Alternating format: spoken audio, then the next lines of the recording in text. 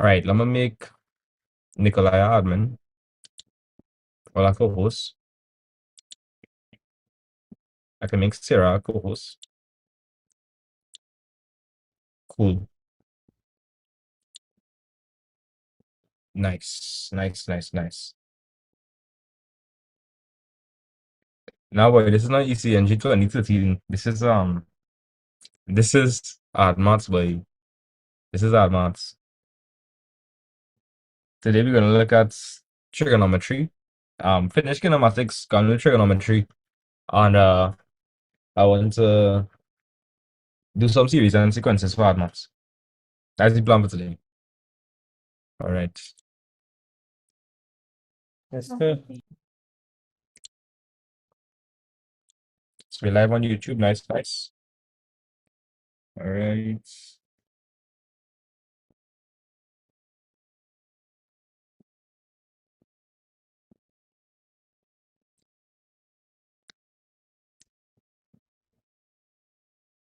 All right, are you ready? Yes, sir. All right, bet. There you go.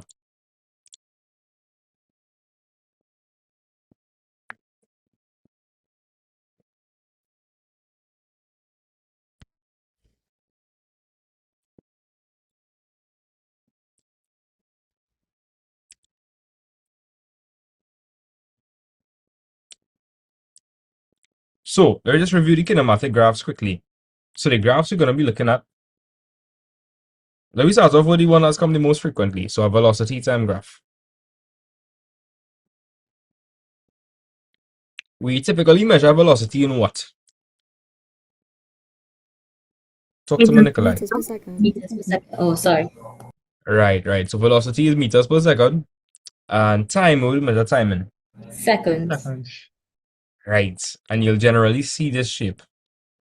Though it's not limited to this, but you'll generally see this shape. And so let me explain something quickly. What kind of gradient does this look like? A positive gradient or a negative gradient? Positive. Right. So what does that mean? That tells me as time passes by, my velocity is what? Increasing. Right. If my velocity is increasing, what am I doing? Speeding up. Accelerating. Yes, I'm accelerating. So this positive gradient over here is acceleration. Okay. And during this time, is my velocity changing? No. No. Constant. No. I hope you look, Celine. Sarah, look your friend. Celine gonna guess it, you know. Celine gonna guess it. Hey. Olha. I move real dread with Celine, right? But yeah, but guys, as time passes by, does the velocity change? No, sir. Oh, I'll go to like 12 or something, right? The velocity doesn't change. So over here, it's constant velocity. If it's constant velocity, what's the acceleration? Zero. Zero. Okay. And over here, as time passes by, what happens to velocity? Is it increasing or is it decreasing? Decreasing. Decreasing. Right, what do you call it? Decreasing speed? You call that? Deceleration. Right, this is deceleration. And that would be given by a negative acceleration. So negative acceleration is? Deceleration. Deceleration. We know this. And let me show you something really cool. So over here we have dimensions, meters per second, and over here we have dimensions, seconds.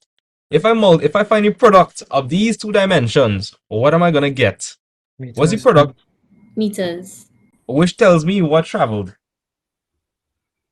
Distance. Distance traveled. So that is why the area under a velocity time graph gives you Distance. right. And you'll also know that, if you find the area under the graph using integration, you get the same thing. So that's why when you integrate the velocity, that's why when you integrate, let me explain this, right? If you integrate velocity, you're really integrating ds dt. And that will give you what, guys? Distance. Yeah, displacement. It'll give you displacement. Good, which is distance, which is the vector for distance. So the area under this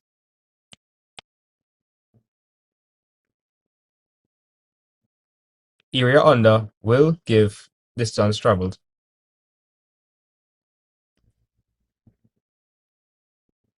What kind of shape is this, Jack? What kind of shape is this? What kind of shape is this? Trapezium. Trapezium. A trapezium. And I hope you all could see that we could break this into different sections if you wanted. So you could have broken it up to a triangle, a rectangle, and a triangle.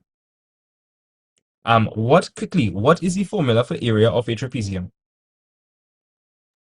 Half. Half sum of the parallels Sides. Parallel side. the times height. Oh, I heard plenty of people talking. I like that. I like the energy I get in there. Nice. So it's going to be a half by the sum of the two parallel sides. So you have this parallel side over here. So this A, you call that A, call this B. Hey, big up Chris from an tuition one time. And this would be the what? Height. Height. This is the height. Perpendicular height, right? Perpendicular height. Call it perpendicular because it's 90 degrees to the base. So hope you understand why I'm saying perpendicular height. Cool. So let's just do a quick run through.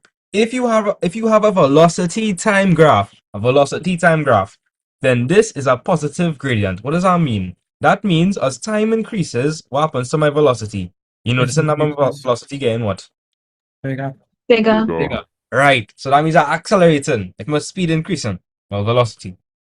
Over here, as time passes by, is my velocity changing? No, sir. No. If it's a constant velocity, acceleration is Zero. Zero. good. Over here, watch. As time passes by, you notice I'm getting closer and closer to a velocity of 0. So over here, what would you say you're doing? Decelerate. Decelerating. So positive gradient, acceleration. Gradient at 0, constant velocity. Gradient, a negative gradient, deceleration. Good. And area on that graph will give you? The distance. That's your Alright, chart. let me not stick. Let's do a passive question one time. I tell you, today's level speed. So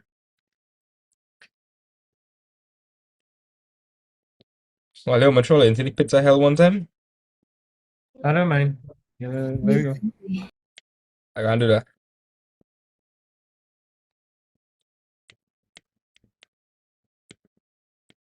Let me tackle this question. This is Admax, What past paper is this, sir? 2019. Okay. The most difficult Admax paper. Yeah. And even capping. Genuinely is. 1 second.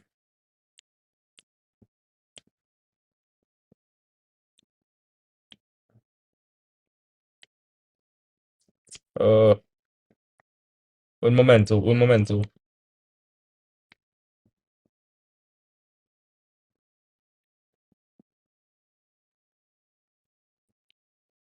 No, why this thing lagging for way? Alright. So, who wanna help me on this question? Any volunteers? I don't mind. Alright, well, Nicola, give it a read fast. A car has stopped at the traffic light. When the light turns green, it accelerates uniformly to a speed of 28 meters per second in 15 seconds. The car continues to travel at this speed for another 35 seconds before it has stopped 10 seconds later at another traffic light. On the grid provided, draw a speed time graph showing the information above. Alright, let me cook. So, immediately, they're telling us a car has stopped at a traffic light. So, initially, at time is 0, what is the car's speed? Tell me, Nikolai. 0. It is 0. So, our starting this is going to be 0. But we need to figure out what we're going to plot on the X and Y axes. Let's do that quickly. Tell me, guys, what always goes on the X axis? Time. Time. Oh, Time does always go on the X axis. Time, guys. Time. Yes. So we have time here. How much that time in? Well, in this particular question, I'm seeing time in seconds and, well, distance in meters. So time is in seconds. I'm measuring. This is a speed time graph, right? If it's a speed time graph, you have speed on your y-axis and we have on your x-axis. We just talk about that. Velocity. No, Nikolai. No. It's Time. speed. It's Speed. speed. It's speed time, guys. It's speed time. So if it's speed time, then that tells us on the y-axis you're gonna have speed. And one underneath this time. Exactly. Okay. CXC uses speed and velocity interchangeably. But you should know that velocity is the vector counterpart for speed. Right. Right. So over here is gonna be speed. What are we measuring speed in this question? Meters per second. Right, ms minus 1. Guys, if you didn't know, ms minus 1 means the same thing as meter per second. Because of the rules for indices, you should know that if you have a negative power, if you have ms minus 1, I could rewrite this as m over s. M over s.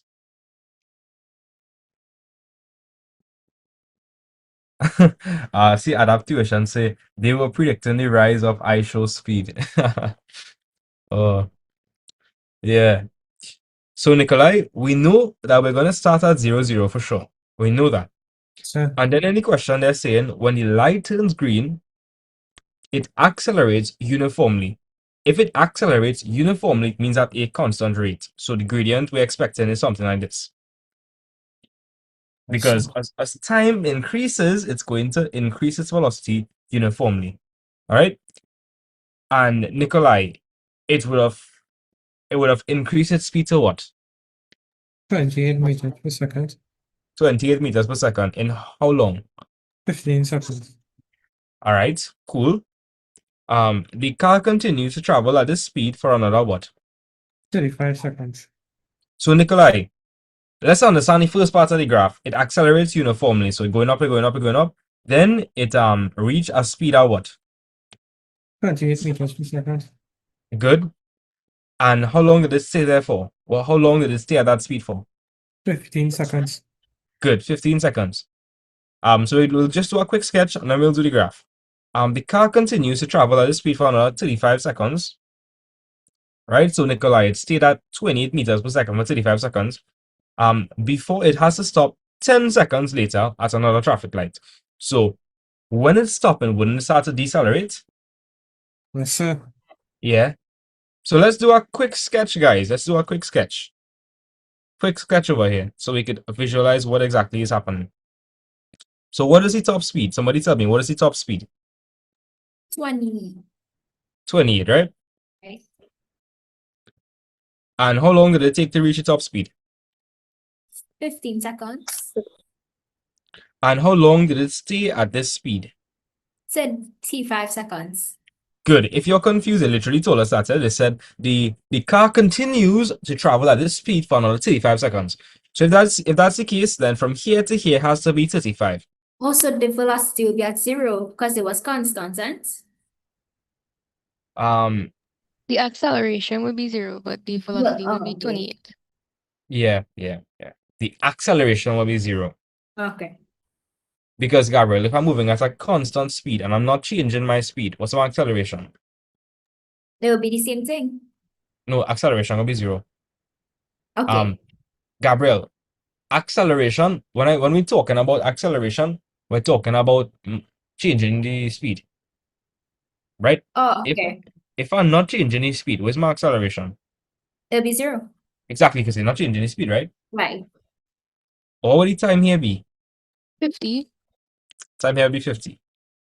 And then they said, before it has to stop 10 seconds later. So over here will be what? 60. Because from here to here would have to be 10. Are you all okay with that so far? Yeah. So we've just did the sketch of the graph. You know what? To save some time, I could just do the sketch, you know. Yeah, I could just do the sketch to save some time. Let's do the sketch. Yeah, so everybody okay with the sketch or not? Right. And if you had to provide the own thing for the graph ends, scale. Yeah, you had to come up with your own scale. Alright. You know what? I could just show you how to do the scale anyways. It's not a problem. So 28. We had to go up to 28 on the y-axis. How are we doing that? Anybody have any suggestions? By the way, this is not the grid that CXC would have given it. This is just a piece of, it's just a graph paper I find. So fair game. So like we need to go up to 28. Y'all have any suggestions? 2 centimeters equals 2 units. 2 centimeters equal 2 units, you're saying? Yes, sir. That's the same thing as saying one centimeter is 1. I don't think one that would work. Watch. 1, One 2, one 3, 4, centimeter 5, equals 6, 2 units. 7, 8, 9, 10, 11, 12, 13, 14, 15, 16, 17, 18, 19, 20, 21, 22. I wouldn't know. Right? So So one for 2. 1 yeah, you'd have centimeter to do for that. 2. You would have to do that. So that this would be 2. This would be 4. This would be 6. This would be 8. This would be 10, 12, 14, 16, 18, 20, 22, 24, 26, 28, 30, yada yada yada. So on and so forth. Are you understand? Yes, sir. Yes, sir. Yes, sir. Right. Okay, so we need to go up to 60 on the x-axis. And well, we have 1, 2, 3, 1, 2, No 3, for 4, 5, everyone, 6, maybe 7, 5. 8, 9, 10, 11, 12, 13, 14, 15, 16, 17. Any suggestions? We could do 1 block is 5. Correct, that's good because 12 by 5 is 60. 12 by 5 is 60, right? So I could say 5, 10, 15, 20, 25, 30, 35, 40, 45, 50, 55, 60.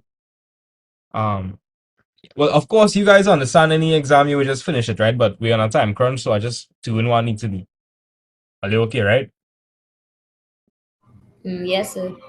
Right. So my first point would be 0, 0. And why am I saying that? I'm saying that because the car had stopped at a traffic light. And then it accelerated uniformly to a speed of 28 meters per second in 15 seconds. So I'm going to go here. I'm going to look at 15 and 28, and I'm going to put my second point right here. Is there anybody confused by this? No, Yes, sir. sir. And can you see that the acceleration is a straight line, meaning it has a constant acceleration? Yes, sir. Right. Yeah, this is Admax. Then the car continued at the same speed for 35 seconds. So we're gonna go to 50. Because where's 15 plus 35? Repeat 50. what? 50. 50, right? And then 10 seconds after, we stopped again. So at 50, I'm gonna go to 60. Oh yeah, just add the seconds that you just do. Yeah. So Nicola, I'll go it over one more time. So we started at 0, 0. Then is it at 15? Yeah. And then in 15 seconds, Nikolai, I reached a top speed of 28. So my next point is 15:28. And then I stayed at this speed for another 35 seconds. So this over here is 35. So if I'm starting at 15, 15 plus 35 is going to take me to what seconds, Nikolai? The 50. The Now 50. what? So well, here's 50. And then 10 Yes. seconds after a stop. So 50 plus 10 is 60. And that would mean that I reach a velocity as 0. So is everybody okay with the graph? Yes, sir. Yes, sir. All right. Part 2. Calculate the distance the car traveled between the two traffic lights. So we know that this represents one traffic light over here, and this represents the other traffic lights over here. So they want me to find the total distance. What do we do? Area under the Find graph. the area of a Area under the graph. So this is a trapezium, right? So we already know that this dimension over here is what? What's this dimension?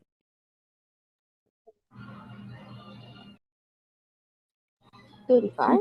Parallel side. A parallel side. This dimension is 35. Oh, Yeah, sorry. that's okay. Gabriel, can you tell me the other parallel dimension? So like over here. 60. Yeah, this is 60. And then we need to know the height. So what would this be? 20. 28. This would Yeah. be, if you're having a hard time seeing it, watch. That's clearly 28, guys. So now we could quickly find that answer part 2.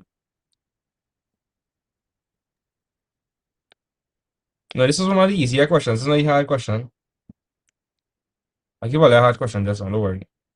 Part 2, calculate the distance the car travel between 2 traffic lights or largest area under.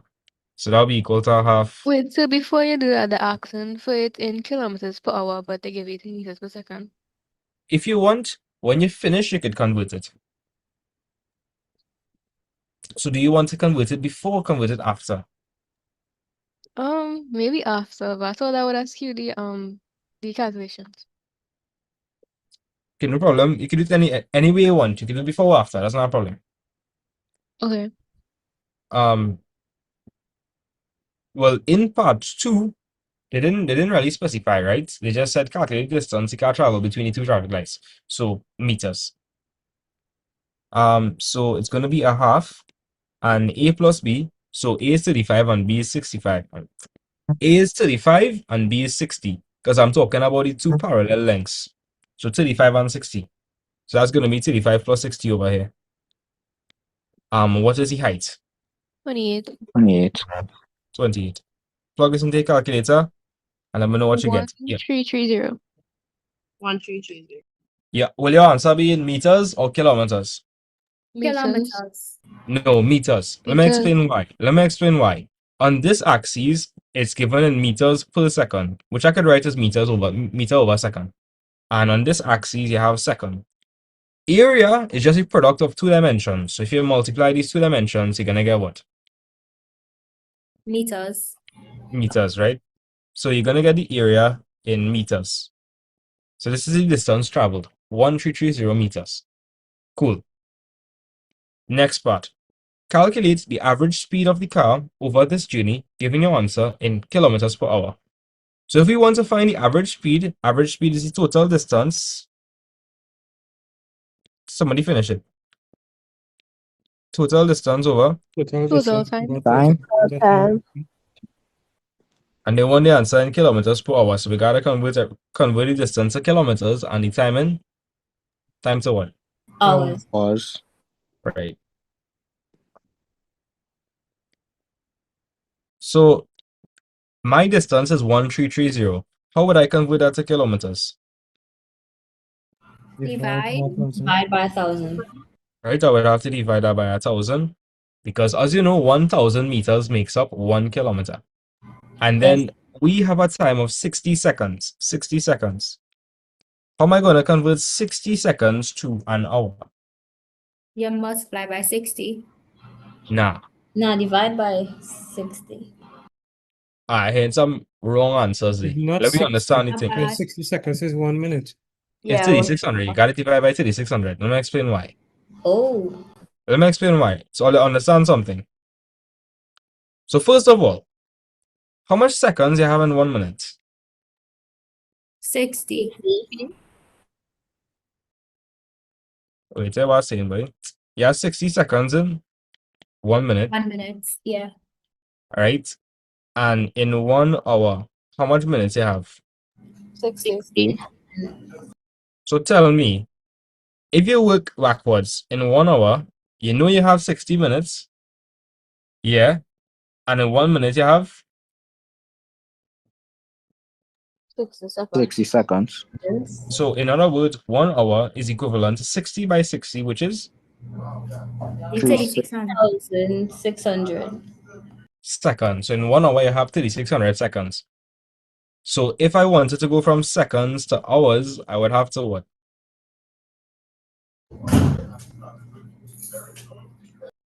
Divide.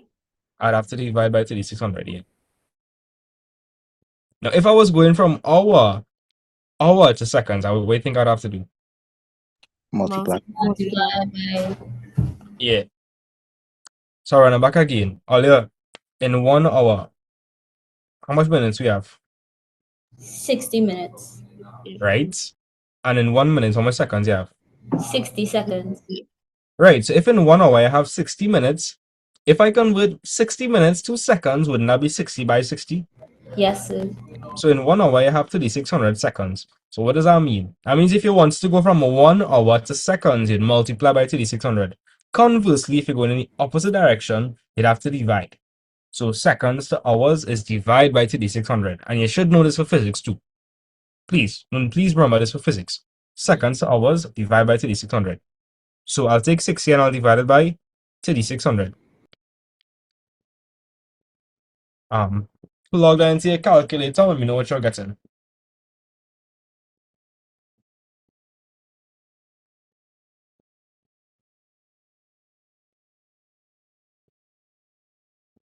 $78. What you guys getting? Let me plug my shot. 79.8. Somebody getting 79.8. Yes, sir, 79. Yeah, Yes, 79.8. Right. So that'll be 79.8. And guys, I would have converted the top two Meters, sir. kilometers, and I would convert it to the bottom two Hours. hours. So this is kilometers per hour.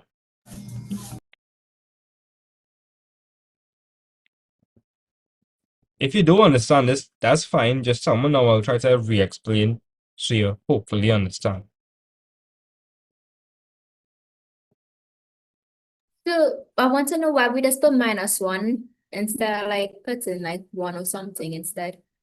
Okay, no problem. That has to do with indices, right? So you understand that on top we would have converted everything to kilometers, and in the bottom we would have converted it to hours. You understand? Yes, sir. All right. So this is you effectively have kilometer. You effectively have kilometer divided by hour. Now you're not seeing it, but what's the understood power here? Like it's h to what power? You're not seeing it, but it's understood to be h to what power? So the power 1. Right. If I take this and I bring it up to the top, what's gonna happen to the sign for the power? It would be the opposite minus. Yeah, so that's why. Okay. So km h to the power -1 really means km over h. Sir, Yeah? do you have to do it that way or you can just do it as a fraction? You could, but in the question it said specifically give your answer in this specific form. In this specific form. So put your answer in this specific form. Okay. I don't think they'll give it wrong though. This is mathematically correct. Yeah, that's it there. That was an easy question. Let's do a harder one. Anybody wants to do the harder question, Mama? Me, I want to do it. All right. Gabrielle. Yes. Yeah. I don't think you understand when you're setting up yourself for it. This question tough. This question I real tough. want it because I know if I do it with you, I will understand it more. Okay, I like that. I like that mindset. But this question real tough. Real tough. Trust, we will get through it. I would have done this with my crash course students. Oh, yeah, I remember it, sir. Yeah, Celine, Sarah. I should remember this question. The question with the million variables. Celine. That was real long to work out, sir. Yeah, boy. Celine Sarup. Hello. Hello. Hello, stranger. Long time no see. I'm not in trouble, am I, sir? No, Okay, peace. I hope not. I hope Wait, not. isn't that the one who did do the thriller for we, sir? Like the Yeah. That's the one. That's the one. That's the one. That's the one. oh, she didn't come in for the other classes. Now I want to know. Celine Sarup. Very disappointed. Very disappointed. Disappointed indeed. Yeah, boy. I was sleeping on El- Admax. That's my L's in fault. the chat. L's in the chat for Celine. L's in the chat for Celine, guys. L's in the chat. Yeah, boy. This is Admax, but it's an application of physics. This is physics, right? But it's the specific topic. Well, the specific subject is Admax. All right. So, Gabriel, give it a read for me. A vehicle accelerates uniformly from rest for 75 meters, then travels for another 120 meters at its maximum speed. The vehicle later stops at a traffic light. The distance from the rest to the traffic light is 240 meters, and the time for the journey is 15 seconds. In the space below, sketch a velocity time graph to illustrate the motion of the vehicle. Good. So Gabriel, let me cook. So we know that this is a velocity time graph. So immediately, what is going to go on my, this is sketch, right? So there's no fancy scale or anything. So yeah, Gabriel, we're gonna go on my y-axis, Time, wait, no, m/s, well, meters per second. which is The acceleration, nah, velocity, that's the velocity. velocity.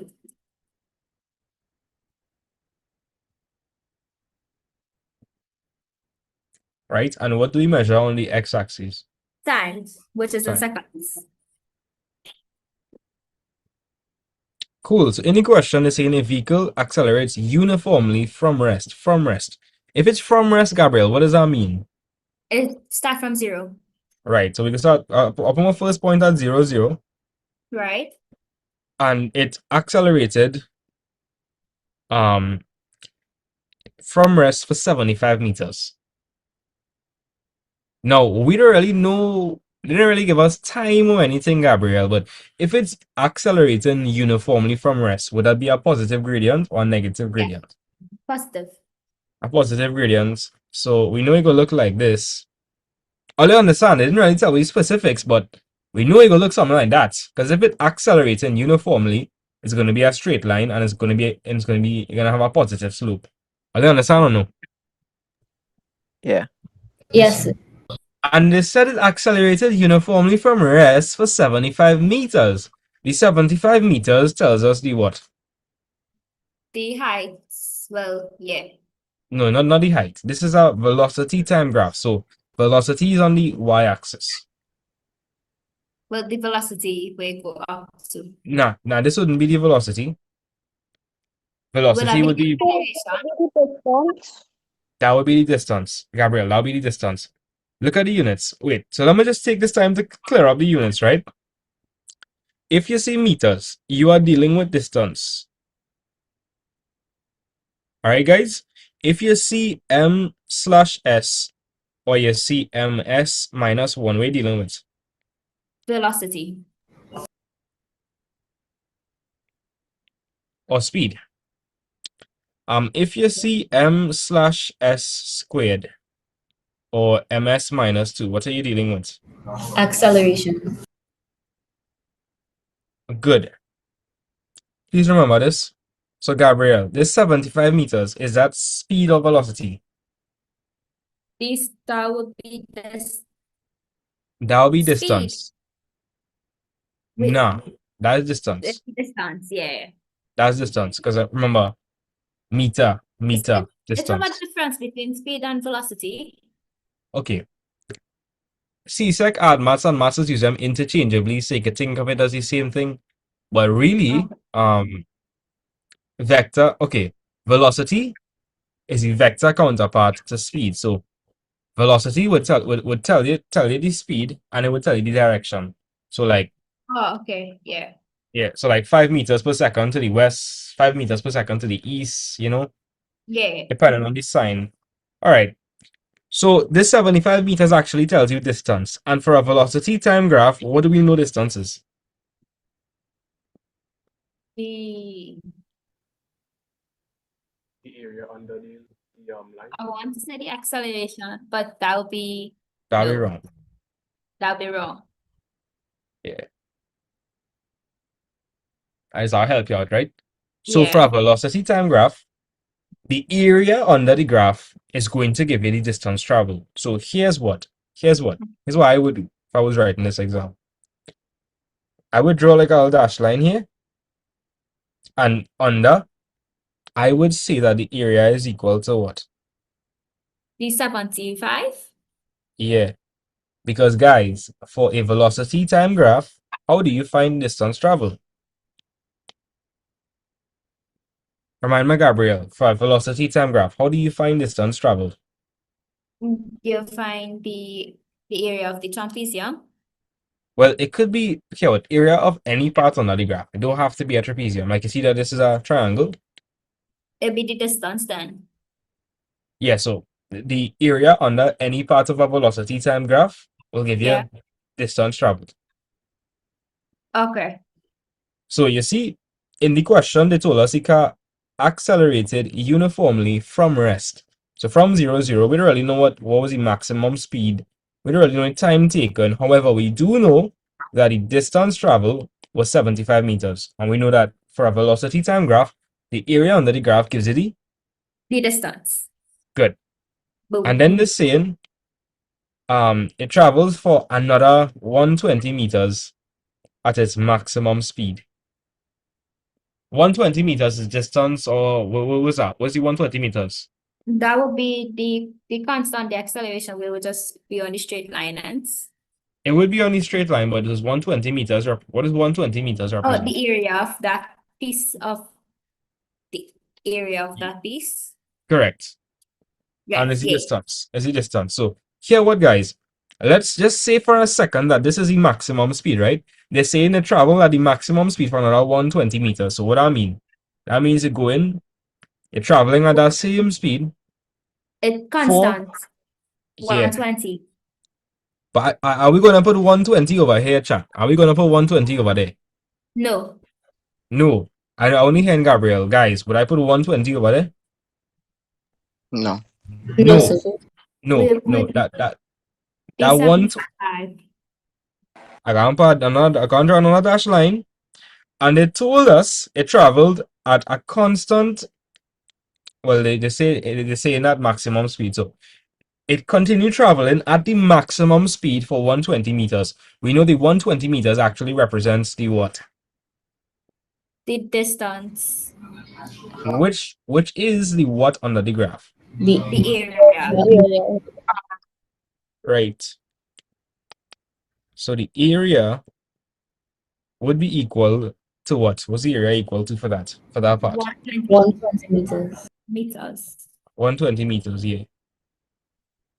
And then they're saying the vehicle later stops at a traffic light. So at some point later on, it's going to stop. And when it stops, this is what it would look like. Understand? Yes, sir. You understand, Gabriel? Like if it stops, it would go to a velocity of 0 because it stopped. Right. It would decelerate. Good, it will decelerate. And then they are saying the distance from rest to the traffic light is 240 meters. That What means does that the mean? whole area of the trapezium will be 240. Yes, that's correct. That is correct. Okay, yeah. So if we know that, guys, if we know that, is it possible for me to figure out this little sliver over here? Yes, sir. Yes, sir. Or how would I do that? You will add the I 120 would, to yeah. 75 and then take it out. Well, you will take away the total area minus the 120 and 75. Okay, what would you get? So 240 minus open bracket 120 plus 75. 45. Anybody else getting 45? Yes, sir. 45. Yes, Okay, sir. good. And they're telling us the time for the journey is 15 seconds. so therefore, what time am I gonna put here? 15. Okay. Not much to go off of, but this is what we have. Let me know if you understand. So will you have to put the 75 on the velocity on the y-axis? No. What is 75? Look at the units. Look at the units. Look at the units. It's meters. Is it meters per second? No, sir. Nah, so I would not put it on the y-axis, Okay. right? Because on the y-axis, we're talking about velocity. The 75 meters is just distance. And we know that distance travel is the area under the graph. So I'm just gonna mark down a couple of things, right? Do I know what this velocity here is? No. No. So I could label that V. Wait, huh? Do I know what this time is? No. No, I could No. probably label that T1.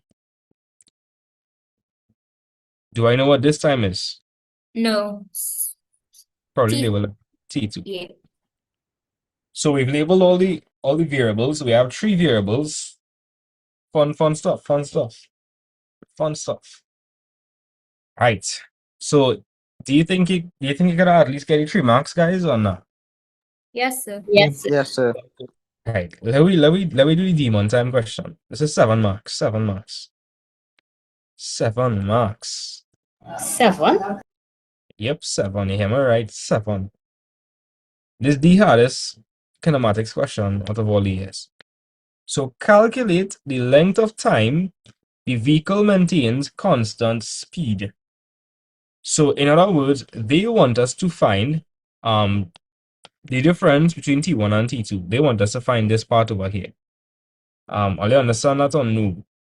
Yes, sir. Yes, sir. That's what they want me to find.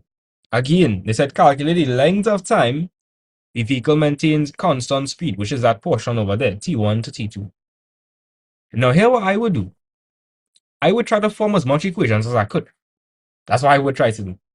So in the question, didn't they give us the total time for the journey as well as the total distance? Yes, sir. Now, if we're trying to formulate an equation for that, what would that be? Well, that would be the whole shape. What is the whole shape? What is the whole shape? Trapezium. The whole shape is a trapezium. So, Gabriel, if I want to find the distance traveled, I'd have to find the area under the graph. And this shape is a trapezium, so I'd have to find the area of the trapezium. right. But didn't they give it already? Yes, they did, but you have to make a bunch of equations to find your unknown. Oh. This question is really out of the box thinking. So to find distance traveled, you would use the formula for the whole thing. It'd be a half a plus b by height. Now, Gabriel, like you said, we know what it is, so we could formulate an equation. What was the total distance traveled? 240. Was 240. Right. So wouldn't it be like 240 equals, right? Good. A plus b. Now, A is going to be given by T1, the difference between T1 and T2. So what would that look like, guys? What would that look like? T2 minus T1. Yeah, that'll be T2 minus T1.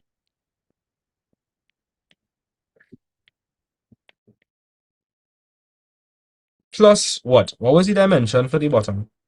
Be 15. 15. The 15. And did I know what the height was? E- No, sir. You had to find for that. No. Yeah, I don't know what that is. Let's see how problematic this question is, right? Look how much Yes. unknowns you're dealing with. Yeah. So here what? I go and try to get rid of the fractions. So I can multiply both sides by what? A half. Nah, not a half. 2. 2. Gabriel, if I want to get rid of the fraction, as you can see over here, I divide it by 2. So I gotta multiply by 2. Right. Multiply Well, by the denominator. If I multiply throughout by 2, what would I end up with? 480. And then a half by 2 is just 1. So we could figure out about that part. So Right. that would just be the T2 minus T1 plus the 15 by V. So we could probably expand the brackets. If you want, you could remove the brackets from here as you're not doing anything by it. It's just T2 minus T1. So you have T2 minus T1 plus 15 and you have a V on the outside. So what you had to do? Multiply V by everything. Right. So you're gonna get V T2 minus V T1 plus 15V. Are you understand what happening so far or not? Yes, sir. Yeah. Good. Cool. So this is one equation. We need to try to formulate as much equations as we can. Did they give us any other pieces of information for which we could use to formulate the equation?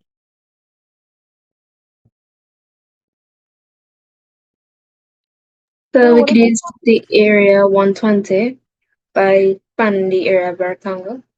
Correct. That's a good option as well. So we have to utilize the areas given to us to formulate a bunch of equations and then make a bunch of substitutions to get the answer inevitably. So, Megan, like you were saying, so I could probably call this journey 1, journey 2, and journey 3. This will be 1 plus 2 plus 3. For the second part of the journey, well, we know it's going to be 120. And the dimension here would just be T2 minus T1 by what? V. V.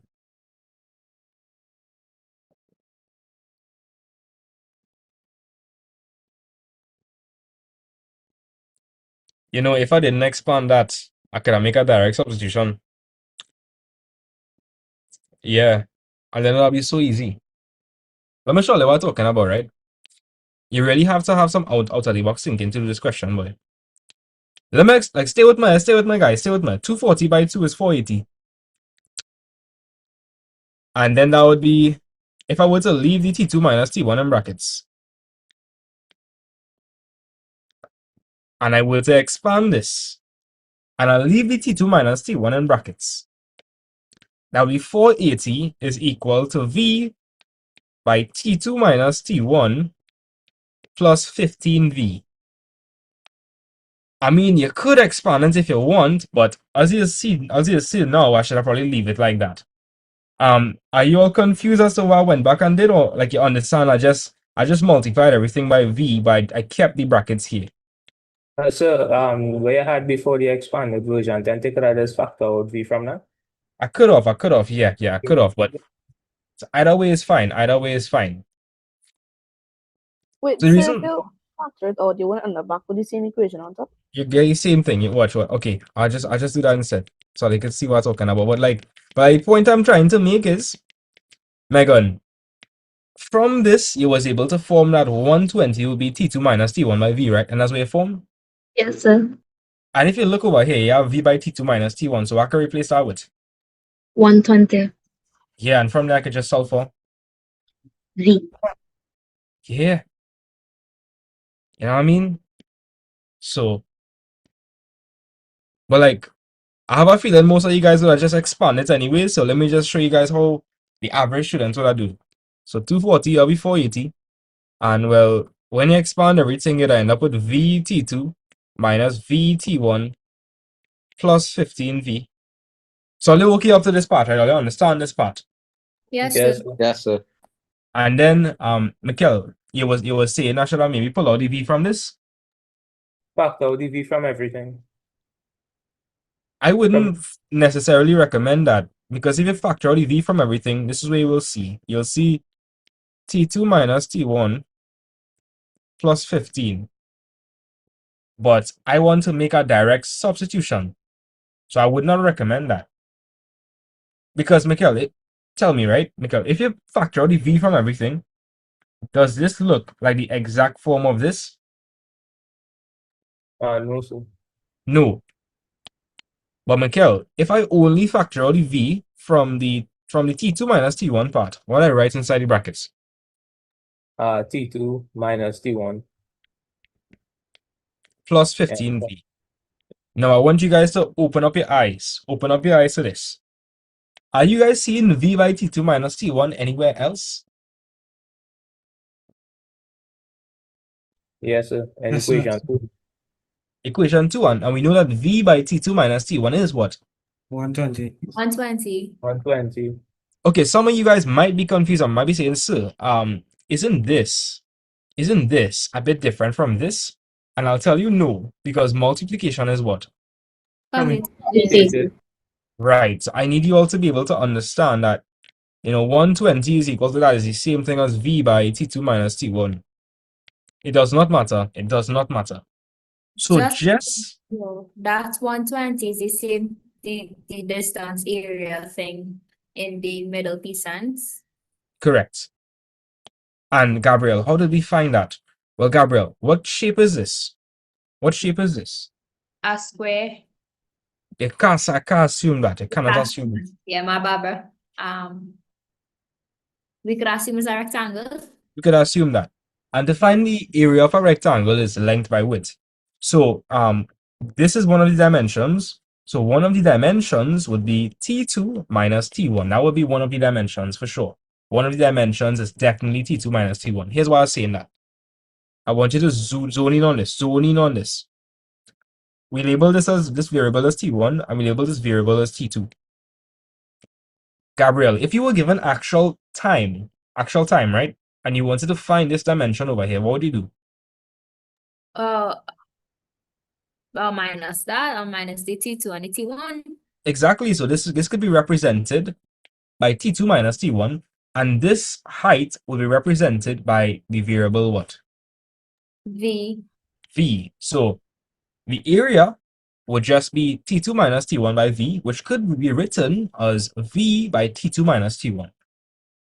Okay, I understand. For sure now. Okay. Good. Thanks, So Gabriel, are you seeing V T2 minus T1 anywhere else?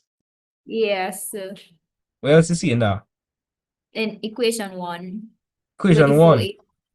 So any way you see V by T2 minus T1, what could you write instead? What could you write instead of V by T2 minus T1? dv T2 minus dv The 120. of the orbits. Wait, Gabriella, wait to look at this. So we know this. So we know for a fact, what is V by T2 minus T1 equal to? 120. So instead of writing this, what I could write? Oh, we could put 120 instead. Yeah. Okay. Yes. Yes. This is one of the hardest questions, boy. So it's okay if you all are struggling a little bit. You need this stuff. And so that'll be 480 is equal to, instead of writing V by T2 minus T1, we're gonna write instead. 120. Right. And what could I end up solving for over there? For V. So you're gonna Right. make V the subject now. In this question, you just had to solve. That way you had to do. You had to solve. Right? So 480 minus 120 will be equal to 15V. What is 480 minus 120? 360. 360. So 360 is going to be equal to 15V. And so And you're then trying. you Tell me. divide 50 with sides. So V is equals to 24. Meters per second. So just like that, guys, we were able to find that V is 24 meters. 24 meters per second. badness. Hear what? It- We're real close to the finish line, like real close. So this is what we want to find, guys. This is what we want to find for. This is what the question asked. It asked us for the length of time it maintained the same speed. So the answer right inside it, right there. So we know what V is, and we know what V is. Yes, sir. If we know what V is, remember, guys, what we trying to find for, yeah? What we trying to find? Time. We're trying to find for T2 minus what? T1. T1. This is what we want to find for, Chat, this is what we want to find for. That is what we want to find for, T2 minus T1. So we just find for V.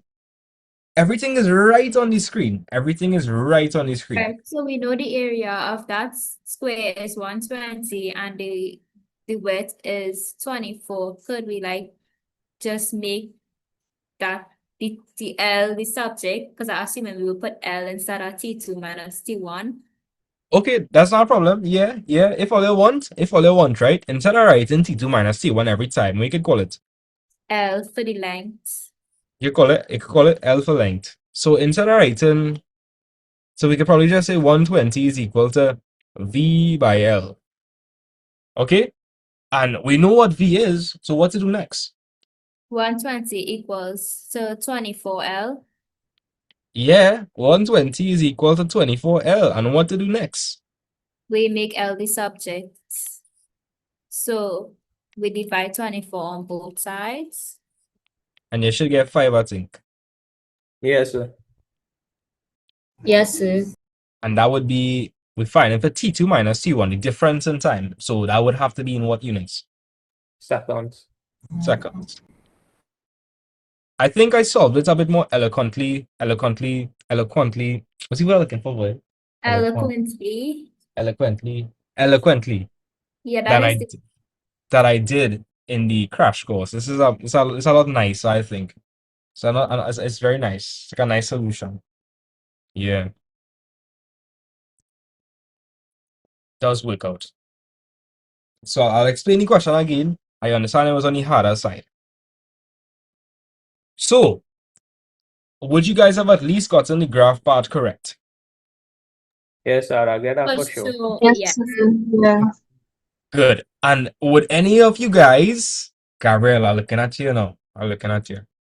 Would any of you all have put 75 here and 120 and them kind of thing? Are you I gonna do would that? honestly what's put it the gonna- 75 there because I never understood the difference between MS and acceleration and stuff. Okay, well, now you know. Now you this is 2018, I think. Yeah, 2018. Yeah, so I thought this guys, was 2019. now this is 2018. Oh, okay. Yeah, guys, is meters per second and meters the same thing? Chat, is it the same thing? No, No, Nah. sir. No, No, sir. No. If you see 75 meters, you're dealing with length or distance or displacement. If you see meters per second, you're dealing with velocity or speed. So here what? When you read the question, you should already know that the 75 meters actually corresponds to the area under that section. And it represents distance traveled. And you have that for each section.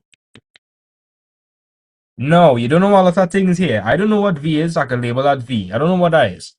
I don't know what this time is, so I could probably call it T1. I don't know what this time is, so I could probably call it T2. I'll let get what I'm saying or no. yes, sir. Yeah. Yes, sir. Wouldn't the M give it away? Say that again? Wouldn't the M be equal to the area that to give it away? 75 M. When you're finding for area, the units will be in meters. Yeah, correct, because So wouldn't that give it away? Like I beg help to say, like, okay, right, that is the area. I would, yeah, but I feel like some people still confused. I don't know why, but yeah, it's a dead giveaway because you have velocity here, which is meters per second, and you have time here, which is in seconds. And as you guys will know, geometrically speaking, area is just a product of 2 dimensions. So the first dimension is meters per second, the second dimension is second. So the area will just give you meters. So yeah, area under a velocity time graph gives you distance traveled. So here what? They wanted you to find the length of time the vehicle maintains constant speed, which is T1, which will be in between T1 and T2. So that's really T2 minus T1. T2 minus T1. So here's what, you have to form some equations. I would advise you to form the biggest equation it could, which would involve the whole journey. Now we know that the whole journey took what time? What did the whole journey take? 240. 15 seconds. Oh, 15 seconds, yeah, man. It took 15 seconds and it was a distance at 240 meters. Now we know that the whole journey is represented by a trapezium. So I use that formula and I formulate an equation quick. So 240 is equal to a half T2 minus T1 plus 15 by V. Remember, the area of a trapezium is half, then you have the sum of the parallel lengths. So we have this length over here, which will be given by T2 minus T1, and then we have this length over here, the 15. So I say I have T2 minus T1 plus 15, right, by V. Then if you want, you might have expanded or multiplied by 2, and you would have gotten this over here. 480 is equal to V by T2 minus T1 plus 15V. Then somebody said, you know what, sir? And we could formulate an equation for this. And I was like, yep, you could. We know that the area under the graph is the distance traveled. So yeah, we know that'll be 120. We know this is 120 over here. And this shape is a rectangle, Gabriel, not a square. Not a square. I call it now, so you remember me in the exam talking to you. Trust. And When so it's I sleep, I can hear you. right. And it's going to be T2 minus T1. That's one dimension over here. And the other dimension is just given by V. We don't know what that is. So it's going to be T2 minus T1 by V. Now, multiplication is commutative, you know. So I could say V by T2 minus T1. I want you all to be able to make this connection.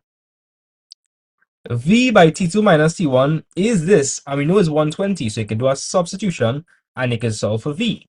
If you know what V is over there, you could plug it back in over here, right?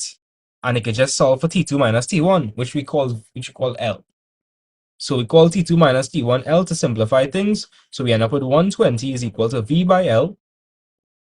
You know that V is 24, and then you solve for L, and we got 5 seconds. Definitely one of the tougher questions. But I'll do most of you guys genuinely understand it or not?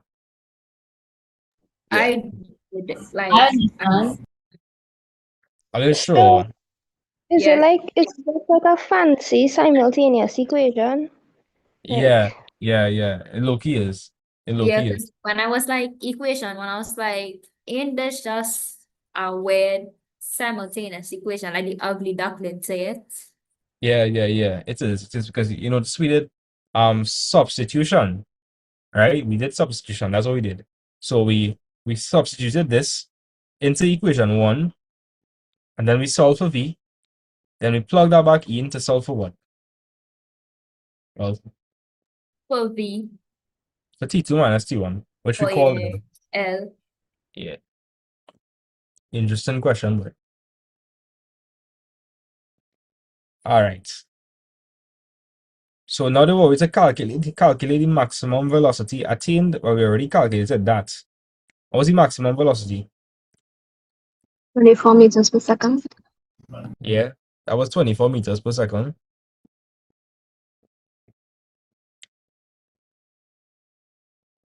Do we Um, have to do over like in no, steps for it, or we no. just You tell them hold that. You tell them hold that. Tell them take that. alright? Tell them take that. Only working right there. Part 4, determine the acceleration of the vehicle.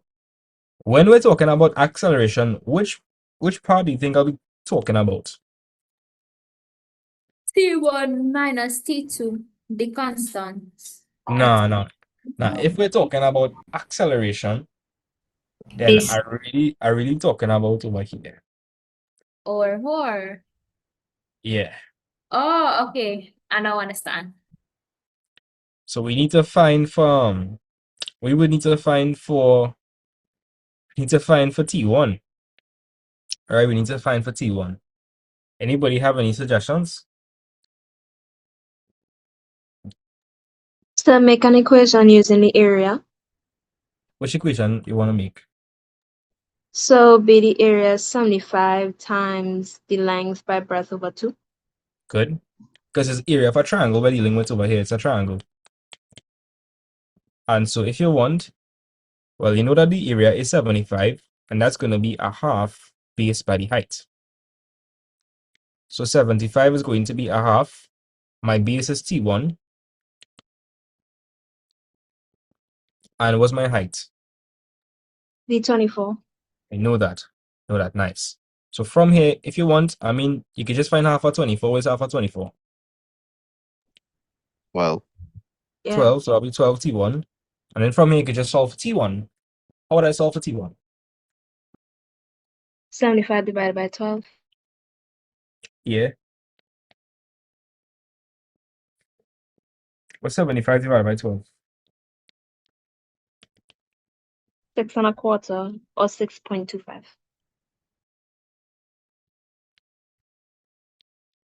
Cool. So if you have the time it took to reach 24 meters per second, then if you wanted to find the acceleration, I mean, you could literally just say 24 over 6.25 and you get your answer. You know? Because remember, acceleration is change in velocity with respect to time. Or you could just find ingredient, which is literally the exact same thing I just said. Right? So we just found for T1 to be 6.25. So tell me, guys, what all they want to do? All they just want to say the 24 divided by the 6.25, or I want to find ingredients, which is the same thing. Gradient. No problem. So Nikolai, if you find an ingredient, you have to pick 2 points. So this point over here is 0, 0. And what's this point over here? 6.5, 6.25, and 24. So we could call this one x1, y1, and we could call this x2, y2. So tell me, Nikolai, how would I find the acceleration? Using gradient, which is y2 minus y1 over x2 minus x1.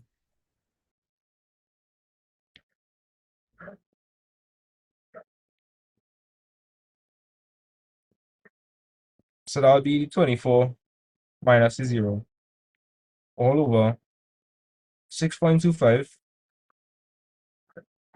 minus the what? Minus 0 again. So you see what? 24 over 6.25. Like I'll say. What is 24 over 6.25? 3.84. You're getting that? Same thing. Yes, yes. 3.84. And the units for this would be what, Gabriel? I'm looking at Gabriel. Gabriel, what are the units for acceleration? Trust I know it. Is it ms minus 2? Yeah, it's ms minus 2. Oh, I can't believe I remember that. Clock it. I was so I don't know why I was zoning out so much just now. Right, cool. So we looked at the hardest type of question that could come. I don't see it coming harder than this. So generally speaking, anytime they give you a dimension in meters, just know it deals with the area under the graph for a velocity time graph, and you can formulate a bunch of equations. From there, we just have to manipulate them to solve for whichever variable they want to solve for. Most likely via substitution, not elimination, substitution.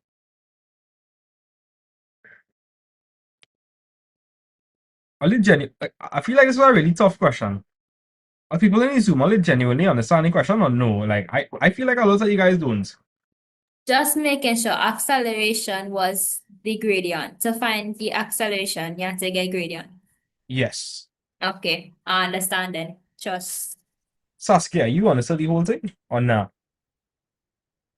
Yes, sir. The main thing is just you had, like I said, to formulate formulas and understand what to do from it. That's the main thing.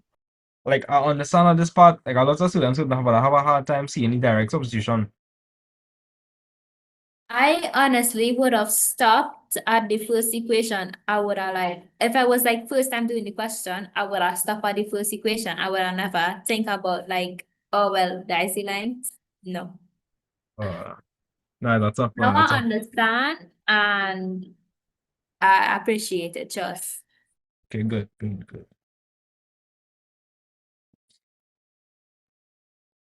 Cool. And if all they had trust issues, I could surely a quick proof fast enough. Something real cool. Here what I guys tell me, just tell me this like real fast. Should I let me show you something fast, right? Check this out. If we know that T2 minus T1, that was 5, right? T2 minus T1 was 5. Yeah. If I know T2 minus T1 is equal to 5, then could anybody tell me what T2 might be? The one happen 15 minus is 6.25. Yeah, how to find out for that triangle. 5 plus T1. Yeah, 5 plus T1, that's all. Guys, if I tell you T2 minus T1 is 5, right? Wouldn't T2 just be 5 plus T1? Yes, sir. Yes, sir. Yeah, so if T1 is 6.25, what do you think T2 is? Oh, 5 plus 6.25? Which is? 11.25. 125. No, this is I can't blow all your minds here, right? I'm blowing your minds.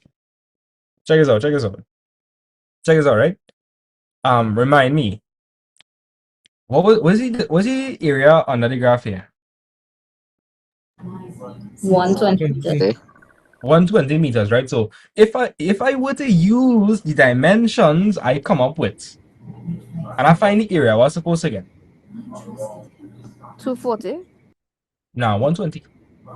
Talking about it. Talking about it. Talking about it. I think you're talking about the whole thing, which is correct. Which is correct. But here I was saying, guys, here I was saying, if our dimensions are correct, what is the area for this section supposed to give you? 120. What shape is this again? A rectangle. It's a rectangle, right? It's a rectangle. How do you find the area of a rectangle? Length by breadth. Width. Length by breadth, same thing, right? So what is the width? So T2 minus T1. Right? Was 11.25 minus 6.25? 5. 5. 5. That's 5. And what's the width? 24. 24. What's 5 plus 5 by 24? Oh, 120. Look 120. at you getting the area and stuff. All right, let me try it for this one. This one a bit more specific. A bit more specific. I could agree, right? A little more specific. Yeah. So this is a triangle. How do I find the area of a triangle? Remind me. Pythagoras. Area. Length. Half base times height. A half by base by height, right? Area. Oh, my bad. Half by base by height. Now, if we are correct, we're supposed to get an area of what? 45. We should get 45. So let's see. What would the base be? So 15 minus 11.25. Yeah, what is 15 minus 11.25? 4.25. 2.75. 2.75. 3.75. I hear in 4.75. I hear in and a bunch of different answers. 3.5, sir. Answer is 3.7. 3.75. Right, so this will be 3.75. What's my height? Still 24. 24. It's 24, right? Watch, this is 24 because here is 24. This over here is 3.75 because 15 minus 11.25 is in fact the 3.75. So let me check something out. If I were to use these dimensions, so I have 3.75 here and 24, what is the area I'm supposed to get if we are correct? 45. Well, let me see now. So that'll be 0.5 base by height. So that'll be 24 by 3.75. Bam. Eh, Badness. Sam lang Einstein. Mathematical badness. Watch out, let's see. Let me get this foot. Yeah. Oh, let's see, right? I'll trust in the maths. Yes, sir. Of course. Yeah. I'm gonna find out a little bit cool, like we do all our madness and it just so happens to work. Kinda cool. Yeah. Alright, so we get back to 45. Everything is correct. In case you have trust issues. This is what I love about maths, eh? You can't do this in biology and thing. In biology. How you gonna know if you answer correct, boy? How you gonna know if you answer correct? Memorize. When I but get the like, paper back. You had to feel your pulse. when you get the paper back, is crazy. Oh, so here what? We're essentially done with kinematics with the graph part of it. Did they give you any? Oh, let me do our distance time one quickly. Or we just wait, eh? Oh no, Nikolai, this was the question I just gave was 2017. Let me do one distance time graph quickly now. We looked at velocity time graphs. So as soon as I'm done with this, we're gonna jump straight into trigonometry. Are you eat anything today or not? No, sir. No, going to eat, sir. You didn't eat for the day? No. Nikolai, you want to kill yourself, boy? So I wasn't hungry. Really, jail I in here, boy.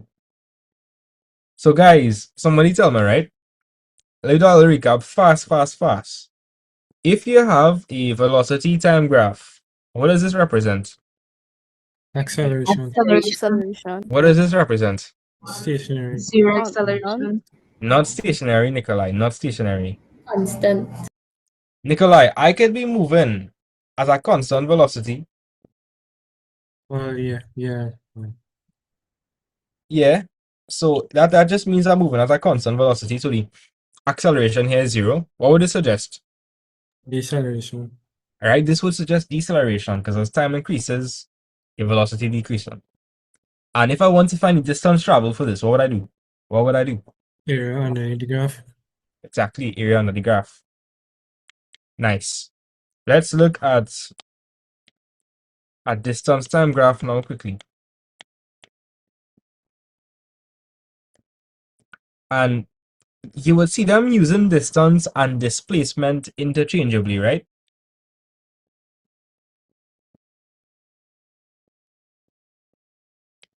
I can put distance slash displacement, but you should know that displacement is a vector counterpart to distance.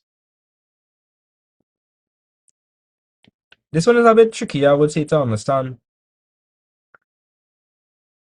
Right, so a positive displacement means that you're actually moving away from your starting point. So imagine this was your starting point.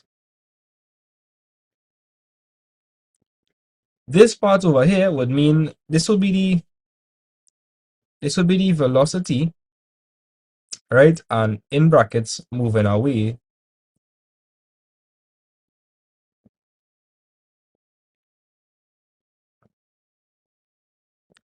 Okay, Nikolai, over here. If as time passes by, your distance doesn't increase, what are you doing? Are you moving? No. No. So this part over here would suggest that you are stationary. Because Nikolai, here I'm telling you, right? For a distance displacement time graph, the gradient gives you velocity. So over here, what would the gradient be? 0. Right. So the gradient, which is the velocity, would be 0. What did I tell you guys yesterday? If the velocity is 0, it suggests that here. Stationary. Stationary, yes. If the velocity is 0, it means you are stationary. A velocity of 0 means you are stationary. Drill that in your head. And I gave you guys the example with the car. When you're starting to slow down, the speedometer starts to go to 0. And when you stop, it's at 0. All right. Over here, it represents velocity as well. Okay, if this was moving away from the starting point, what do you think this would be? Back to Going. starting point. The starting point. Right. Moving.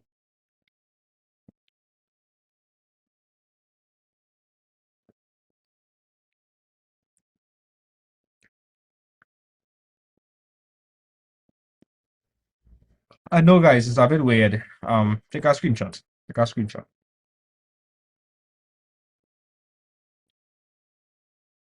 Alright, so we're gonna do one more question on this, and then we give a little 10 minutes break. We're gonna move on to trigonometry. A break already?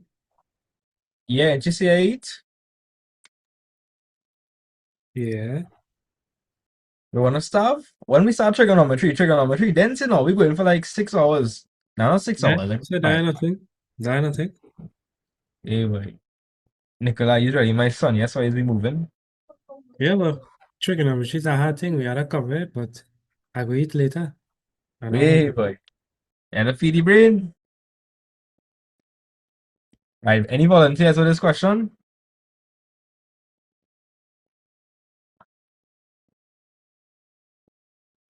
Sir, can So I nobody try? going, I go go. All right, so give the question I read from a Shanila. Is that what I say your name? Yes. All right, so give it a read from me. Okay, just reply to our message. Yeah, so read it in the meantime. A bus starts from rest at station A and travels a distance of 80 kilometers in 60 minutes to station B. Since the bus arrived at station B early, it remained there for 20 minutes, then started the journey to station C. The time taken to travel from station B to station C was 90 minutes at an average speed of 80 kilometers per hour. Ooh. Ooh. Ready to cook? Are you ready, Shanila? You ready to cook? I am ready. All right, so they're saying the bus starts from rest. If it starts at rest, well, we know that initially the velocity will be 0 and the time will be 0. Yeah. And when it started from rest, it would have started at which station? A. Right. Here what? We're going to start here for sure. How many of you understand that? Yes. And over here, we're starting at E. Say what more no. Let me just change the background real quick. If I lose you at any point, just tell me, right? So, Shanila, where did we start from? We started at rest from where? Station A. Right. So that's why I put a dot here and I put E because we started at E. Then they're saying it travels a distance of 80 kilometers in 60 minutes to where? To B. Station B. Right. So stay with me. So we're gonna travel 80 kilometers in what in what duration? Can you repeat? So we are going to travel 80 kilometers in what time? In 6 minutes. So would this confuse you if I did this? No. So guys, if anybody is confused, if they said any question, it started from rest at E. So I put a little dot here and I said that this was E. In the next part, it said it travels a distance of 80 kilometers in 60 minutes. A distance of 80 kilometers. So remember, distance is on the y-axis. So we're looking at 80. And how long did it take us to travel that 80 kilometers, Shanila? 60 minutes. So nothing confusing here, right? No. Right, so guys, I went 60 on the x-axis, which is time, and 80 on the y-axis, which is distance. Because, I traveled 80 kilometers in 60 minutes. So that is point B. Then they are saying it remained there for 20 minutes. So Shanila, if it remained there for 20 minutes, is it moving? No. So is the distance going to increase or decrease? It gonna stay the same? Exactly, Shanila. If I'm not moving, am I traveling any distance or am I staying put? You're staying put. Exactly. So I'm going to stay at this distance of 80 for how long? Can I see the information at the top again?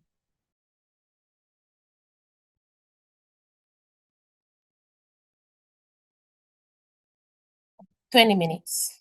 Good. So if you're confused, we are staying at B for how long? 20 minutes. Right. So all we're gonna do, we're just gonna move across to 80.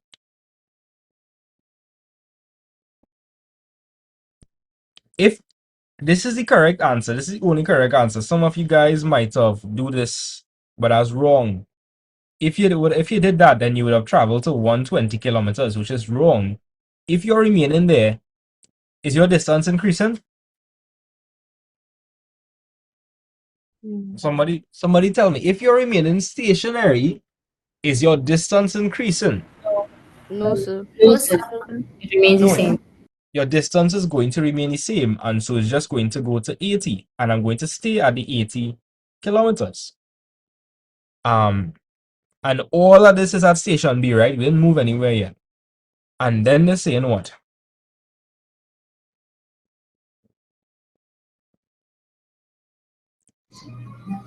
It remained there for 20 minutes, then started the journey to Station C. Good. Continue. The time taken to travel from Station B to Station C was 90 minutes at an average speed of 18 kilometers per hour. 80 kilometers per hour, right? Yes, sir. So here it is. To go from station B to C, how long did it take? 10. 90 minutes. At a speed of what? 80 kilometers per hour.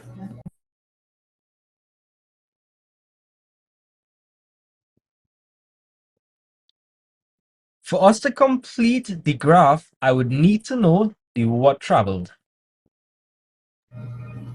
The distance traveled.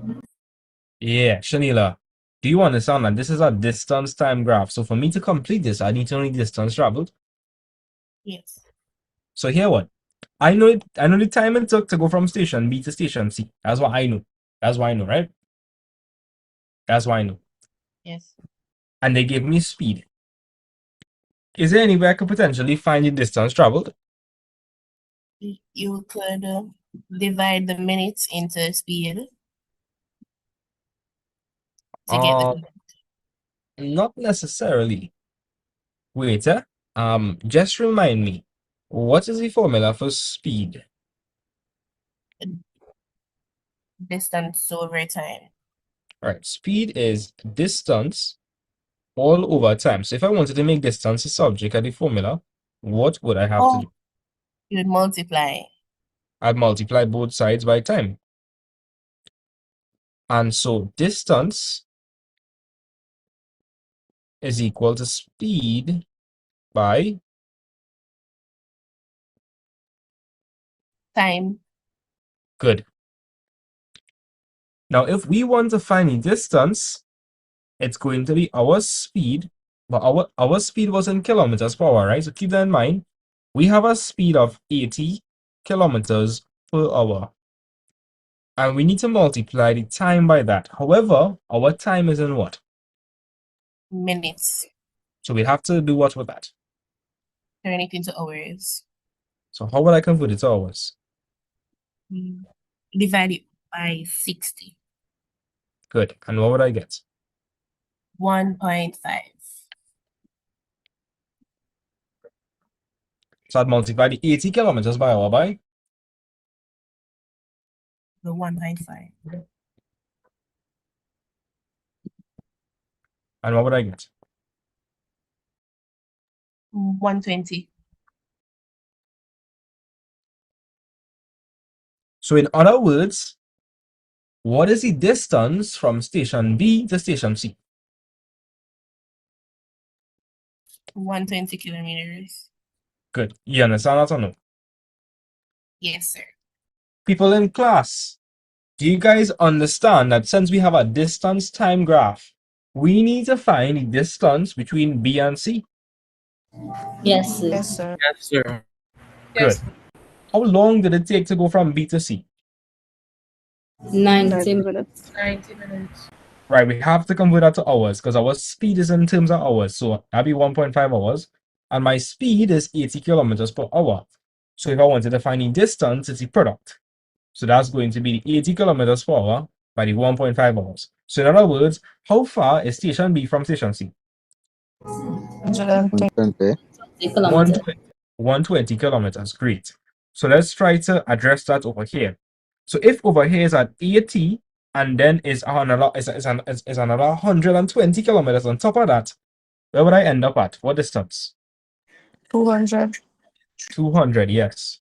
Shanila, do you understand that this is 80 here, but B to C is our next 120? Yes, sir. And how long did it take to do that? Oh, 90 minutes. Right? So we already have 80 minutes already. So what would 90 plus 80 give me? 170. 170 would be right here. So we're looking at 170 and we're looking at what distance? 200. Good, 200. So my point would be like, tell me that correct. Just double check, guys. Correct. Think that correct. It lines up. Hey, look, neon electrical boy, big up yourself. Right, so 170, 200, right? And I will take me to point what? C. Yeah, that would take me to point C. Cool. I'm explaining thing now because I know a lot of you guys are confused. Did everybody understand A to B? Yes, sir. Are you all sure? For sure. Mm-hmm. They then said I stayed here 20 minutes. So if I'm staying somewhere for 20 minutes, is my distance increasing? No. No, sir.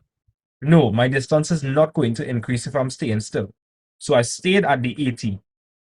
So far, I've traveled 80 kilometers and I've traveled for 80 minutes so far.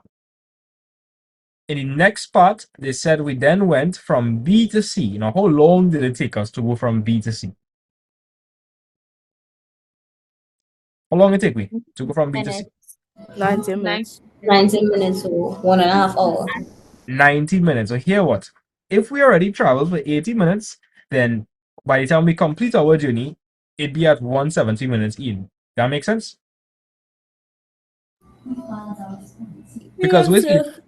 because with 80 plus 90, 170. 170, yeah. I really hope I'm not confusing anybody, you know. Here what I'm saying. So far, you've already traveled for 80 minutes, and then you're going to travel for another 90 minutes. So that would take it to 170 minutes you travel for. And we need to figure out the distance from B to C. Now, here what? They gave us time in minutes, we converted that to hours. They gave us the speed in kilometers per hour, so hence that's why I converted the minutes to hours. We want to find the distance between B to C, so what do we do? I want to find the distance. Tell my guys, B to C, what do we do? Speed by time. As well, speed by time, and I get what? Your distance, 120 kilometers. Good, 120 kilometers. So if that's the case, guys, and we already traveled 80 kilometers and they're going to travel 120 again, wouldn't that take it to 200? Yes, Oh, sir. Yeah, if anybody didn't understand it before, here I was saying, up to this point, how much distance would you have already traveled? 80. 80. But then B to C is what?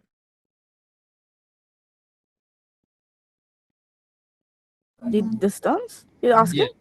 Yeah, distance. B to C is what? 120. 120. So if you've already traveled 80 kilometers and then you want to go from B to C, that's going to be an additional 120. And so that's why I'm saying 200. Because so far you've already traveled 80 kilometers, but then you want to travel 120 kilometers again. So 80 plus 120 is going to give you the 200. Are you with me or not? Yes, sir. It come at the point you stop at is your new starting point. Exactly. That's correct. That's correct. So how are you feeling about this? Feeling okay? Yes, sir. Yes, sir. All right, so then what we did determine the distance from station B to station C. So that's not a problem. I think we answered already. What was the answer? B to C. 120. 120 kilometers. Right. And we're working for that right here.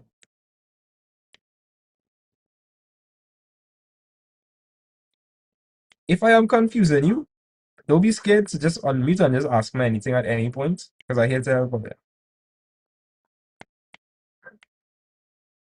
The answer right here. Cool. 120 kilometers. Wow. 120 kilometers. Part 3. Determine the average speed from station A to station B in kilometers per hour. So the what we to find for speed, remind me, what does gradient for a distance time graph give you? Velocity. Yeah. Acceleration. Well, really speed. Because the distance is a scalar quantity. So distance over time, speed. So all we'd have to do is just find a gradient. I hope I'm not confusing anybody, you know. On this axis, what you have on this axis? Distance. Okay. And on this axis, what you have? Time. Guys, if I find the gradient is just change in y over change in x. On the y-axis, what I have? Distance. Distance. And on the x-axis, I have? Time. Time. What is distance over time, guys? Or what is The distance over average. time? Is The that not average. speed? Is that as speed, right? Distance over time is speed. So Yeah. that's why for a distance time graph, the gradient gives you Speed Speed. good. or So we can acceleration. speed, no acceleration, no acceleration. No acceleration here. So why in the last question we used the gradient to find the acceleration? Oh, that was a different type of graph. This is a distance time graph now. So okay, Gabriel, let me show you something, right? In the previous question, we were dealing with a velocity time graph. So if you find the gradient, you'd be finding the change in velocity over the change in time.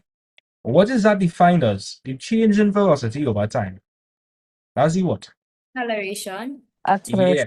This is acceleration. Remember, acceleration is the rate at which you're changing your velocity. That's what acceleration is. And we would do that because it's a velocity time graph.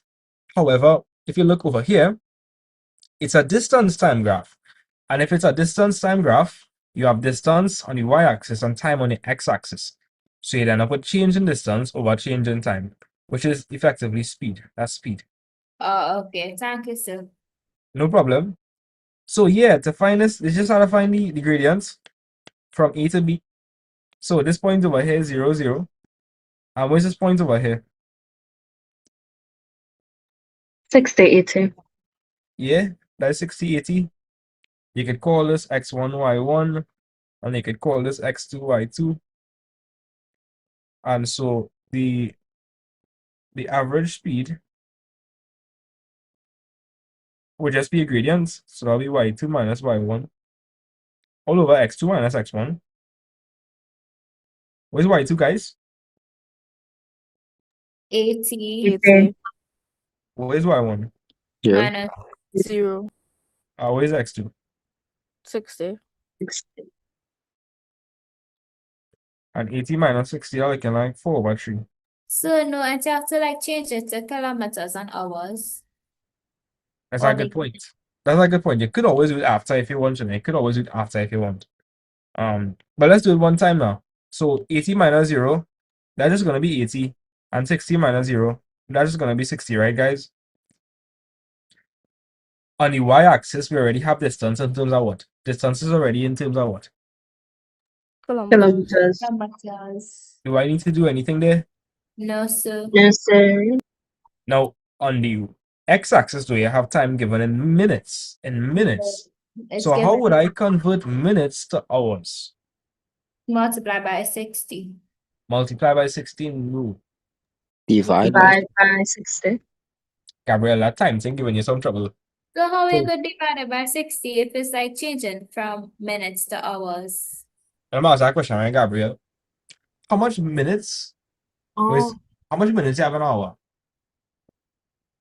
How much minutes you have? Yeah, And you know, 60, 60. So if it's right? 60 minutes, what is 60 minutes? 60 minutes is out.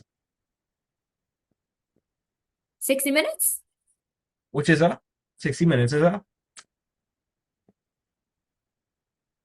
Is an hour, right? Yeah. yeah. So you would divide 60 by 60.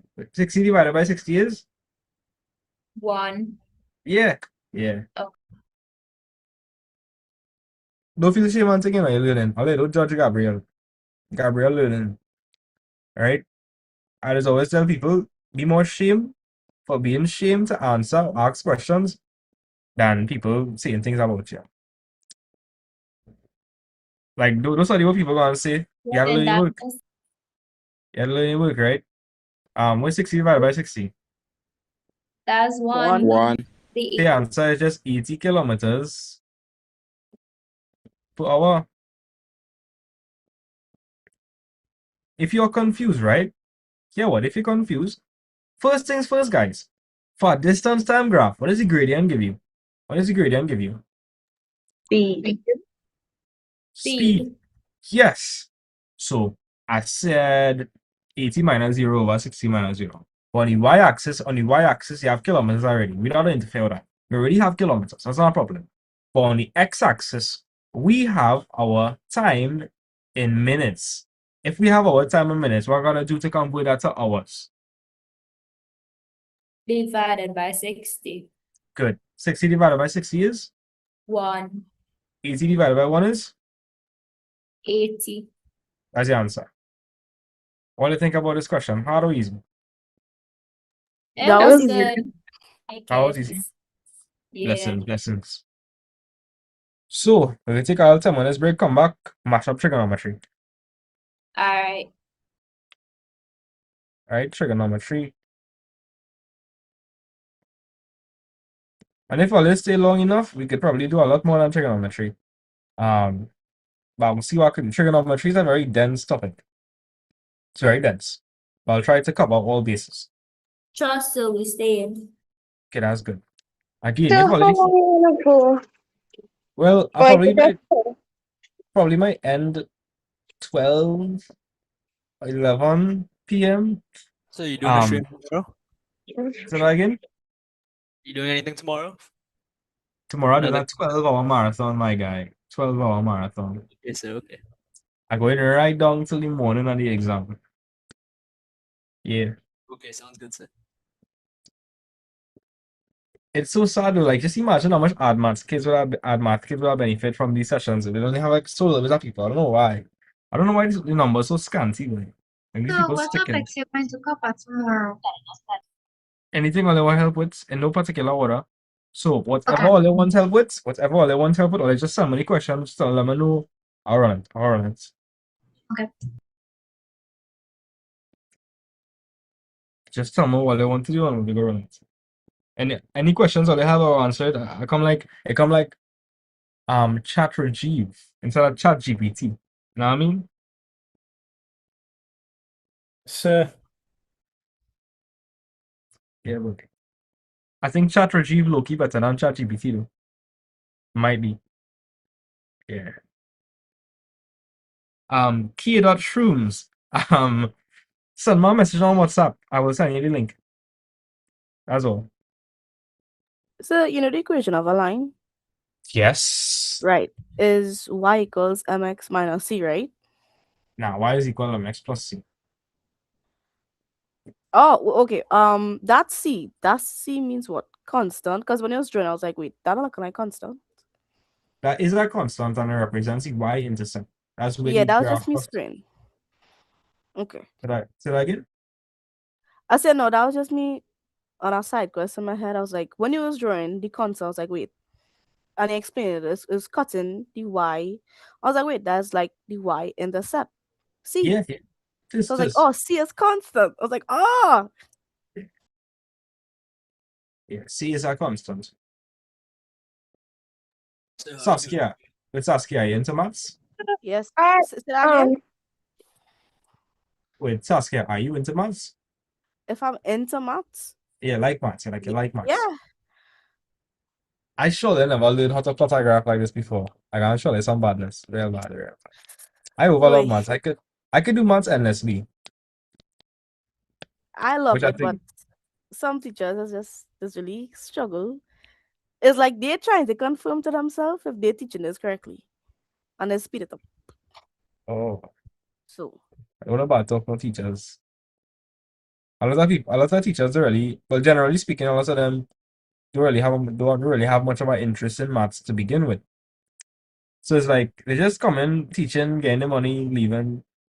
Simple. true. And the next thing I have to understand is yes, they are teaching, but they cannot sit down and individually teach everybody learning style. They have to accommodate for the whole class. So you Yeah, know, which is tough. yeah. So, I mean, like, I just try to do that, and that's why my videos so crazily long. But you can't do that in a public school. You can't, like, sit down there for, like, 10 hours in a public school. Yeah. I mean, you have periods. You see, for the which one was? I think it was the trigonometry. No, circle theorems. Yeah, they did. I watch after that. I was to cry. You know, Cry? make that yes, because you make it so. You make it so like you have to just open your eye and listen and understand. You explain that so well. I don't think you understand how good you explain that. You know. I don't think so. I a lot of things, when I explain things, I'll be like, I confuse a lot of people. But only when I watch the video after, it's like, oh, I actually did a decent job. I don't know, but I'm happy to hear that. Happy to hear that. Let me show you something real bad, right? On the topic of coordinate geometry, let me show you something, right? Consider you had a line y is equal to a half x plus 3. Let me show you how you can plot this, right? So, and you know gradients is just change in y over change in x? You know that or not? Yeah. Well, some people also call it rise over run. More so Americans, but have you ever heard about rise over run? No, sir. Well, I'm not confused then. But just know gradients is change in y over change in x. Yeah? Yes, sir. And okay, change in y. If it is positive, think of like translation vectors, right? If it's positive, then you go to the up or down. What do you think? Up. You go up. If it's negative, you go. Down. And if we're talking about a change in x and it's positive, you go where? Right. I can blow your mind here. And if it's negative, it's left, right? Mm-hmm. All right, cool. So what if I told you this over here is this literally tells you the change in y over the change in x? Oh, hold on. Because it is the gradient, it is the gradient. It is the gradient. So check this. You there or not? Yes, sir. So I know for a fact that this line for sure had to pass through what? Had to pass through what? X. Not really. It had to So pass through on. 3. It had to pass through 3 on the which axis? On the y-axis. Good. So I can start off there. You see where I'm going with this? I can start off here for sure because I know the line will have to cut 3 on the y-axis. I know that. And then, like I told you, gradient is change in y over change in x. If you compare this to y is equal to mx plus c, you realize quickly that, the half is the gradient. And so, a half is really just the change in y over the change in x. So here what I'm saying, right? What's the change in y for this gradient? What's the change in y for that gradient? A half. Nah, watch. Change in y is 1. And what's the change in x? 2. So check this. If since it's positive 1, I would move to the right or to the left. Or I'd move up or I'd move Up. down. Up. Up, right? So check this, right? Check this. And then, You go right by 2, right? yeah, I'd go right by 2. Because watch, the change in x, right? The change in x is positive. It's positive. So Saskia, if it's positive, I'd go 2 to the what? To the right. Yeah, watch. Let me show you. You got me mind blown. Watch. So therefore, this is our point, and it can repeat this process because the gradient is just 1 up, 2 to the right.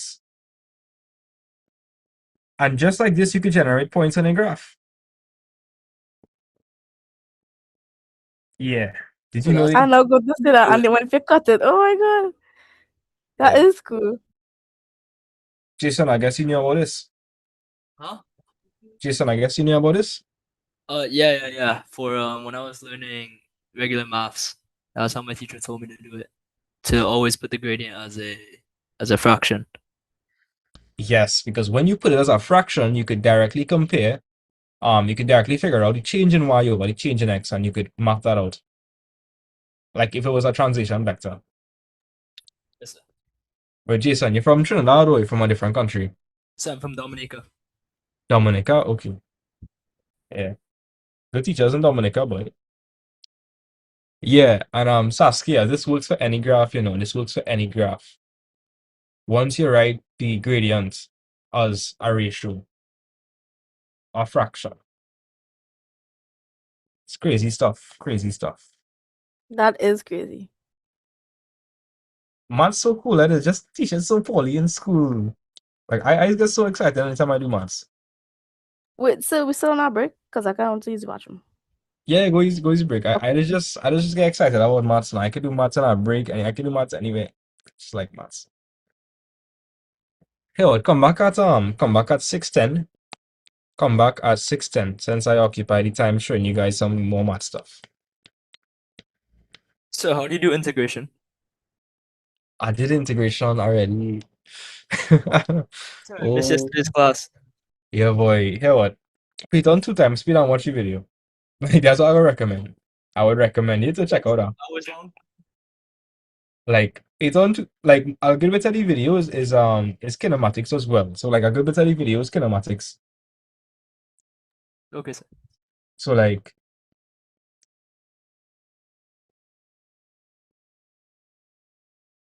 if you put it on 2 times speed, the video is like 2 hours essentially, give or take. Yeah. I explained the whole line integration, but essentially integration is the reverse process of differentiation. And yeah, I see Mariana and Lani raise their hands. Talk to my guys. So when you was doing the kinematics question with the velocity time graph, right? I wanted to know if any of the like how in physics you have the kinematics formulas set like displacement equals initial. Yeah, like S is equal to like V is equal to U plus AT and thing. Yeah. Yeah, those would any of those set formulas work in that Yeah. case? Yeah, but that's not what they want to see in the Admax, so it would work, but they don't want to see that. They don't really want to see that. They don't necessarily want to see that. They want to see the working like this. Yeah. Like, okay. Actually, when I was doing Unit 1 physics, I almost never use the formulas. Like I'd just strictly just one maths, just do maths. I'd just if I could find an excuse to not remember something, I would have done that. Like once I could derive something, I would do that. I hate to memorize things. But I feel like that's such an OP skill though. If you all could understand something and so you never really have to memorize, it's like a go-to hack. So I try to impart that skill on you guys. Obviously, a lot of not everybody will want that skill, but if you could figure out things as opposed to memorizing, then that's a really seriously go-to hack. If you could do that, just figure it out on the fly. So But I'm guessing you this, didn't like history? say that again. I'm guessing you didn't like history? I didn't do history. I did not do history. I did all the science subjects. I did not do history. I did social studies though, which did have some history in it. Yeah. But I like anything that you could use your brain power for and figure out, as opposed to just memorizing stuff. But I was really good at memorization though. Yeah. It's just that I prefer to use my brain now. So trigonometry, but trigonometry for it. So we did the whole of calculus and kinematics. Let go. That's probably one of the most densest parts of the syllabus. Easily one of the densest parts.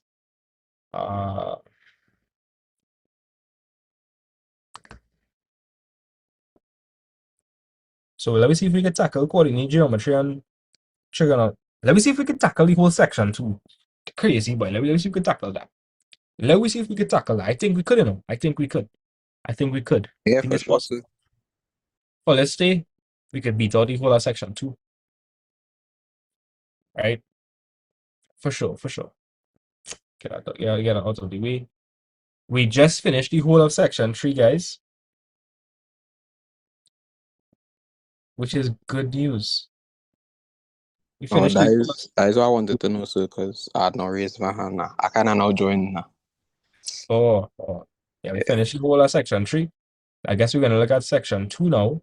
And well, tomorrow I'll just do any questions you all want me to do and explain what's about.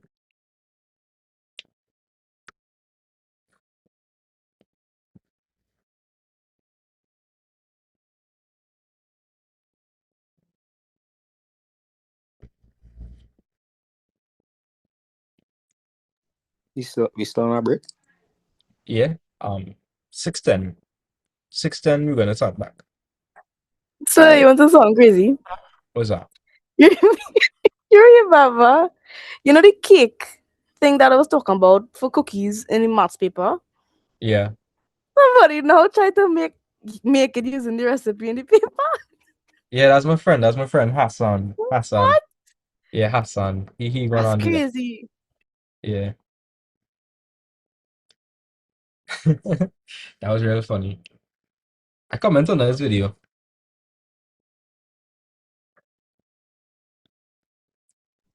I have a little 6 minutes to get some shut eye. Yeah, go fast, go fast. So, We looking good for chemistry, sir. I want to try a little moles on thing. A little moles on, you know what I mean? But you see chemistry is now I wasn't able to do chemistry like So you did Form 6? You did? if I did Form 6. Yeah. Yeah, I did biochem pure physics. Which school you would advise I did Form 6 in for engineering? It really matter, you know, like any most schools that offer Form 6 are good schools. Okay. Which area are you located in? Like San Juan Barataria side? Oh. Um I'm from South. I went Yay! I went Shiva Boys. God. Yeah, Okay. yeah, boy. Wait, So your I school had applied maths? nah, It's only pure as do now. it's just not pure. Okay. Okay.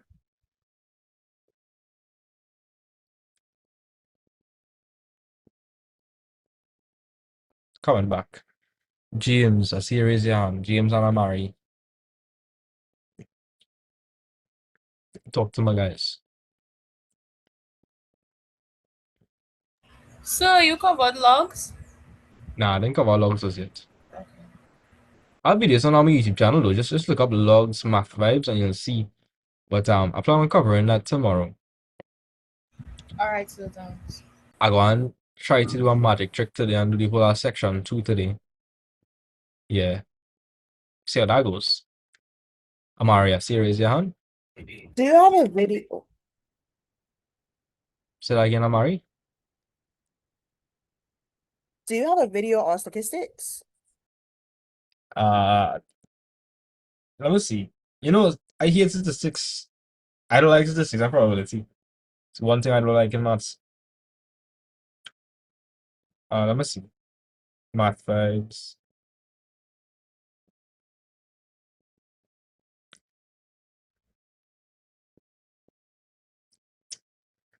Nah, I can't really find it. I can't really find it easily.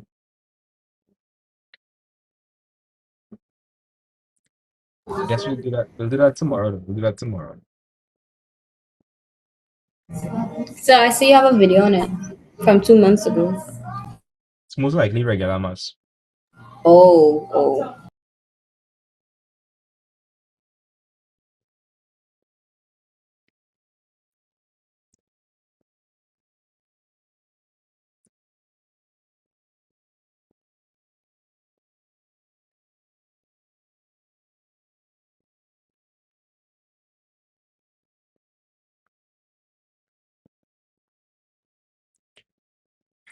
I'll be back shortly. Okay, sir.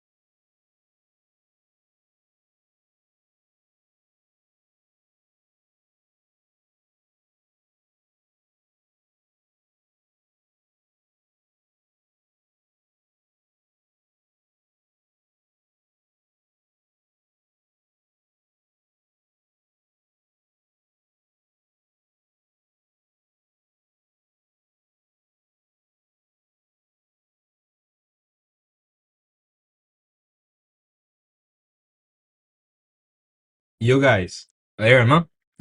Yes, sir. Y'all ready? Are you guys ready? Yes. Sir, Anybody here know about WWE wrestling music? Yeah, little but bit. we like Yes, it by sir, feel. yes. I'd be like, are you ready to rumble? So you know something? What's up? I had like a IT project where I had to make a game, and like at the beginning I put that sound and I get full marks. That was fun. That was real How was fun. that sign? Somewhere in my phone, I have an image for a group project when I was in secondary school. We had to make a presentation for the chemistry, and it was called CFC Fighters. So we photoshopped all the members into like wrestlers. If I find it, I'll post it on TikTok. A real fun. Yeah, that's real cool. That's cool. You go see my I'll lift up a man and I'll label Mm-hmm. that CFC. Oh wow, I wanna see that. I wanna see. All right, so I look this stupid question. uh, Flour, butter, and sugar. Yes, I go try that recipe. For sure. Trigonometry. All right, so in trigonometry, what do you guys want to start off with first? Um, Identities. Identities. So like proofs and whatnot. Let me get a little vote now, guys. Guys, what do you want to start off with in trigonometry? Identities. Proofs.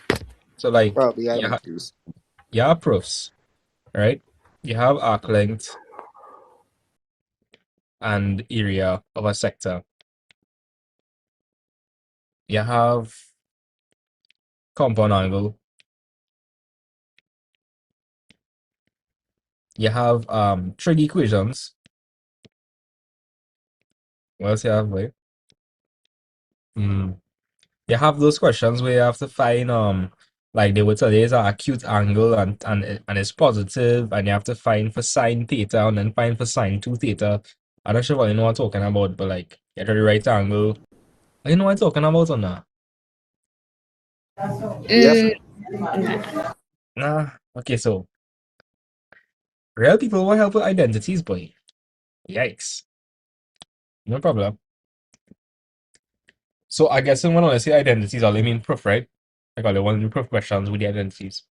Yeah. No problem. Let me start, right? So first things first. Sine squared theta plus cosine plus cos squared theta is equal to what? 1. Now from this, we can figure out that sine squared theta is equal to what? If we make sine squared theta the subject of the formula, what would that be? 1 take away cos theta. cos squared theta. Now something a lot of students forget about, right? They underestimate the importance of difference of two squares. If you have something in the form a squared minus b squared, what's that going to be equal to? C squared. Nah, you're talking about A, Pythagoras. A Plus minus b.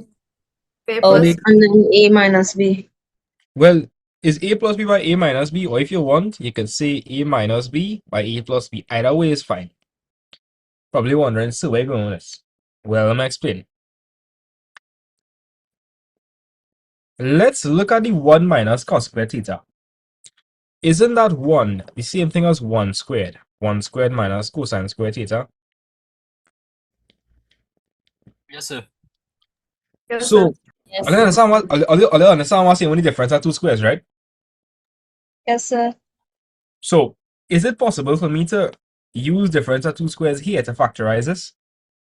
Yes, sir. So 1 squared minus cos squared theta is the same thing as what? 1 minus cos theta, 1 plus cos theta.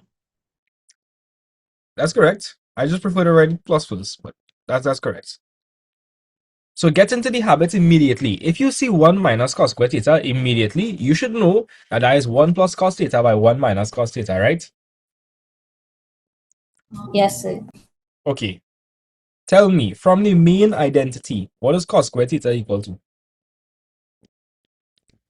1 minus sine squared theta. And that's an example of what? This is an example of what? How could I factorize this? 1 plus sine theta 1 minus theta minus Right. sine theta. Because this is a difference at two squares. You've probably not seen it, but 1 is the exact same thing as 1 squared. So you have 1 squared minus sine squared theta. So difference at two squares. So earlier, speed. All right, so speed. If you see sine squared theta, what can I write for that instead? Sine squared theta is what? 1 1 minus cos squared theta. minus cos squared theta. If you factorize that, but that'll be 1 time. 1 plus 1 cos minus. theta 1 minus cos theta. 1 minus cos theta. Good. Let me have a cos squared theta. Cos squared theta is what? 1 minus sine squared theta. If you factorize that, what that will be? 1 plus 1 plus sine 1 theta. 1 minus sine theta. Don't underestimate the importance of this, eh? It's a little hacky. And where's the main identity you need to remember? That's sine squared theta plus cos squared theta is equal to 1. Cool. That's it for that one.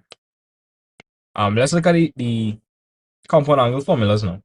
So consider you had sine A plus B. Somebody remind me, sine A plus B is equal to what? Sir. Sin A cos A. Nah, not sine A, Cos cosine B. B. Cos B, yeah. Right? Sir, plus Plus cos B cos A is sine B. Yeah.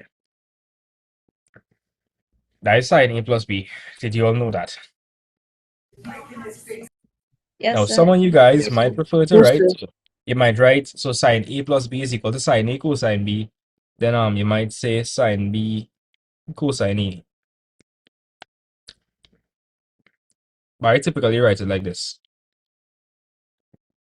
Okay, and if that's the case, could anybody tell me what you think sine A minus B would be? Sine A cos B. sin A cos B minus Oh, cos A some sin order, B. some order. Things again. Ooh. I see Nikolai there, I see Christopher and Nikolai, big up on yourself. Big up on yourself. Yeah. Right.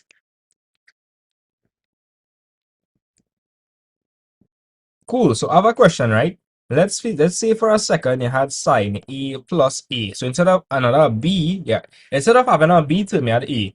Then how would that turn to? Sir, sine A cos A. Sine A cos A. So if you're confused, right? Look at this. Over here was the A. Over here was the B.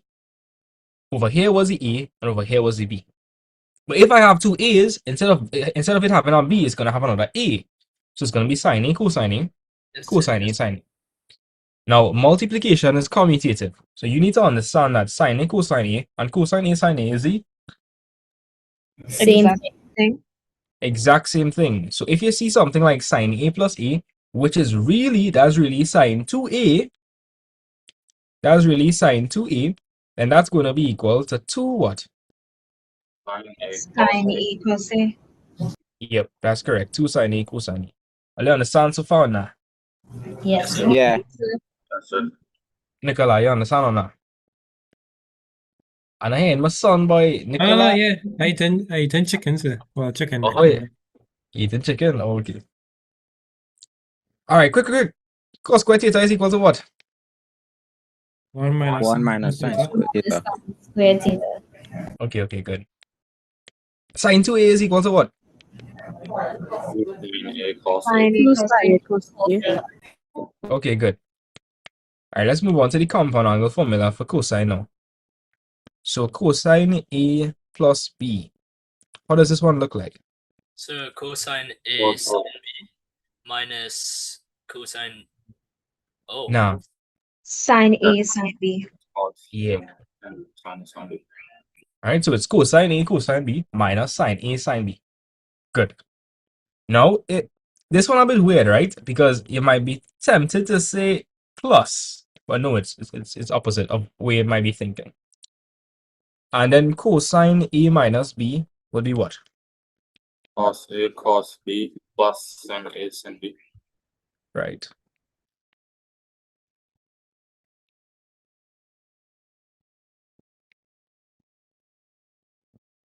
Wait, TikTok live give me trouble. Drag the slider. Okay. Okay, good. So how all your maths teachers just remember so much? I don't know now. I've been teaching, well, tutoring for like 4 or 5 years. So without a textbook. So that's what I remember. When you just when you just repeatedly practice it, you just remember it. You just remember it. Right. So my question for you guys would be, instead of having a B, imagine you had another E. So E plus E. What would that be? Cos A, minus sin A, sin A. So guys, instead of writing B, what we write instead?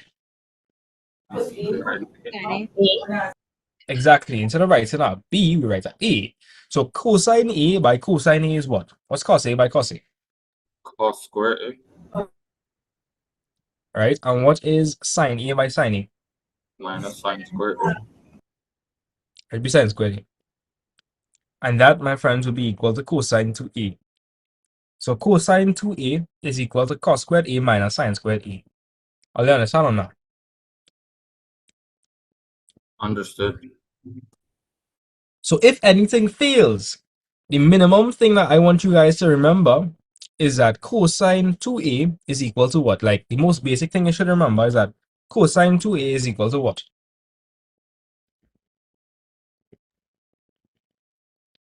Remind me, guys. Cos square A minus sin square A. It was cos squared A minus sine squared A. From here, you could express it solely in terms of cosine or solely in terms of sine if you want. So let's see the two different roads you could take with us quickly.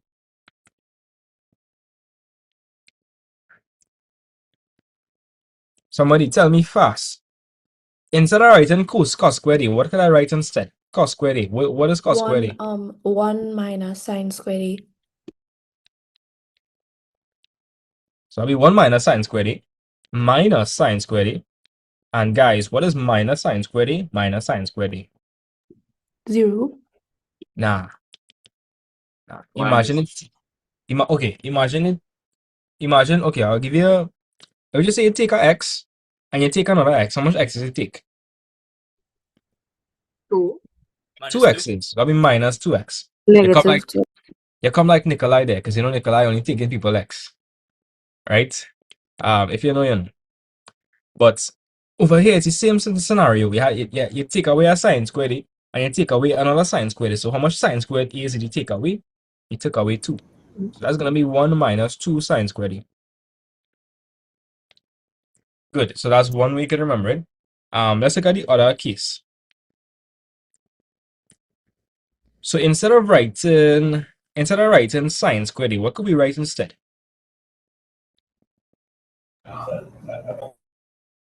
Remind me, guys, what is sine squared A equal to? So 1 minus cos squared A? Yeah, 1 minus cos squared A.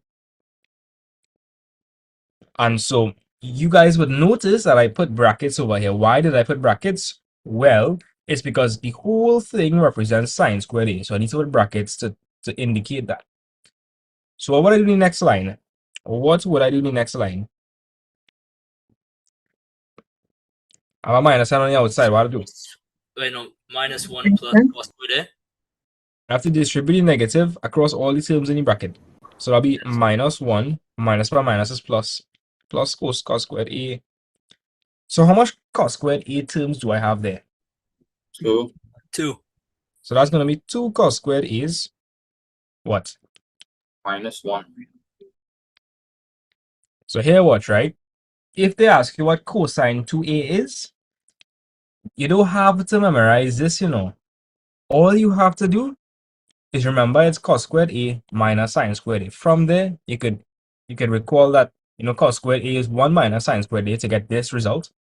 Or you could remember that sine squared A is 1 minus cos squared A to get this result. So it's fine. Okay, so those are the main identities you need to know. Well, of course, you need to know that tan theta is what over what? What is tan theta, guys? Sine theta over cosine. Cos theta. Good. Are you understand, right? Yes. Okay, good. Cool. So let's just do a quick recap, just to make sure all of us are locked in and ready to do the identity questions. So, what's the main identity you need to know? Main identity you need to know. Sine squared theta plus cos squared theta is equal to 1. Wait, so let me just monitor the YouTube chat. All right. Yeah, we need to know that cos squared theta. Well, if I use theta now, it will be cos squared theta plus sine squared theta is equal to 1. cos squared theta is equal to 1 minus sine theta. Sine squared sine. theta. Sine squared theta is equal to 1 minus cos squared theta. what would cos squared theta minus sine squared theta be equal to? That would be 2 plus. -1. -1. Nah, catch a little bad, but catch a little good. That's cos 2a, right? Yeah, that's well. In this case, it could be cosine 2 theta. Oh yeah, yeah. It's cos theta, yeah. I catch a little bad boy. Oh, good. You see. All right, let's recall the compound angle formula for cosine. Remind me, guys. What is cosine A plus B? Somebody tell me, what was cosine A plus B? So cosine A cosine B minus sine A sine B. Good. So if I tell you now that A is theta and B is theta, then that's just gonna be cosine theta by cosine theta minus sine theta by sine theta. And what would I end up with? Cosine squared theta minus sine squared theta. Good. Good. So Alio, redeem all yourself.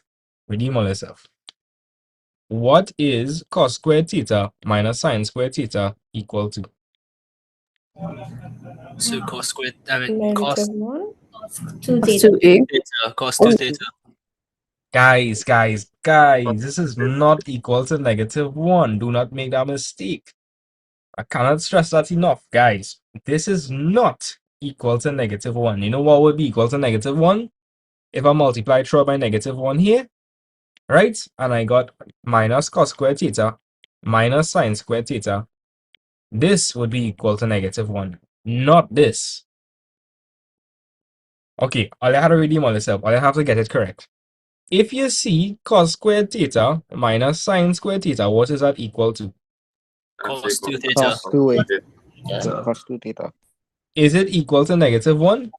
No, sir. Oh, No, it's not equal to -1. Right. What is 2 sine theta cosine theta? Equal to 2 sine theta. No, sine 2 theta. Yeah. I don't know. I said sine theta. Okay. More people need to remember that. Guys, what is sine 2 theta? 2 sine 2 theta cos sine theta. theta cosine theta. Good. Again, speed round. So cosine 2 theta is equal to cos squared theta. Finish the line. What do I put next? Minus sine squared Minus theta. sine 2 theta. Cool.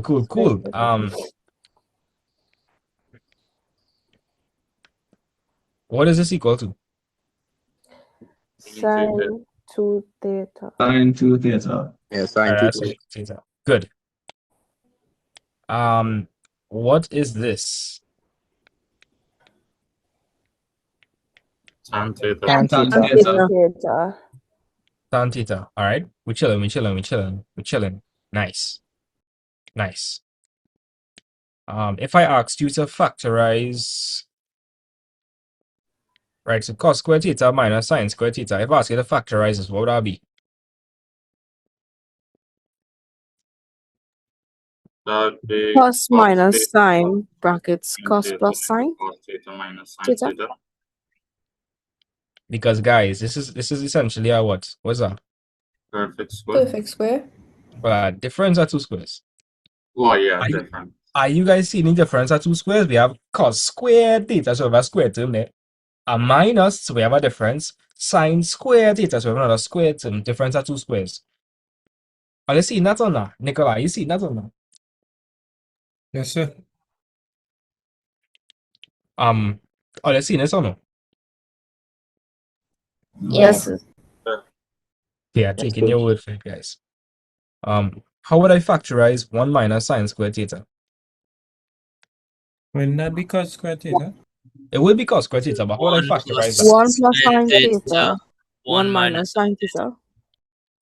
Yeah, Nikolai, this is how you'd factorize it. Because, Nikolai, this is essentially a what? What is it? Maybe if I write this, you go see it. Is that two squares? Difference are 2 squared. Nice. So, I think we're ready for some proof questions. Let me give you guys my advice. So any of these formulas on the answer sheet? Or no? The compound angle formulas are there. All the compound angle formulas are there.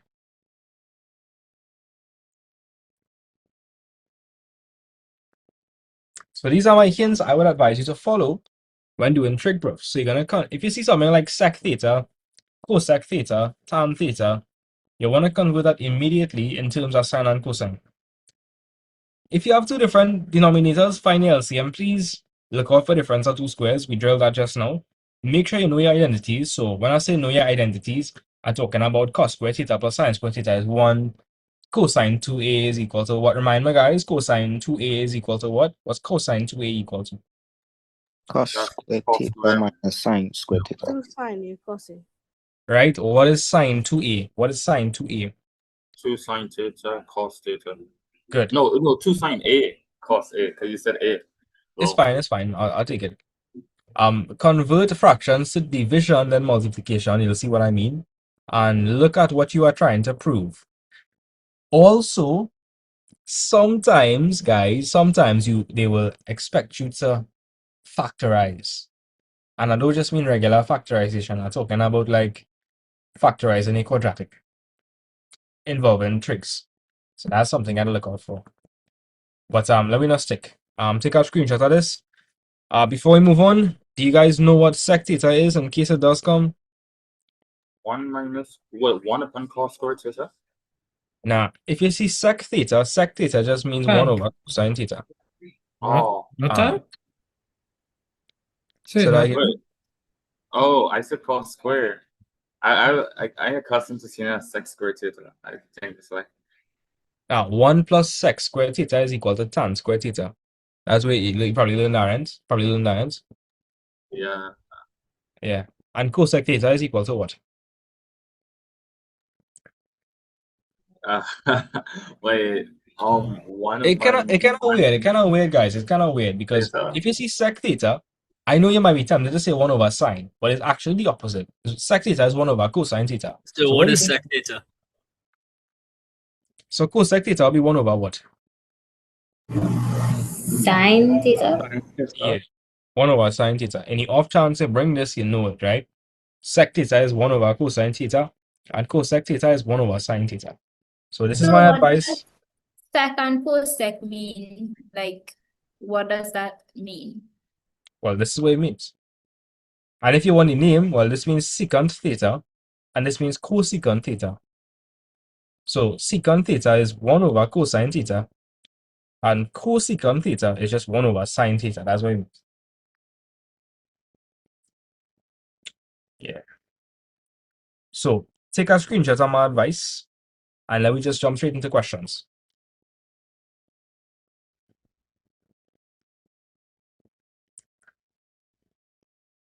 We're gonna jump straight into the questions.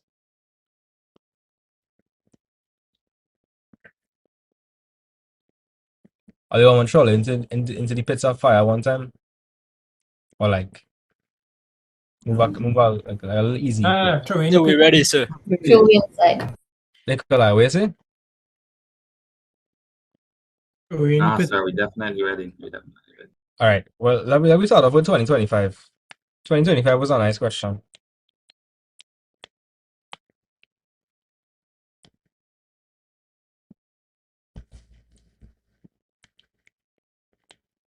Right, who wanna help me with this question? Me, So excited, Nikolai. Right, Nikolai. So, Nikolai, I'll write my advice again. I'll give you some new advice too. If you see something like sec theta, you see something like cosec theta, you see something like tan theta, you see something like sine 2 theta, you see something like cosine 2 theta, you immediately want to convert these things into the standard form with just in terms of sine and cosine. Convert these in terms of sine theta and cosine theta one time. Do not stick. So, Nikolai, when you look at this question, we're seeing 1 plus sine 2x over sine x plus cosine x, right? yes, sir. So, like I said, Nikolai, if you see any one of these, sec theta, cosec theta, tan theta, sine 2 theta, cos 2 theta, immediately convert it to sine theta and cosine theta. So, you see any one of those here? Yes, sir. The sine 2 theta. Well, sine 2x, my bad. Good. Now, Nikolai, we know that sine 2x is what? Wasn't that the. You know, I don't forget already.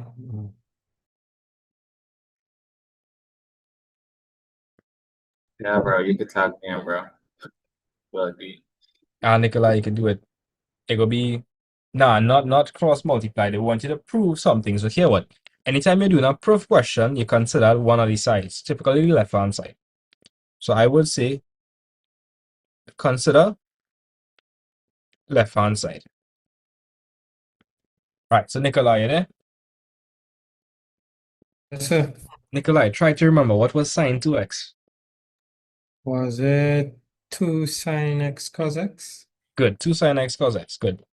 So here we're gonna do, Nikolai. So we have 1 and sine 2x. We know that is 2 sine x cos x. And Nikolai? Yes, I believe so, yes. No, Nikolai. I got it in here, right? We could rewrite 1 as what? What do we know 1 is equal to?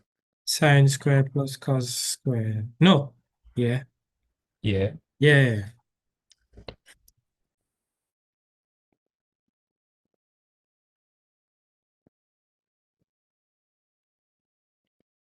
And a lot of students will reach this stage and just scratch their head and just they would not know where to go next. Remember I told you guys sometimes you would have to factorize. You'd have to factorize with trigonometry, like with trigonometric terms. Yes, sir. So Nikolai, hear the intuition, right? Hear my intuition.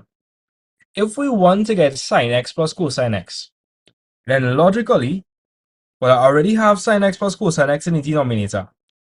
What do you think the top would be? And if you cast it, right, Nikolai, what do you think x squared over x would give you? X squared over x. X. X. So think, Nikolai, think. If in the denominator, I already have sine x plus cosine x, naturally, what do you think the numerator would be? Sine x plus cos x but squared. Yeah. Is this a difference of 2 squares? Nah, not a difference of 2 squares. No, like when you expand the brackets, would it be like that? Nah. Oh, okay. But here we're seeing, right? Here we're seeing. So, Nikolai, I hope you can see the intuition.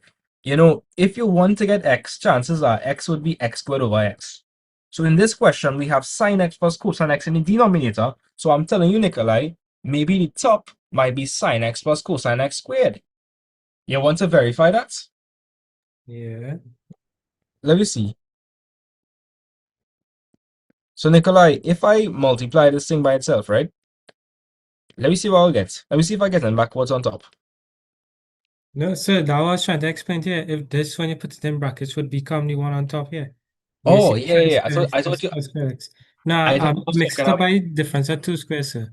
I thought you was gonna say sine x plus cos x by sine x minus cosine x. Nah. When I see the sine and the cos, I say, but wait now. This could be like when you like the expanded brackets. Yeah, exactly. So if you expand our brackets, it's gonna be sine x by sine x, which is sine squared x, then sine x by cosine x, which is sine x cos x. Then we're going to say cosine x by sine x, which is cos x sine x. And then cos x by cos x is cos squared x. Are you all seeing that this is the same thing we have on top? Yes, sir. Yes, sir. I'm not sure if all is seeing that. Maybe I should rearrange it to make you see it better. So sine squared x. And somebody tell me fast, what is sine x plus cos x plus cos x plus sine x? What would that part be? Sine x cos x. Yeah. The order doesn't matter as long as it's the same, like when you add it, because I see you have sine x cos x plus cos x sine x. Doesn't matter. Multiplication is commutative, so it doesn't matter. But can you guys see that this and this is the same thing? Yes, sir. Yes, So sir. if that's the case, then I could instead of writing sine squared x plus cos squared x plus 2 sine x cosine x, then truth be told, that's really just what? That's really just what? Sine x plus cos x squared. Yep. That's correct. So there's an easy one. I wouldn't say it's the easiest one. Oh, okay. I And want to so, help myself with something hard now so I can understand it. well, this is one of the harder questions, eh? It's one of the harder questions. Okay, Oh. let's be fair, right? Let's be fair. How much of you guys in the exam would have figured out that this is sine x plus cos x squared? How many of you guys were you could confidently say you'd figured that? Like, I figured it out. So before, no, but I remember I watched a video on Colin Springer where he was doing the trigonometry, and he said that how you have to get the other side, so the one on top had to be the one underneath. He did an example exactly like this, but he didn't explain it how you explain it now. But I remember from what he did talk about in trigonometry. Okay. So you have sine x plus cos x squared on top. So that'll be sine x plus cos x by sine x plus cos x over sine x plus cos x. So what would happen here? You cancel. Right. Yeah. So 1 in the denominator, cancel off with 1 here, and that would leave you with what? Sine x plus cos x.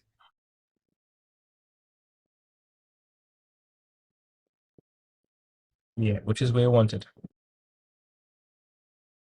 Cool. How much of you guys will figure out this one? So, sir,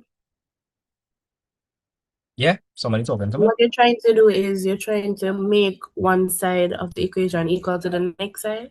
Correct. That is exactly what we want to do. Okay. Yeah.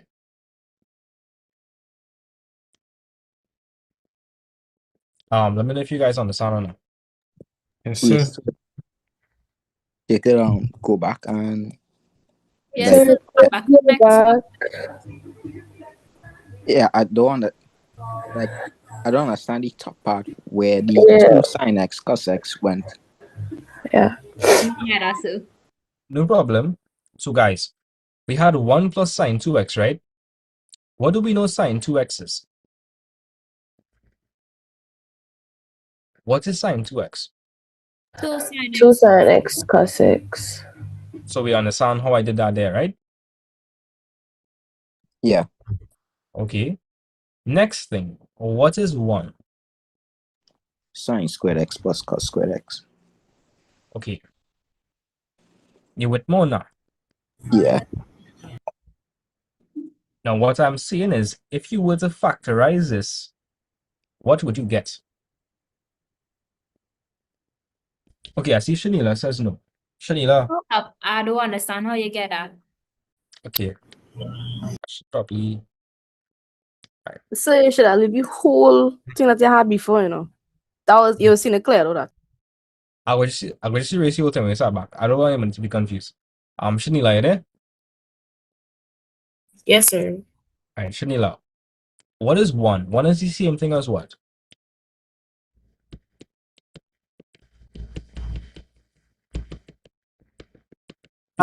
It's the main cos identity. Main identity. cos squared 8 plus sin squared x. What's that again? Sin squared x plus cos squared x. Right? Sine squared x plus cos squared x. Okay, cool. And if I replace sine 2x for what it actually is, what is sine 2x? What is sine 2x?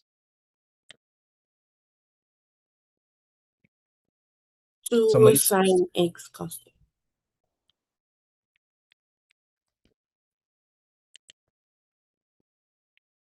And that would be over sine x plus cos x.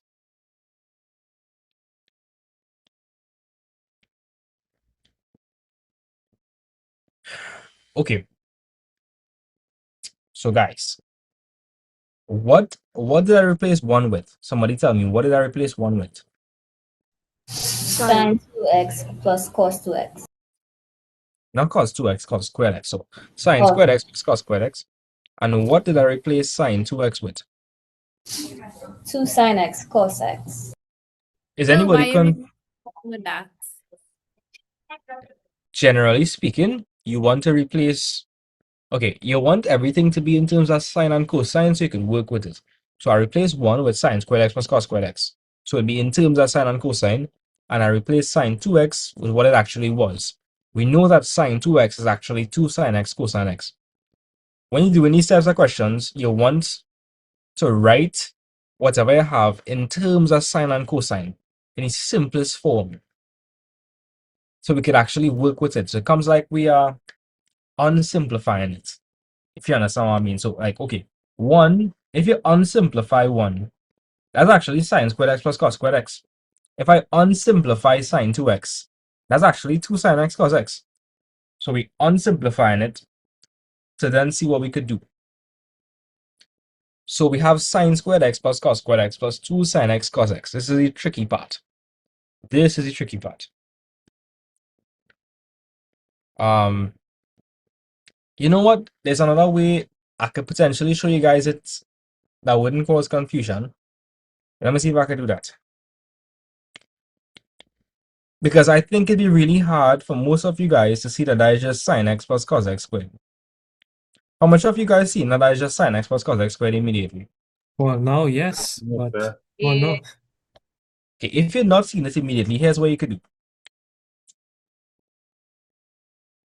We have sine squared x plus cos squared x. And I could split 2 sine x cos x into what? That's the same thing as what?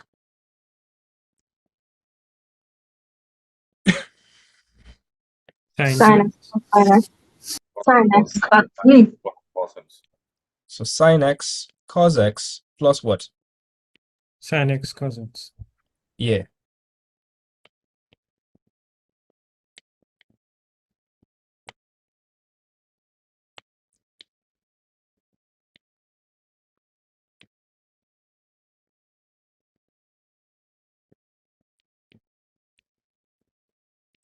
Okay.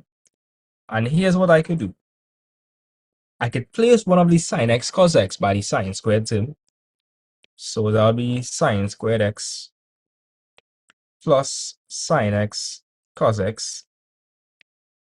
And then I could put the cos squared x by one of the sine x cos x's.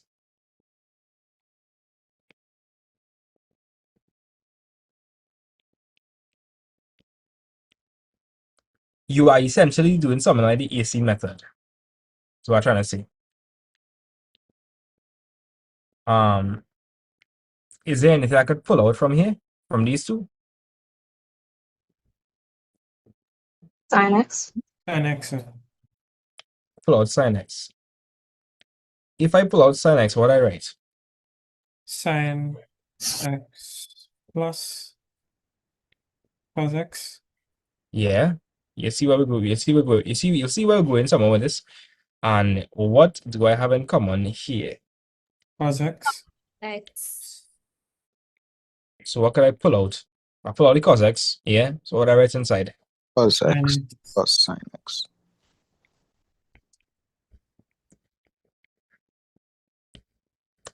Can you guys see that we're going somewhere with this? I like that way better. Is that a real nice way how to do it? I never see it like this. Well, it's just like how you'd factorize a quadratic, right? And you would Yeah, I find was just saying that. a by c, and you would think of two numbers that would multiply to give you ac and add to give you b, and then you would split the b term. It's just essentially what I did. I essentially did that. So I split 2 sine x cos x into sine x plus cos x plus sine x cos x, and I put it by the sine squared x and I put one by the cos squared x. So from here I pull out sine x and I pull out cosine x. So can you guys recognize that we have that sine x plus cos x and cos x plus sine x is the same thing? Can you Yeah, guys recognize the same thing? And we could cancel out one, right? And then put the sine x plus cos x in brackets, and then sine x plus cos x. Yeah, Hold yeah. up. So look at it, guys. Look at it. Can you guys agree that this and this is actually the same thing or not? I can't see it.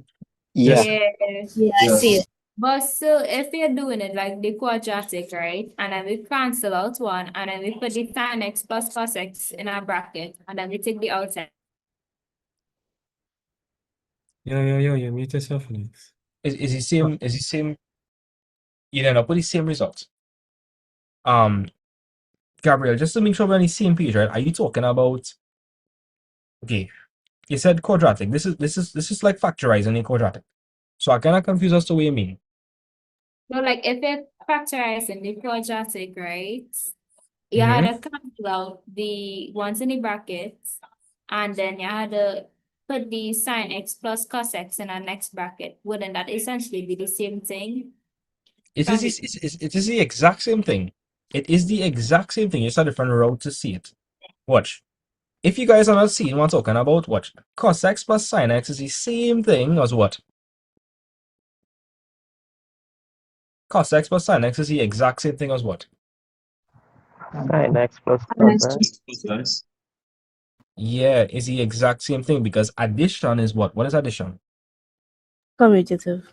Right. We don't care about the order in which you add. It give us the same result. So here what? If I have sine x plus cos x here and sine x plus cos x here, what can I do?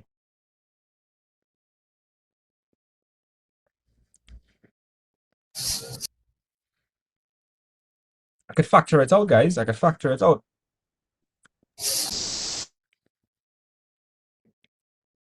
So if I were to pull out sine x plus cos x from this, what would I write inside the brackets? Sine x plus cos x. Yeah, I would just write sine x, and if I pull it out from here, I just put cos x. What to do next? Cancel out You one put the of whole the thing squared. x with sine x with cos x. Yeah.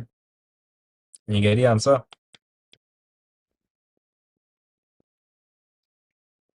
Well, you prefer this? Yeah. Yes, sir. Yes, sir. Okay, no problem. Because the other method would have been a bit harder for some people to see, but with this, I think it's a bit more clearer.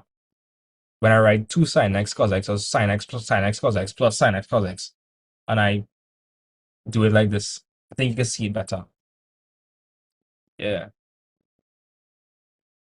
Are you sure they understand now? Yes, sir. So the one had confused me at the beginning. But you understand one is the same thing as sine squared x plus cos squared x. Yes, sir. Like, if you don't believe me, watch this. Let me show you something real cool. Watch this. Check this out. Cosine pi squared plus sine pi. Check this, right? Check this out. Check this out. Watch. Any angle you put for cosine and sine and you square it and you add it, you will get 1. Doesn't matter which angle you put. I could change this. I could change the angle to 2 pi. You still get 1. That's why we say sine squared theta plus cos squared theta is 1. So I could Sir, replace 1 with sine squared x plus cos squared x. sir, would they give you any value in the exam, or them just leave it as x? They'll leave it as x because it holds true for any value. It holds true for any value. So like, we don't care what the angle is, it could be any angle. Oh. We know that sine squared x plus cos squared x will always be 1. Yeah. Yeah, guys. Are you okay with it or not? Yes, sir. Yeah, sure. All right. So let me do another question.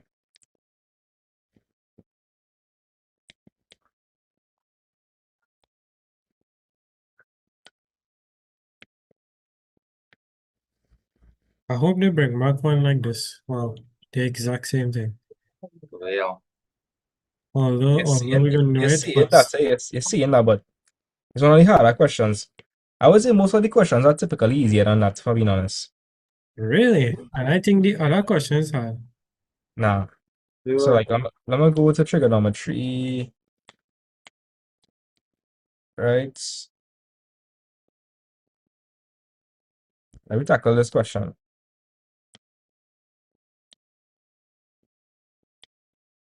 Like, who help me with this question? Sure. Can I try this? I'm Hey, no problem. natural and just like, whoa. So we are gonna consider which side. Which side are you gonna consider? I'm gonna go with left-hand side because it has more information. Exactly, it has more information. So consider the left-hand side. And on the left-hand side, we have 1 all over cosine theta plus tan theta. So what should I do immediately? Well, we know that tan theta is equal to sin theta upon cos theta, so it'll be 1 upon 1 plus 1 upon 1 cos theta. Right? So guys, remember what was the advice I gave you all? I told you all, if you're seeing sec theta, cosec theta, sine 2 theta, cosine 2 theta, or tan theta, right? It's in terms of what? Right, it's in terms of what? Cos and sine. Right, so Yeah. tan theta is the same thing as sine theta over. Cos theta. Good. And they both have the same denominator, so it would just be 1 upon 1 plus sine theta upon all upon cos theta. Okay, is there anybody confused as to how I combine them? No, I real good. If you're confused, right? If you had something like 1 over 7 plus 3 over 7, what would that give me? What is 1 over 7 plus 3 over 7, guys? 4 over 7. And I were able to add the numerators because they had the same denominator. So what's it? It have no difference here, Watch. Both of them have what denominator? Cos theta. Exactly. So it's the exact same concept, right? You just add the numerator. So 1 plus sine theta over cosine theta. Are you understand or not? Sure. Some guys, are you understand or not? Understand. Yes, sir.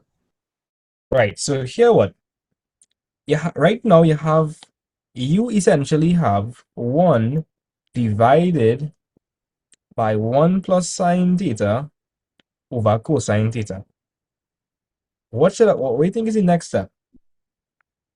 Turn the 1 into the. Yeah. Change the division to what? Sine squared theta. No. Cos squared theta. Let me think, right? If you had changed the 1 to sine squared theta Turn the plus cos squared theta, I don't see how that would help you that much. I don't see how that help you that much. No. So yeah. Christopher, what do you think you do next? Well, I'm guessing since it's 1 divided by 1 plus sin theta upon cos theta, it'd be 1 multiplied by cos theta upon 1 plus sin theta, because you have Good, to exactly. Exactly. 1 by cos theta over 1 plus sine theta. Guys, when we're going from division to multiplication, what do you do?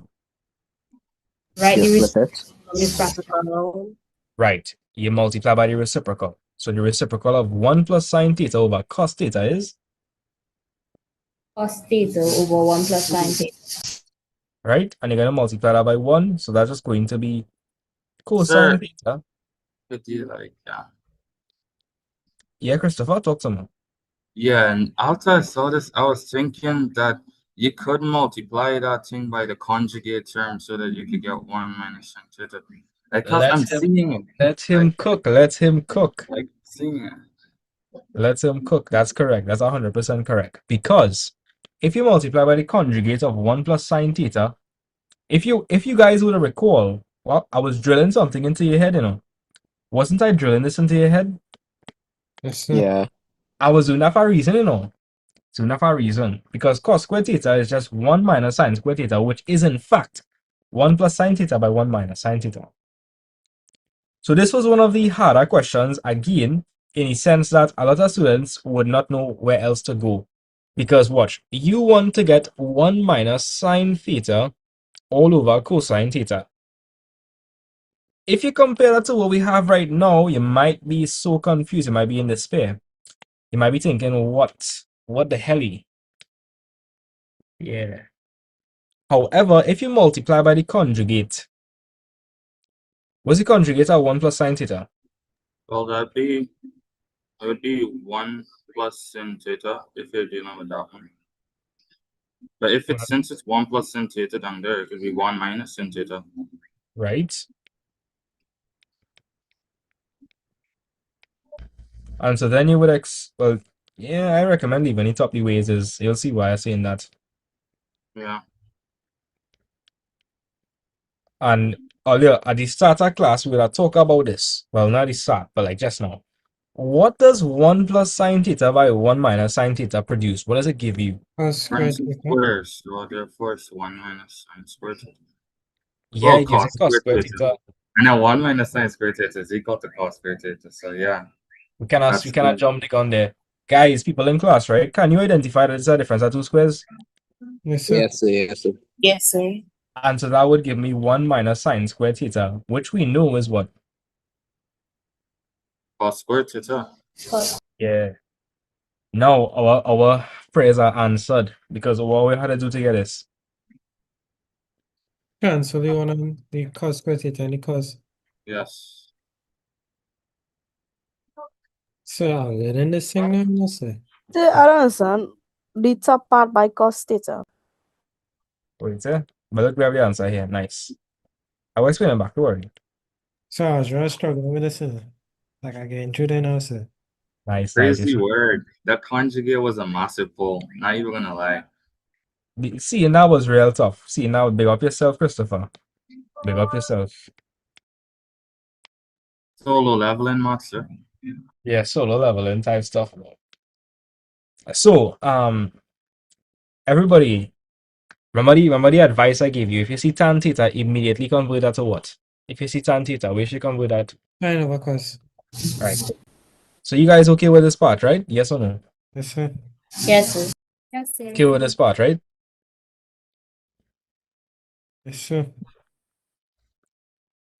Okay, Yes, and you sir. have 1 divided by this, so that would turn to the reciprocal. So that would turn to cosine theta over 1 plus sine theta. Are you understand on that? Uh-huh. Everybody okay with the part where it would turn to the reciprocal or not? Yes, sir. I only Because heard a few people. it's like you're doing the perpendicular, the gradient and the perpendicular. Somewhat, so I guess you can think about it like that. Yeah, you just Like reciprocate it. multiplying a well, dividing a fraction, you just flip it and multiply. Correct. So does everybody understand up to this point? I think we should be okay up to this point. Is everybody okay up to this point? Yes, sir. Yes. Yes, sir. Okay. The next part is where confusion will arise. So, and 1 by cos theta over 1 plus sine theta, that would just be cosine theta all over 1 plus sine theta.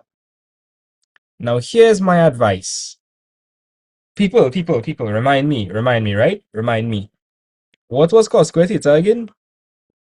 1 minus Sine Minus squared theta. If I factorize that, what will it be? 1 1 minus sine theta. 1 1 plus 1 plus sine sine theta.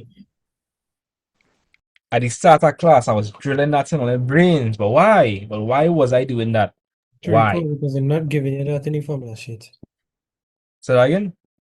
They're not giving you anything in the formula sheet. I say I had to see it and remember all these formulas. No, I think let's give you this one in a wait, huh?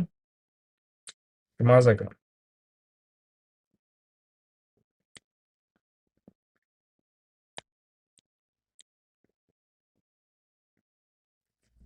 Yeah, they're not giving you that one. They're expecting you to know that one, which not hard. Yes, sir. Yeah, so it's basically, I remember all these things. So when you But see it, you automatically know. yeah. So guys, we know that cos squared theta is equal to, 1 minus sine squared theta. which is the same thing as 1 minus sine theta and 1 plus sine theta. good. So here's what I'm saying, guys. I want you to look at what we have and what we want to get. Ah, It sounds like the rationalization for the surds. yeah, just Yeah. like rationalization, just like rationalization. So we want to get a cosine term in the denominator. Now, all you should be thinking here, all you stay with me, right? If I want to get a cosine term in the denominator, what I gotta multiply 1 plus sine theta by? You mean 1 plus sine theta? Because we had to multiply by 1 minus sine theta. Good. Earlier, somebody was saying they was confused, right? Here, stay with me, right, guys? Stay with me. This is what we want to achieve. 1 minus sine theta over cosine theta. That's what we want. You are seeing a cosine term in the denominator. What would I multiply 1 plus sine theta by to end up with a cosine term? 1 minus the sine theta. Exactly, because 1 plus sine theta by 1 minus sine theta, that would give me what? Cosine theta. Cos squared theta. And if I do that in the denominator, I have to do it in the Numerator as well. exactly. And if you look at the numerator, wait, have the numerator. Cos theta. No, look at the numerator. Look at what we want. Look at what we want. 1 minus sine theta. You see any stars align? Yes, sir. Yeah. It's one of those tougher questions, boys. One of those tougher questions to see. A girl was telling me she didn't understand. I want you to unmute her. Let me see if I can try to explain the concept there. I remember a girl was telling me she didn't understand.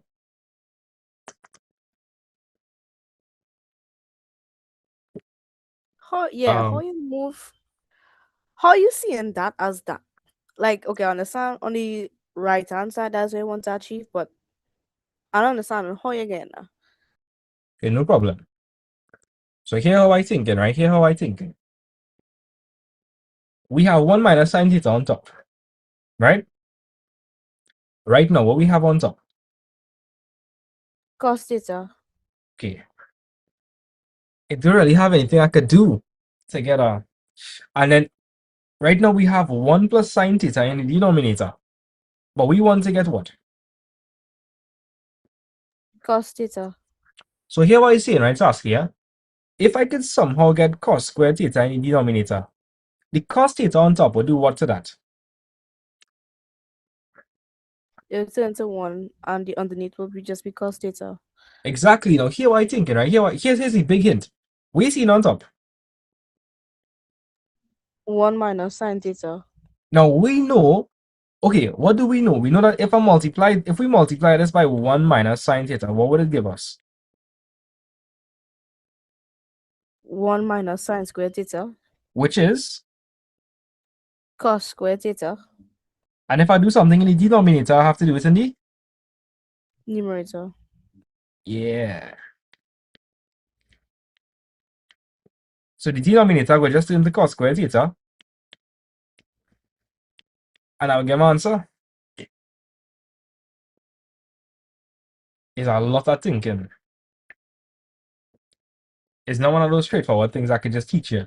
It's like something you have to train your brain to see. It's You based on understand? observation. Saskia, let me know if you kind of understand it. I understand where you went with it, but it's how to apply it. So like I would multiply top and bottom by 1 minus sine theta. And well, that would turn the denominator to what? That would turn the denominator to what? Cos squared theta. Good. And the cos theta on top would cancel off with 1 on the bottom to give you the answer. That's a tough question. It's a tough question. Yeah.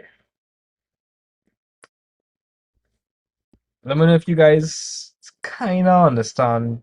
Okay, does anybody here understand why I had to multiply both sides, I mean top and bottom, by 1 minus sine theta? Yes, sir. Yes, sir. Because where else was I going to get the 1 minus sine theta from?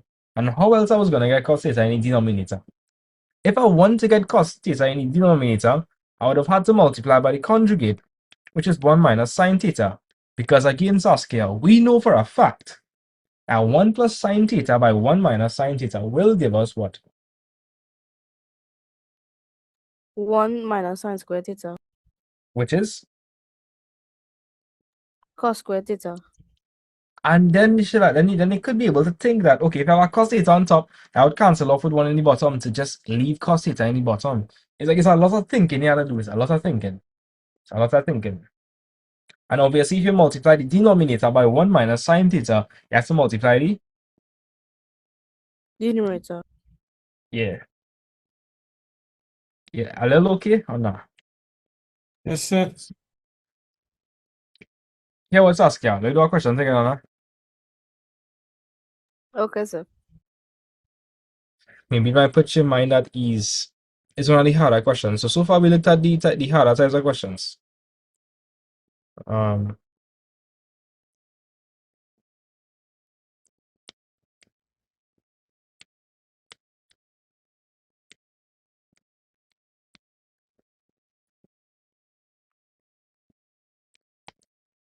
These types of questions, you really had to train your brain to see these things, yes?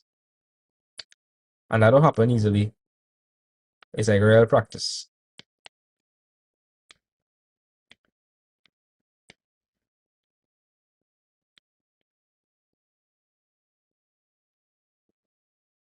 Alright, so Saskia, I think I gave you a harder question or easier question. I don't know. You, you think I I don't guess? know. Probably harder. Nah, probably easier. So Saskia, in this question, what's the first thing you're thinking to do? I'll tell you if you're correct or not.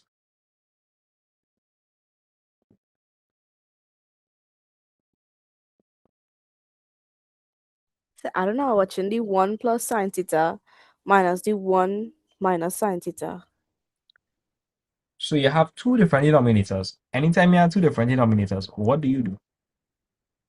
You find Think like I a see your factor. boss. So that again? You find what could go into both of them. So you find A factor.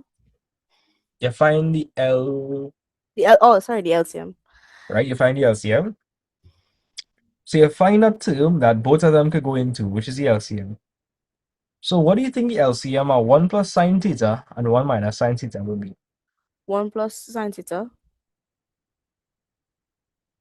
Okay, 1 plus sine theta could go into that, but 1 minus sine theta cannot go into that. So it really be... Okay, let me show you an example about something. I'm going to show you something. Consider I had 1 over 3 plus 1 over 7, right? Check this example. What would the LCM here be? What would you think? What do you think it would be? 21. Isn't 21 just 3 by 7? Yeah. So then you would say 3 into 3 by 7 is 7, 7 by 1 is 7, 7 into 3 by 7 is 3, 3 by 1 is 3. And that's what you would say? Yes, sir. What if I told you, Saskia, there's no difference in this question? There's none. I want you to apply the exact same concept for me.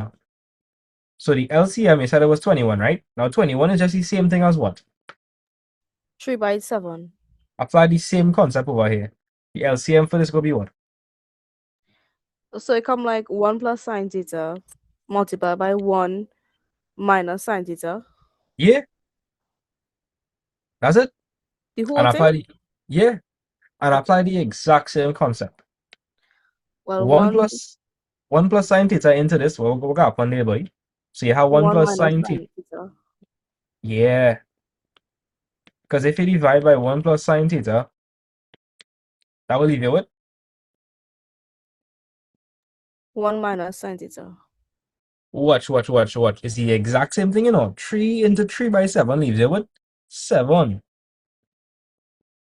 Exact same thing. So you'd end up with 1 minus sine theta multiplied by what? Sine theta. Good. And tell me the other one. Minus brackets 1 plus sine theta, close bracket sine theta. You're cooking. Let's go. So, now we need to expand and simplify. That's what we need to do. So let me do that. So expand that for now.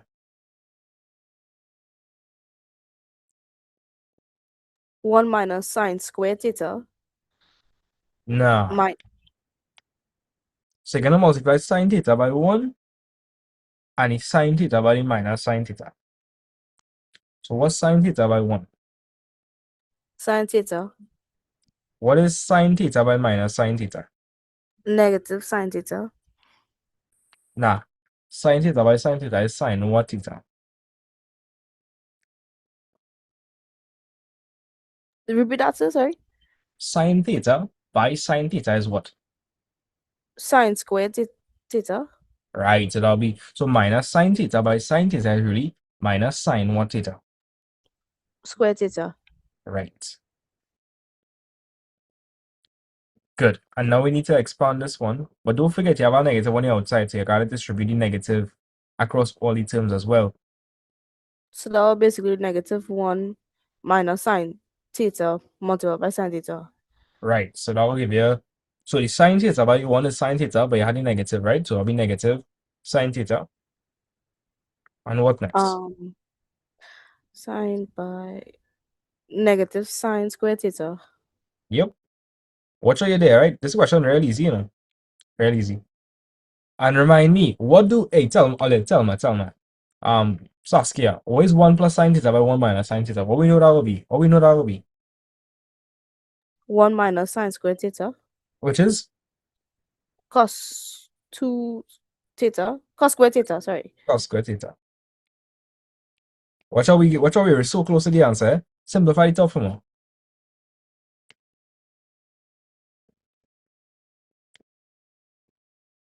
See anything that can cancel off? The negative sine squared theta. Nah. The sine theta and the negative sine theta can cancel off.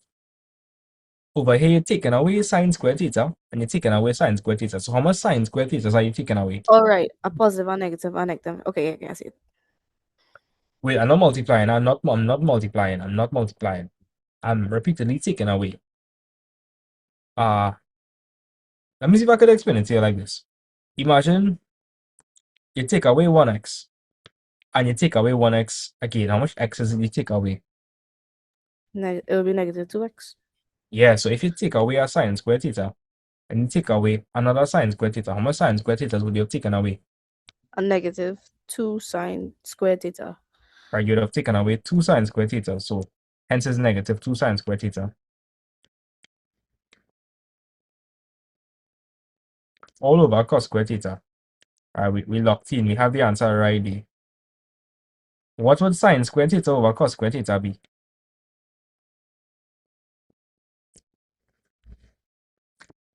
Alright, so remind me, guys. What was sine theta over cos theta? Tan theta. So sine theta over cos theta is tan theta. So, Saskia, what do you suppose sine squared theta over cos squared theta is? Tan theta. Not quite. So we have sine squared theta over cos squared theta.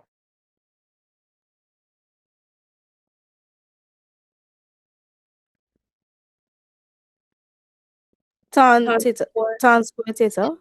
Yeah, so the answer is minus 2 tan squared theta. Because sine squared theta over cos squared theta is tan squared theta. Yeah. And that's what they wanted to prove. You get your answer one time. Or they think this one was easier than the last one or harder than the last one? Easier for sure. Easier. Yes, sir, I would say. Saskia, let me know if you understand it a little better.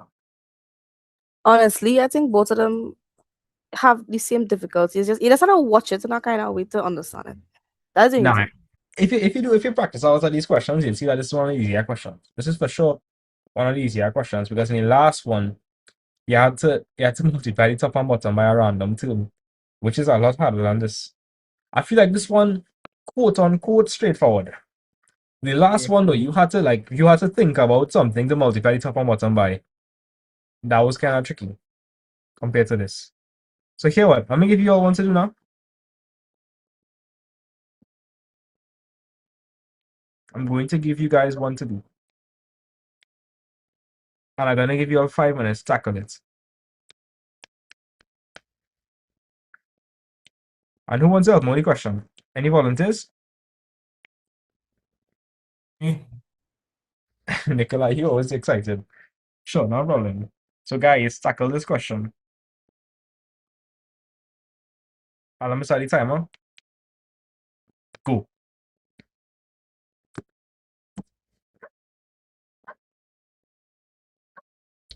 We have 41 people on YouTube. Hey, big up the YouTube people one time. The numbers starting to build up. Watch out tomorrow, gonna be crazy. Eh?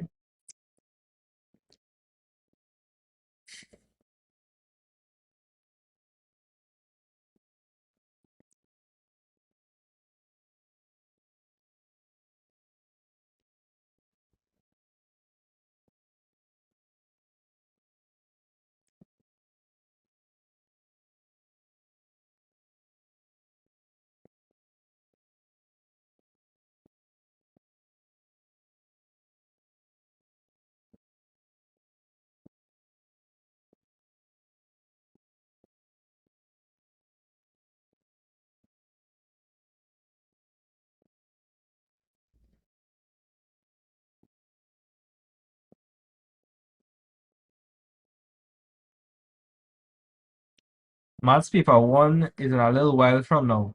Because the questions can be repeats anyways. But I want to focus on Admax and physics for now. We could do paper ones in our time, no worry. Anybody getting through the question? Yes, sir. I got it. Okay, nice.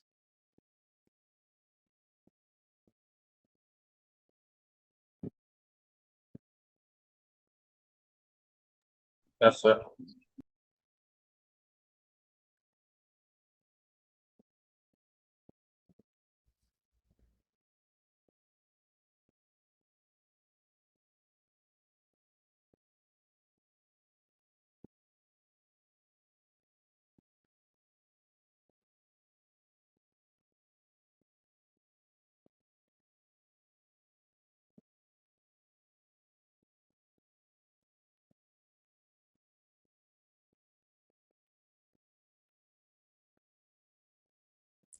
Yeah, guys. I'll like 2 minutes remaining. Anybody get the answer?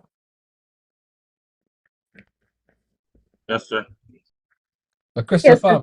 Christopher, I'm not surprised. Christopher, I'm not surprised. Yeah, the answer is 2 Well, cos squared minus 1. Well, of course, Nikolai. Of course, Nikolai. Yes, sir. I get the answer. Okay, nice. So, guys, if you see tan, immediately you were supposed to convert tan to what? Sine squared over cos squared. Theta. Yeah. We don't stay with we don't play with tan, you know. We don't play with tan. So, and you have to change the sine squared theta as 1 minus cos squared theta. Yeah. Right, Because right. the final answer is in terms of cosine alone. Mm-hmm. Yeah. So Nikolai, I put this sine squared theta over 1 for this one, and then I change it to minus 1 minus cos squared theta. okay. That making sense? Wait, say that again. Well, when I'm minus, okay, so you see like sine squared theta over tan squared theta minus sine squared theta. The sine squared theta, I put that over 1 and then I converted that to cos. So that would have been 1 minus cos squared theta. That's fine. That's fine. Okay.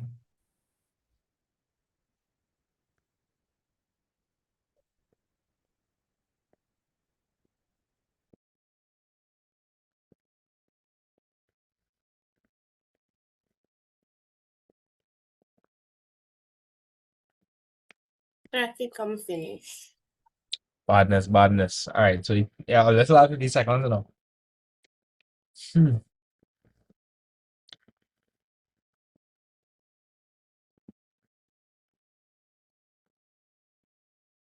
Hey, Nikolai. Yes, sir. Oh, Nikolai, you just cracked me up, you know. What's that?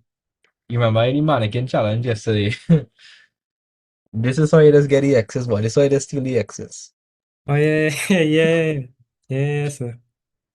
Christopher, don't worry, we're gonna do a part two tonight. Don't worry, don't worry. Christopher, I feel a bit Exactly. left I out. was like, when I saw I missed out on that, I was like, my days. Black Beatles got the really rolling. She thinks she love me. I think she trolling. That girl is a real. Hey, we're gonna do tonight. We're gonna do the mannequin challenge tonight. Yeah, yeah. All right, so the time is up. So I'm gonna Saskia, you get through on that. No, sis. I don't know what I was doing first. And then I said, oh, let me try it over. And I don't know.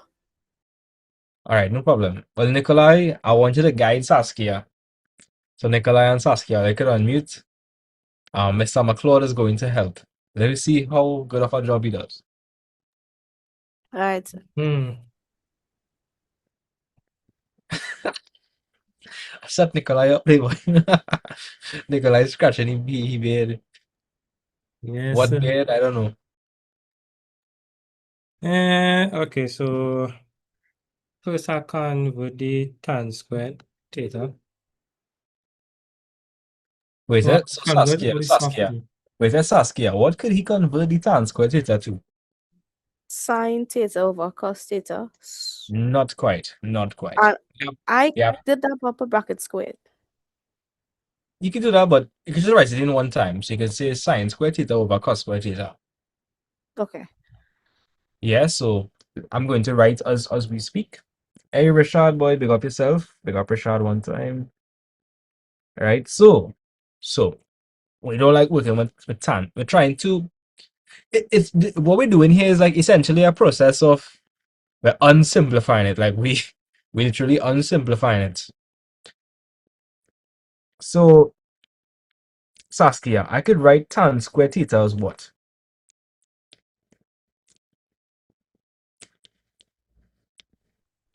Tell me, Saskia. 1 minus cos square theta. Nah, tan square theta, yeah, tan square theta, tan square theta. Oh, sine square theta over cos square theta. I was What do you watching my think? writing, oh, sorry. What do you think I should do next? Divide? Um, Right. yes, I suppose you could do that, but okay, so I'm gonna make sure we're on the same page, Saskia. So, what would you say in the next line? What would you say in the next line?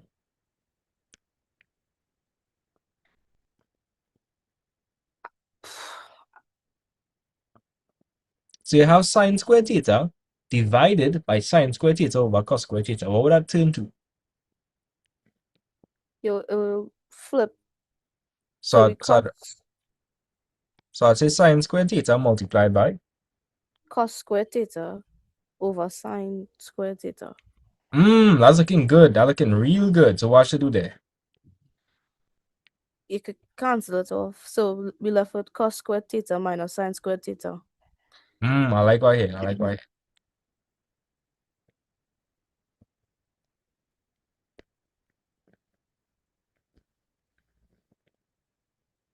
Now, for those of you guys that are eagle eye viewers, you realize that this is also cosine 2 theta. Anybody see that? So, well, no, actually, no. Anybody else see that? That is actually cosine 2 theta or not? Yeah, I saw that. Because they could ask it in the exam, they could be like, prove that this is equal to cosine 2 theta. And you could be staring at this for like the whole exam and don't know it's cosine 2 theta. Yeah. Saskia, we want the answer in terms of cosine theta though. So what do you think I should do here?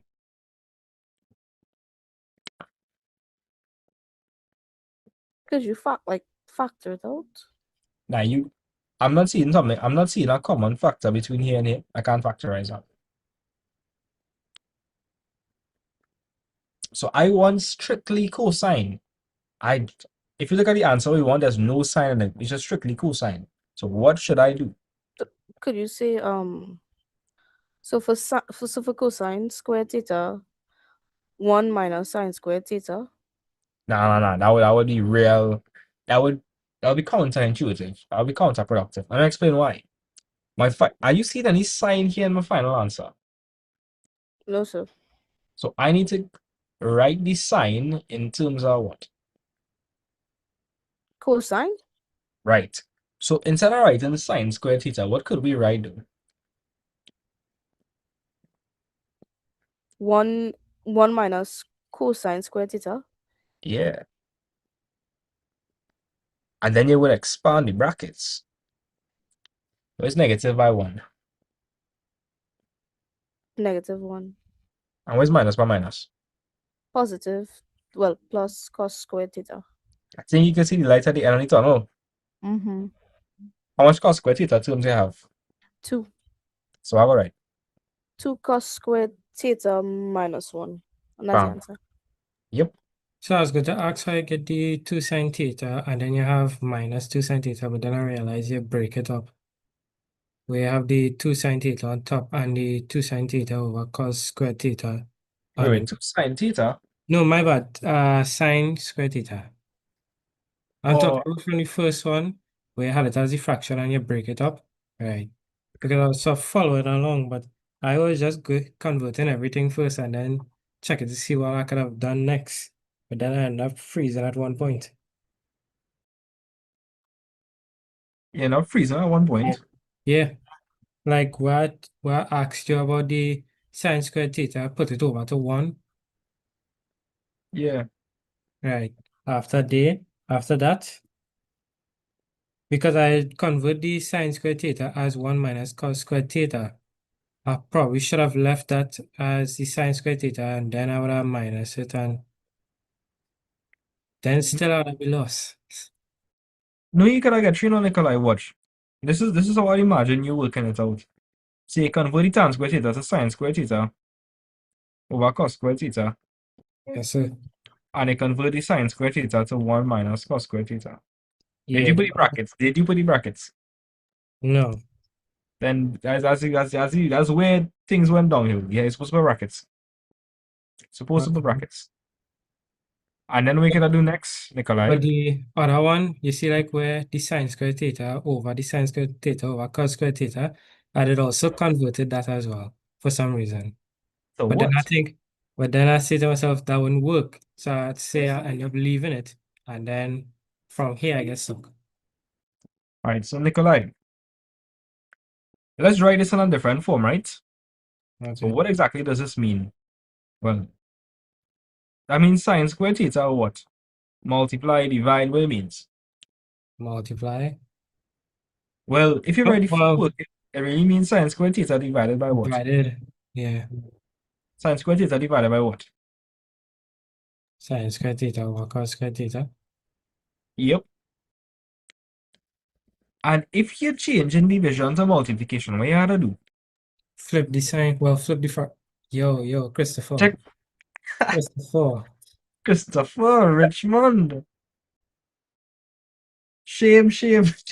No, like listen, right? One of my friends there used to 6'7". Say that again?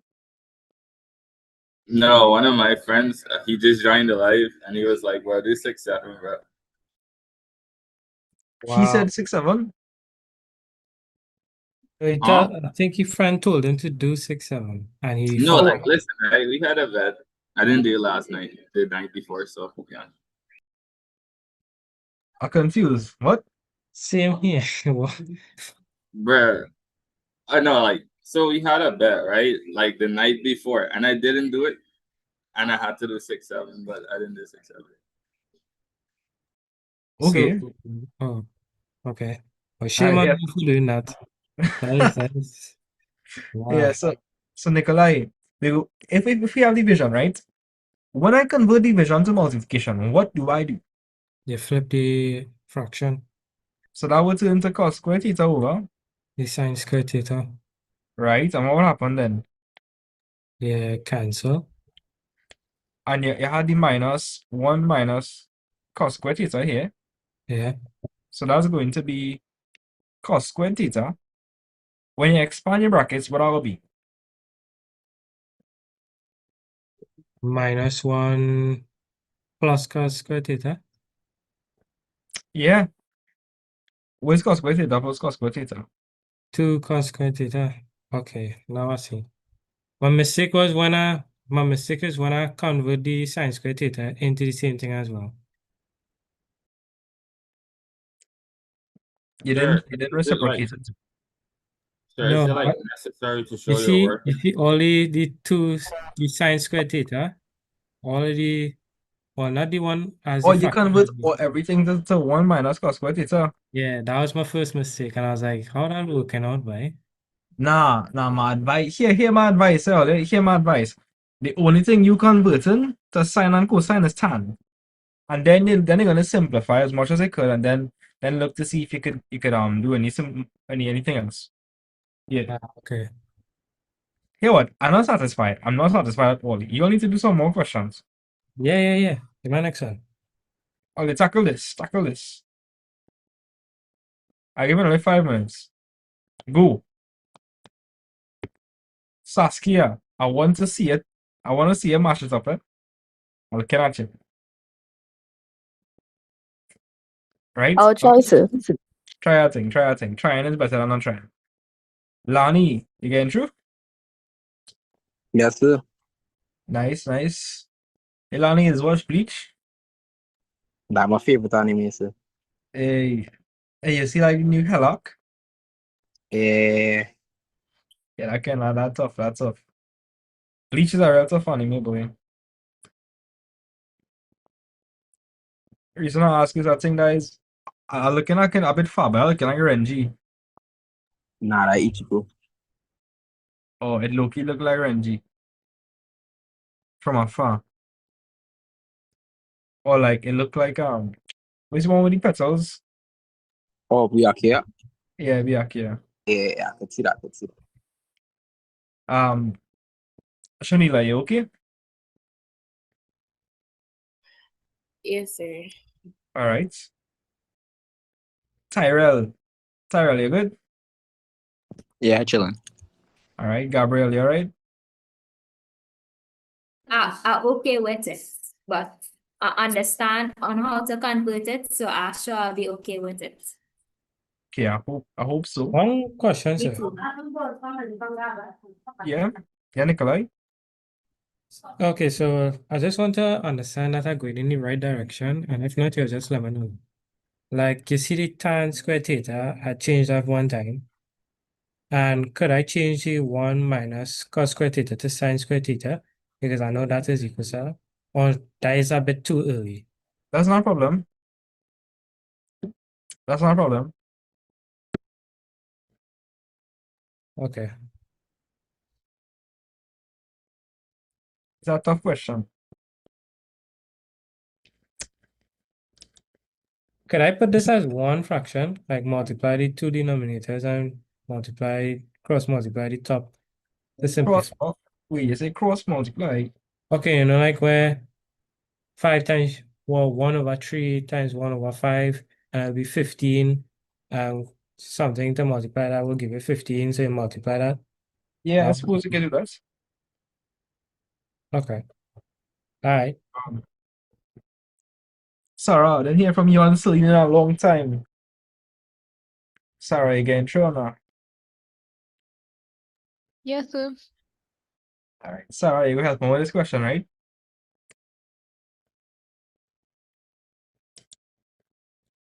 Think Sarah leave? Yeah, boy. As soon as I call back. No, she's still here, sir, but she just muted. Oh, look, she's still here. I thought she gone. Yes, sir. Celine, is Celine here? Oh, there's Celine here, but. Yes, sir. Alright, so Celine and Sarah, I'll give you that question. Sarah, you got to know this one, right? Amazing. Sensational. Wondrous. Celine has cracked me up, yes. One question, sir. I feel like answering a question, just answer one question. So could I change the cos square theta to 1 minus sine square theta? That would be Complicate complicated. things. Yeah. Yeah. Okay.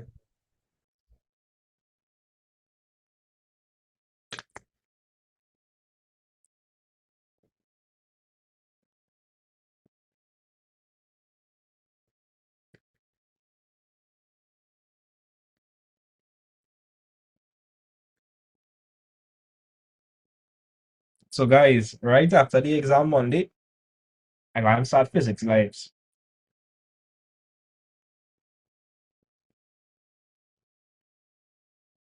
Three days before the test. Yep. It's better than nothing, right? Better than nothing. Every single day. Oh, the night before is 12 hours.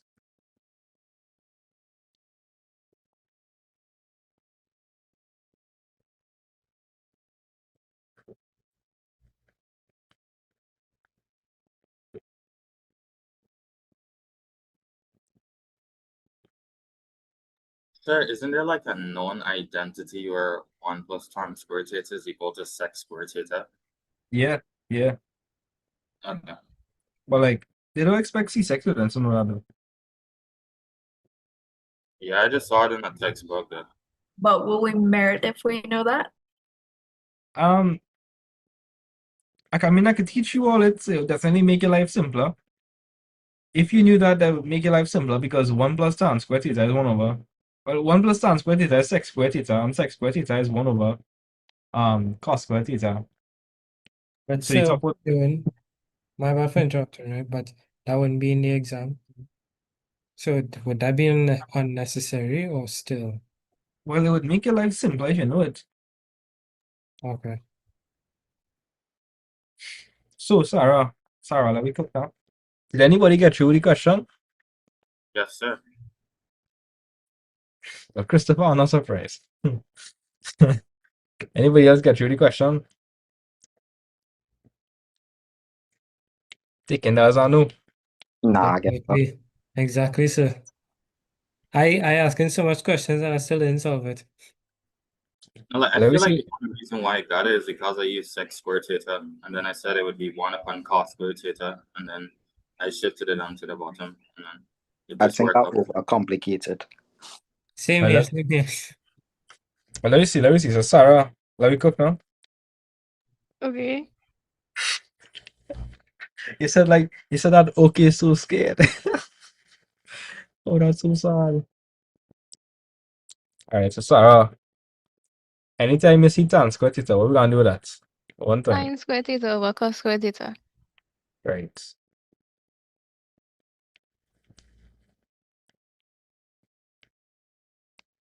And then in the denominator, you have 1 minus cos square theta, which I could replace for what?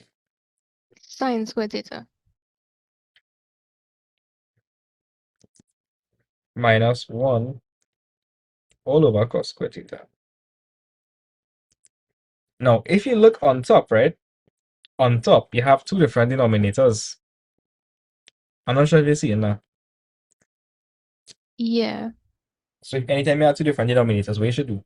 You find the LCM, which is cos square theta, and then you multiply the top. Right? So wait, let me show you that shortcut, right? Guys, over here we have 1 over 1. We have sine square theta over cos square theta. For them to have the same denominator, what denominator do you think I should have? Cos square theta. Cos square So, theta. Cos square theta. so all the hack we could do is I could just multiply the top and bottom by cos square theta instead of finding like the whole long LCM and whatnot.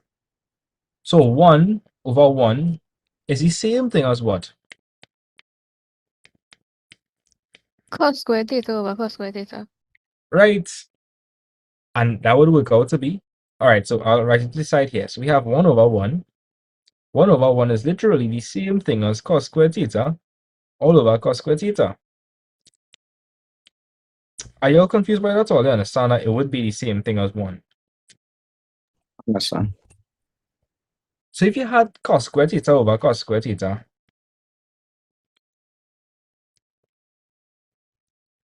plus sine square theta over cos square theta, what happened there?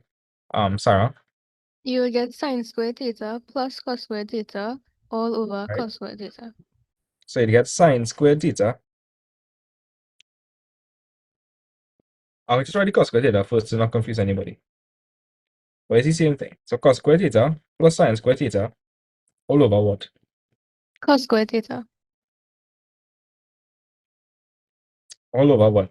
All over sine squared theta. So then you would multiply by the inverse. Right?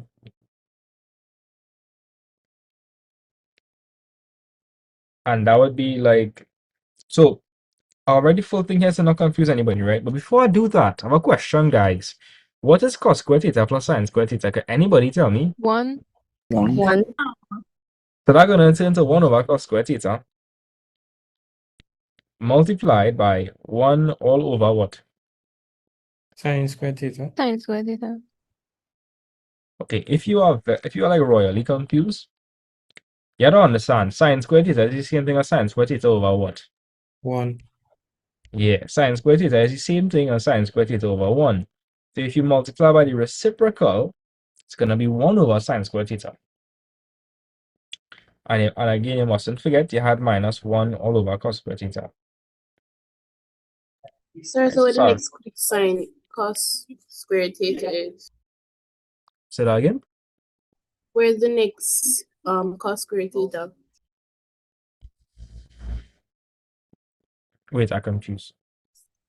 And because you said cos squared theta plus sine squared theta equal 1. Oh, Right, never right. mind. Never mind. Okay, no problem. Yeah, so Sarah, what's going to work out to be? You would combine them to be 1 over cos squared theta plus, no, cos squared theta, sine squared theta. And I have different denominators. So what would I have to do? Multiply them. Multiply them. Nah.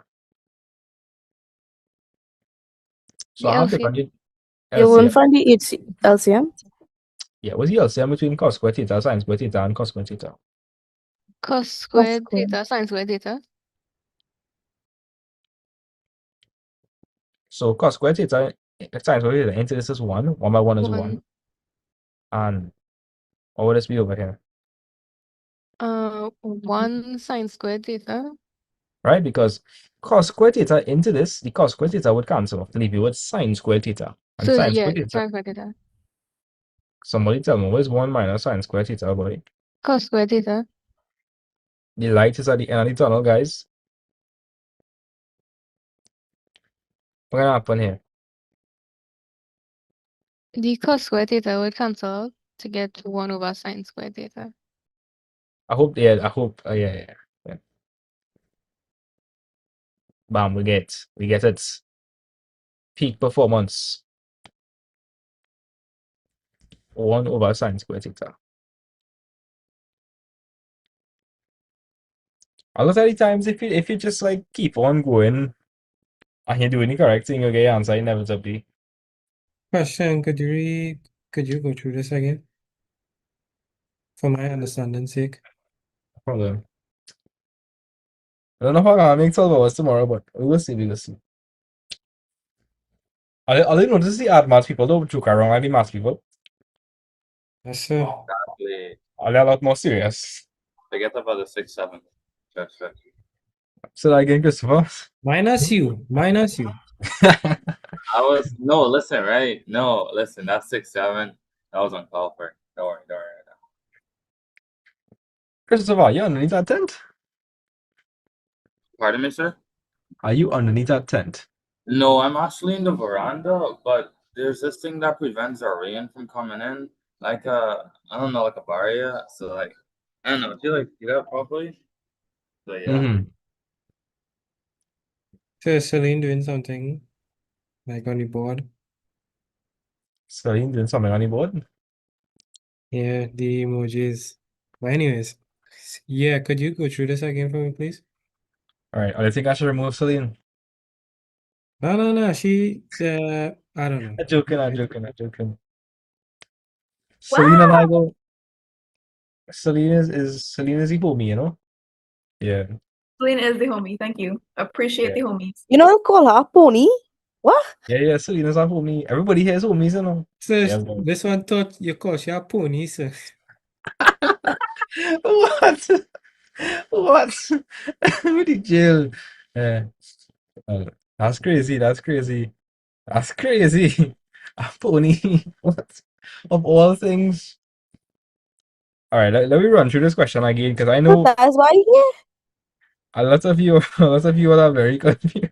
No, because I had somebody on our live who asks, "Sir, I have a question." I was like, "Why are you telling sir you have a best friend?"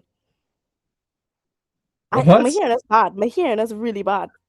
Somebody on our live was like, "Sir, I have a question." So I was like, "Why is she saying she have a best friend?" I was going to say, "Me too." I don't understand. Oh my days. All right, let me tackle this question again because there's mass hysteria, a lot of confusion. That means Yes, sir. Yeah, I'm not gonna lie. This one was a bit tricky for real. so, guys. Let me run through my advice, right? Let me run through my advice. Anytime you see tan theta, you have to convert that in terms of what? Science. Sine and cos. You have to convert it in terms of sine theta and cosine theta, right? Hey, big up Anna one time. Yeah, I big up Romano. Look, Romano. I'm gonna invite Romano. Invitation soon. Yeah. Um, and then another thing. Anytime you have different denominators, what you have to do? LCM. Guys, aren't we familiar with that LCM? Yes, sir. If you are dividing a fraction, what do? Reciprocal. Multiply the reciprocal of the fraction. You multiply the reciprocal. So here what? If you know these things, you have no excuse to get the question wrong. You just had to keep figuring it out. You just had to keep figuring it out.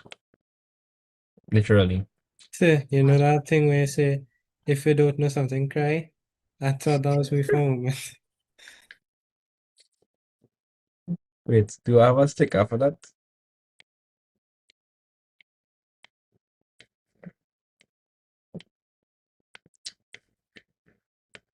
Do you love the way? Let me know. Do you? Yes, sir. Somebody sing the song. Celine, sing the song. Let me know. Do you know the way I do it? I love it, you better. It's actually mumble, but at the same time, you should really have the song. I'm mumble rapping. Yeah. Celine is up and coming female rapper, you know, next Nicki Minaj right there. Oh, Yeah, boy. Nicki Minaj. It had this song on TikTok. Coconut water. I don't know if you know about that song. we're Coconut, not that brain rotted. What's the language song? coconut water. Nah, see, nah, so those tabaco that song, see. Hey, I young, you know. I know about all the modern day brain rot. All right. I guess I'm old because I don't know all them things. Yeah, I suppose so. So, guys, using the advice we see in tan square theta, what we gonna come with that too? Sine squared theta over cos squared theta. Oh, good, good, good. If at any point I lose here, just tell me. Just tell me. Stop me one time. People, it had like 40 people in class. Anybody confused? Not so far. No, sir. Not Not so as far. yet. Not as yet. A little, but Yes, that's yes, yes. A little. Okay. not this part, but like a little. Okay. And then we have 1 minus cos square theta. What is 1 minus cos square theta? Sine squared theta. Sine squared theta. Is anybody confused? Nah. Nah. Then I have the minus 1 over cos square theta part. I can't really do anything with that one. I cannot really do anything with this one. So after this question, I'll pop pin in proof questions, and we will move on to another aspect of tricks, which is I wanna do arc length and area sector. Right? Oh, okay. So I live with me so far, right? Yes, sir. Yes. Yes, sir. Anytime you have a different numerator, anytime you have a different denominator, what you have to do? Different denominator, what you have to do? Find the Find the LCM. LCM. When you look at this, right, you have a bunch of things you're dealing with. The point is, do you have the same denominator here? No, sir. No. No, you don't. This is 1/1.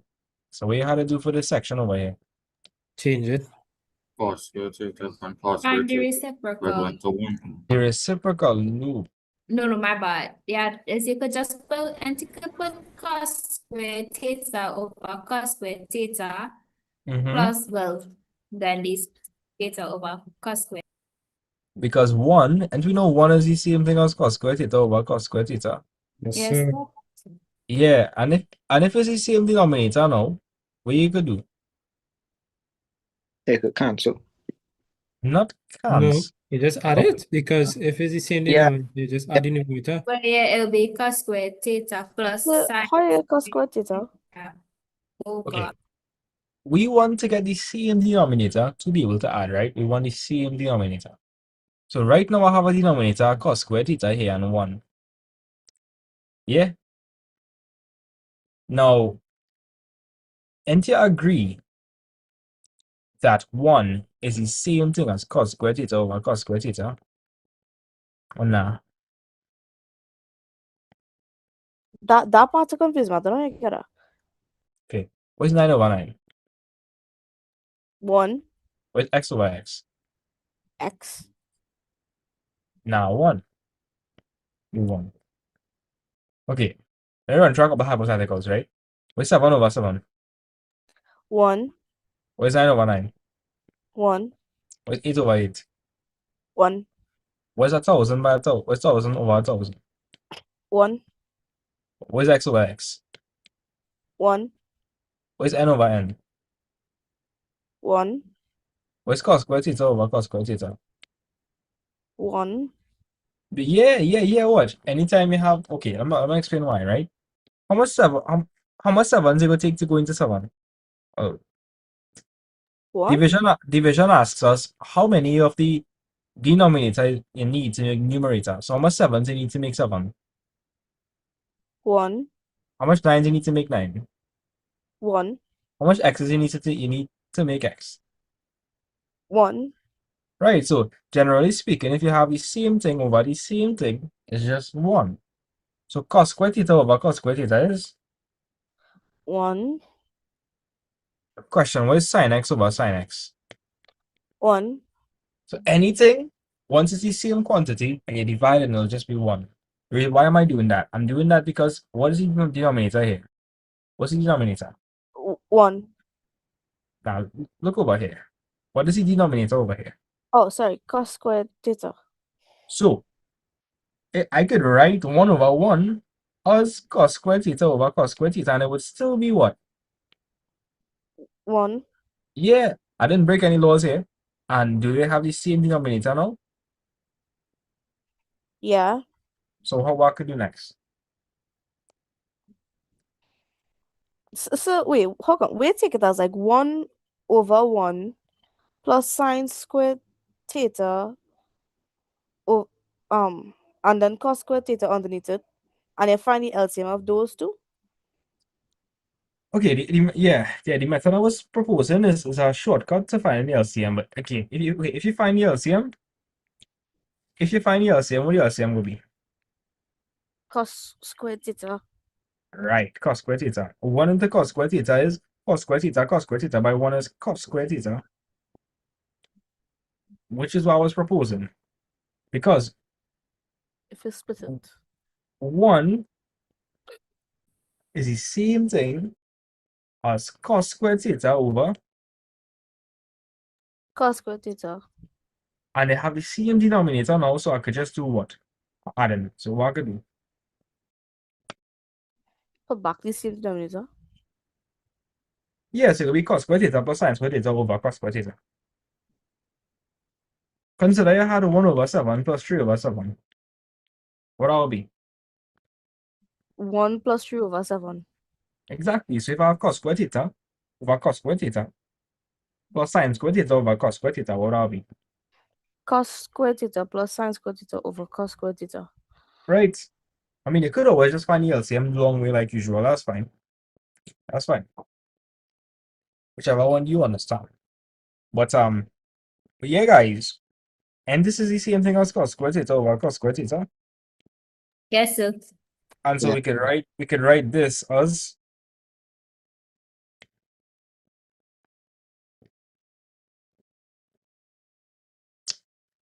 Nikolai. I see Mariana raise her hand. Mariana, talk to me. So I just wanna. This might sound dumb, right? It's just to clear something up. But like, if sine squared theta was to be in the denominator, would that then mean that the 1/1 would be sine squared theta over sine squared theta? Is That that wasn't a dumb question. That was a brilliant question because now like people could see, yeah, that's true. Yeah. so? Then the denominator essentially is what determines what the 1/1 would represent. Yeah. Okay. If I had tan here, then I could say tan x over tan x. Because for me to add fractions, I must have the same one. Denominator. Exactly. So did she mean the sine squared theta at the bottom, like the whole fraction, or she was talking about No, she was saying like, what if instead of cos squared theta here, you had sine squared theta? And I was saying, Oh. well, if that was the case, and instead of cos squared theta over cos squared theta, you'd say sine squared theta over sine squared theta.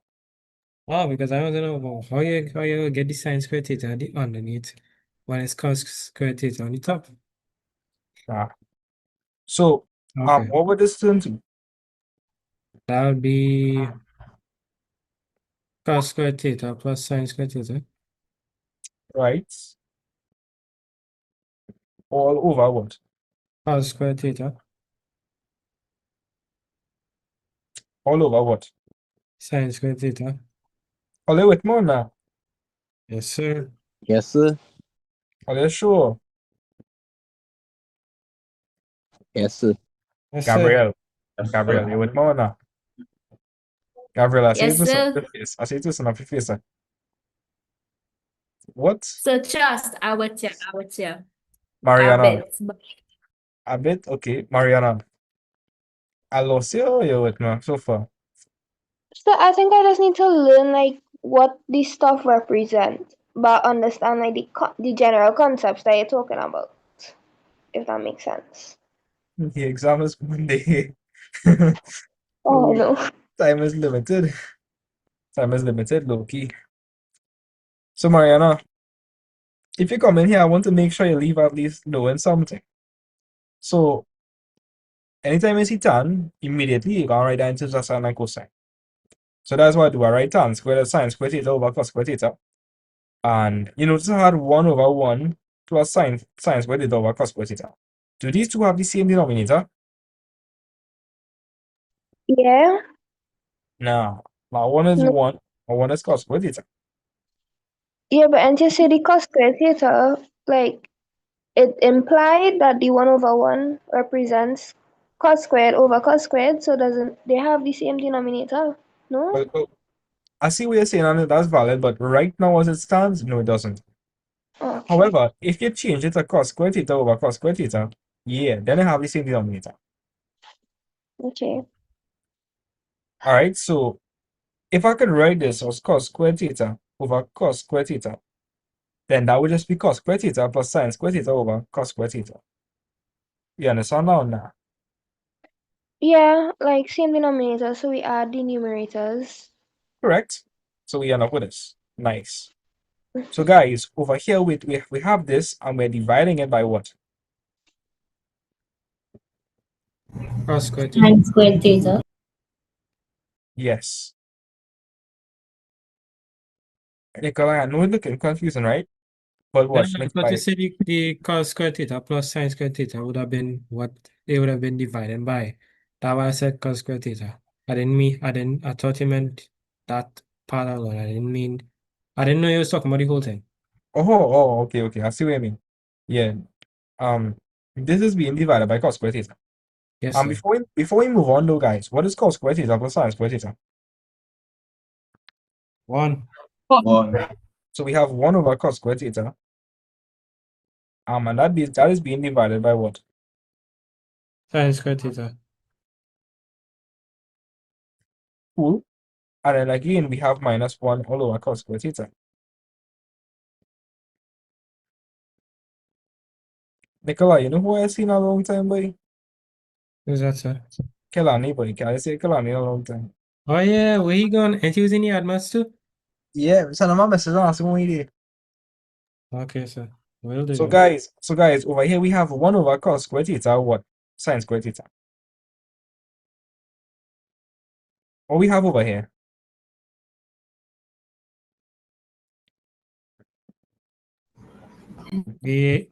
One over cos squared theta over sine squared theta.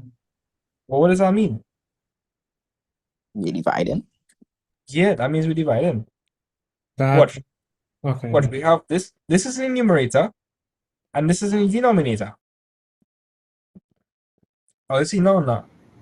Sir. Yes, sir. Yes, sir. So we have 1 over cos squared theta divided by what? Sine squared theta. Yeah. So Nikolai, what is that gonna turn to? When I change that to division, what that would turn to? Multiplication is the reciprocal. So I will say 1 over cos squared theta multiplied by what? 1 over sine squared theta. Good. Oh, you understand this, right? Like, okay, watch. This, I think you call it vinculum. I'm not sure. I think it's called. So you have the vinculum here, right? What is on top? We have on top, 1 over cos squared theta. right? So we have 1 over cos squared theta here. And in the bottom, you have sine squared theta. And what operation are you performing? Division. Right. So I say divide. And that division is going to turn into multiplication, and the sine squared theta is going to flip. So it's going to turn to 1 over sine squared theta. Are you understand or not? Yes, sir. Yeah.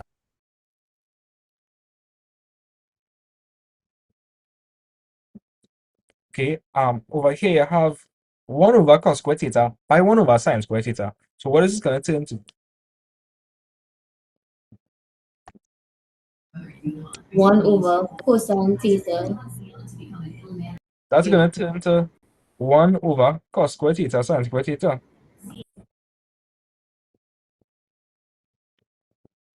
Watch, because 1 by 1 is 1. And cos squared theta by sine squared theta gives us this. Wait, I meant to say that, but my brain paused. That's okay. So again here, so Mariana, if you wanted to do this, you gotta do a shortcut, right? So Mariana, the denominator here is cos squared theta sine squared theta, right? Mm-hmm. What would I have to multiply top and bottom by here to get it to be this? Sine squared theta. Yeah. So if you wanted, guys, then to get a multiply both top and bottom by sine squared theta. I'm not sure if I'll see that, you know. But you could if you wanted. Instead of doing LCM, which is, this is the same process as LCM. What do you prefer, LCM or this? That's good. This? Okay. Let me explain it again, guys. In denominator here, we have cos squared theta sine squared theta. Over here, we have cos squared theta. What would I have to multiply by cos squared theta to make it look just like this? Sine squared Sine theta. squared theta. And if I do it in the denominator, I have to do it in the... Numerator. So just like that, I would figure out that it's going to be 1. And if you multiply 1 by sine squared theta, what I would turn to? Sine squared theta. And well, in the denominator, since I multiply this by sine squared theta, and both of them are now the same, so what's my denominator going to be? Cos squared theta sine squared theta. right? And what is 1 minus sine squared theta? Cos squared theta. Squared theta. What gonna happen? Cos squared theta would cancel and become 1 on the numerator. Yeah. I get my answer just like that. Wow. I feel like this trick, bro. Get we brains it's in a bit. Yes, sir. So I feel like I understand Banya your question to make sure. You have a question? That Oh, they want one more question? Oh, Oh, they Yeah, want no, what I agree. sector and area. Like length, arc length, something. Let me know. Yeah, there you go. Yeah, like, I mean, why not? So I wanna wait. Let me get a vote. Who wanna do one more trick per question by itself? Mister. Me. Me too. Me Okay. too, me too. Uh, Me too. Who want to move on to arc length and area sector?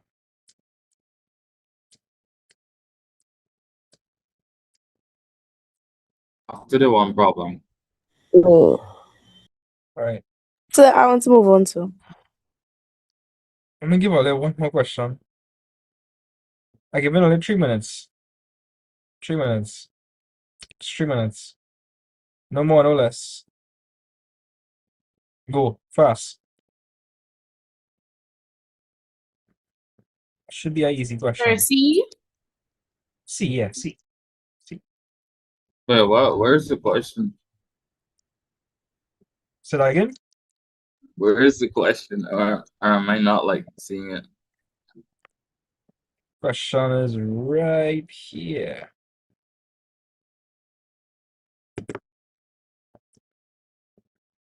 Three minutes, 3 minutes, 3 minutes. 3 minutes, guys. 3 minutes. Tackle it fast. Fast, fast, fast. Speed.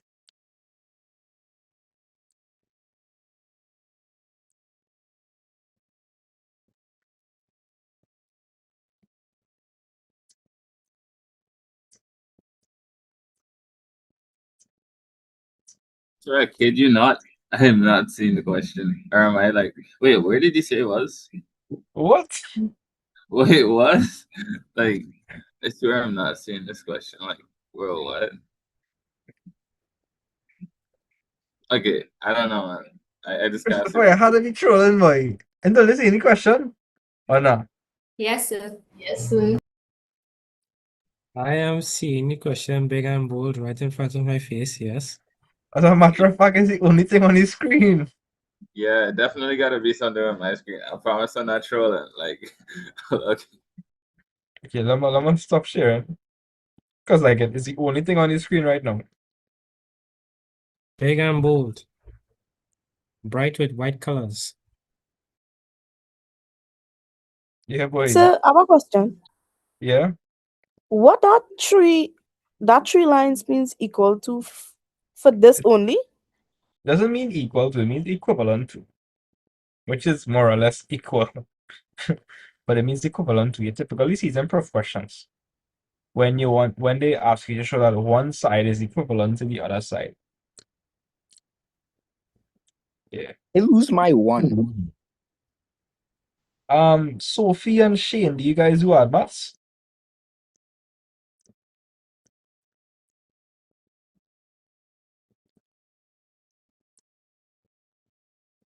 Yeah?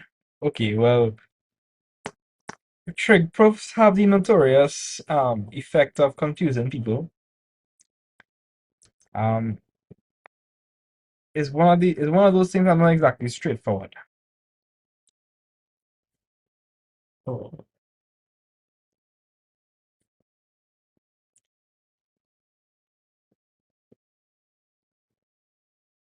Oh. I yawning. Why? Am I yawning? It's crazy. Time is up. I can't correct it. Anybody get through? Did anybody get through? I get the 1 over cos theta. Really? Didn't get the 1. Yes, sir, I get it. Sure. All right. Bet. Let me do the question there. Let me tackle this fast. Yes, I sir. given myself 3 minutes to explain this question to you guys. I give you all 3 minutes to do it. I gotta explain it in 3 minutes. Sound like a plan. Okay. So when we finish with this, then can I just take a picture of the first question that we did, while the second Sure. one we finish? Sure, no problem. Alright, so boom. I see in tan theta. Immediately we're gonna convert tan theta to sine theta over cos theta. Right? So sine theta over cos theta.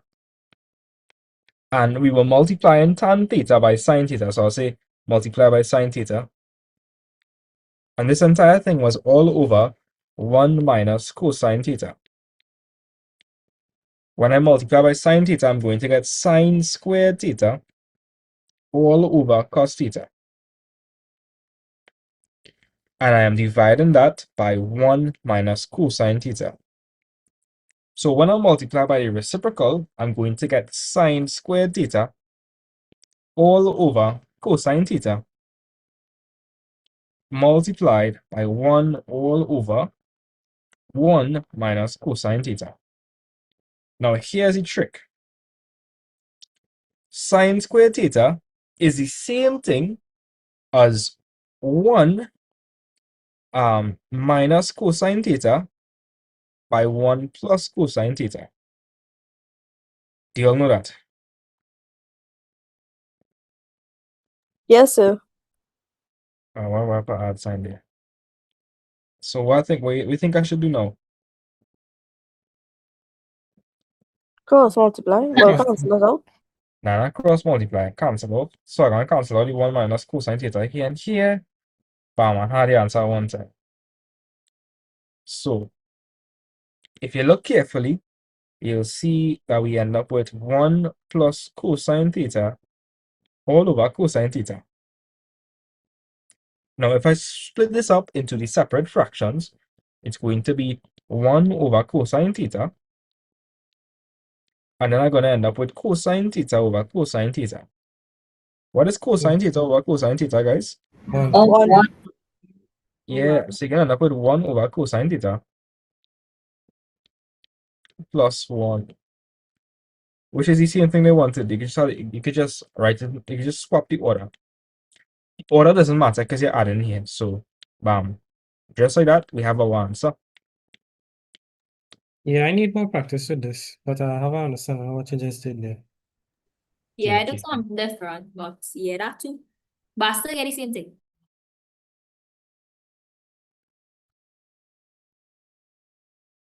Hey, where are you running for? I had to give me energy, you know. I had to give me some energy. Yes, sir. Sir, there you go, there you go. And we All done right, did all right. you did this less than 3 minutes, sir. Because I think I see the timer you put yourself on. Yeah. Most of these questions could be done in less than 3 minutes, to be honest. Most of these Might take me questions. more. 4 whole marks. Question. Guys, do you all think Celine is from Trinidad or do you think she's from America? I'm not answering that. Man, I feel like that's your question, you know, Trinidad. Neither. Celine, continue talking. How did they a partner? Neither. Is that like American enough? Maybe from Netherlands. I would want to say from Trinidad because I mean she understanding what we're saying. So No, yeah, she probably like mixed with like Understanding, no, they have something to do with it. I'm from the soul country of Trinidad. What was that? Somebody said Nita, so like she not Yeah, like yeah, that was me. we don't come from America here. Well, somebody said Nita, like you're not living anywhere then. so she from outer space? What? Apparently. So she was from a different country from neither one. National Space Station is where I was born. Nah, she from the back room, sir. She come out. All right. So, guys, when we are dealing I should know this from circle theorem, guys. So what exactly is a sector? Somebody remind me. Like part of the circle. No, it's a piece of The circle word That's bounded by fraction of the 2 circle. radii. A fraction. Is a part of the circle bounded by 2 radii and an arc. arc. Right. Now in Admax, what we do is we measure the angle in radians. So let me explain something, right? So the arc length L, and we're going to call this theta. So the arc length is equal to r theta. Now let me explain something. Let me cook, right? Let me cook. Imagine you were to draw a semicircle, right? Stay with me, guys. So the formula you see in here is the arc length is equal to r theta, right? Where r is the radius and theta is the angle in radians. So here what I'm saying, guys. Here what I'm saying, right? So L is equal to r theta. So like,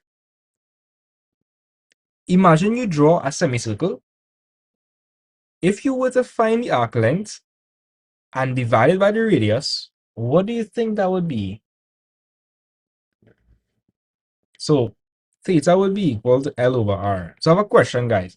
Imagine you were to construct a semicircle and you measure this with a thread, so that's the arc length, and you divide that by the radius. What do you think that would be?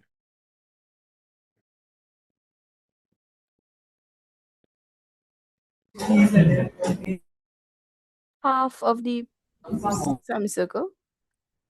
Well, it'd actually be 3.1. It'd be pi. It'd be pi. Yeah, I It'd was be saying pi. 3.1. That's all. That's the guys. That's how they get pi. Pi is like a. Pi is Pi is Is a that property real? of a circle. It's a property of a circle. Yeah, pi is a property of a circle. So if here what I'm saying, right, guys, if you were to construct a semicircle and you measure this length of that thread, and then you measure the radius, and you divide, and you see this, take this, and you divide it by this, you're gonna get 3.14 whatever. And that would be equal to theta. So we say that theta is equal to pi in this instance. So this would be pi. Now we also know that this is how much degrees? How much degrees is that? 180. 180 degrees. So that is why we just say that 180 degrees is pi. So we think 2 pi would be 360. 360. right. So that's why in the formula for circumference you will see 2 pi r. Because remember, length is equal to r theta. And for a full circle, what is the angle? 360. Which is 2 pi. So L would be equal to 2 pi r. You know what? Which is the formula for circumference? Because in that instance, we'll be calculating the full length around the circle, which is the circumference. Yeah. So like that formula you've been using your whole life, C is equal to 2 pi r, is literally just L is equal to r theta. But you're using it, but like to use our formula, you're saying that the angle is what? What's the angle? But if this is pi, then our full circle would be what? 2 pi. 2 2 pi. pi. So then it would be L is equal to R by 2 pi. So the length would be 2 pi R. But since it's for the full circle, that would really be circumference. So circumference is 2 pi R. So that's why, that's where the formula came from. That's the formula we've been using. C is equal to 2 pi R. But now you know why. Now you know where it comes from. Alright, so pi is a property of a circle. Again, if you don't believe me, make a circle, right? Make a circle for yourself. Measure this length with a ruler. Then measure this length and divide it. Trust me, you're going to get 3.1 something, which is pi. So pi represents a half a circle. So we say pi is 180 degrees. That's what we just say. And a full circle would be 2 pi, which is 360 degrees. Yeah. I went in the flow state just now. Sorry about that. So what I'm saying, guys, is that the arc length is equal to the radius by theta. And the angle must be in what?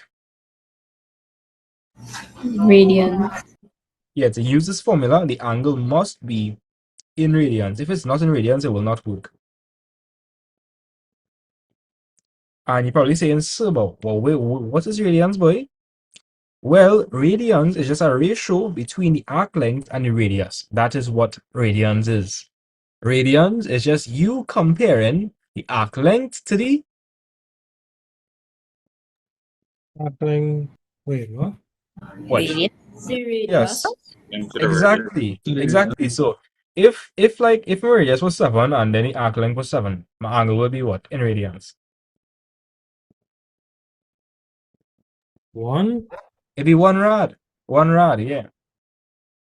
So Okay. arc length is equal to radius by theta, and the angle is in radians.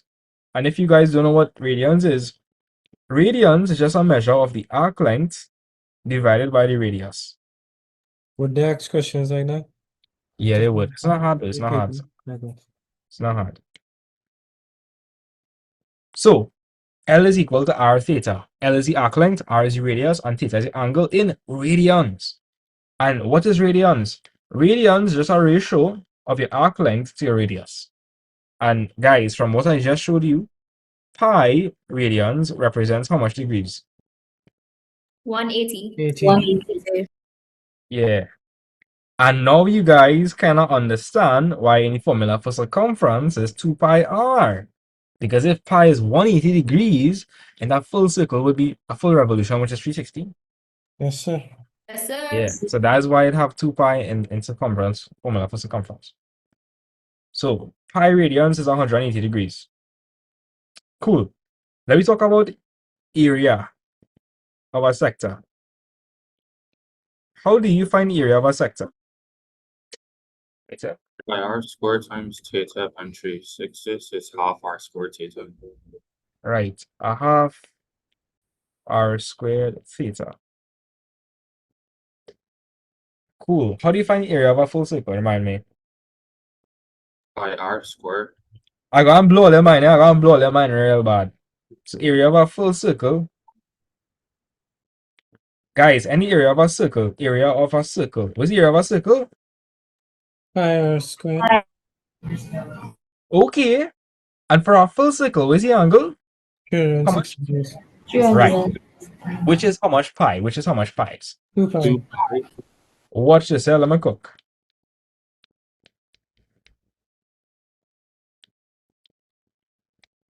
Whoa. Oh, okay.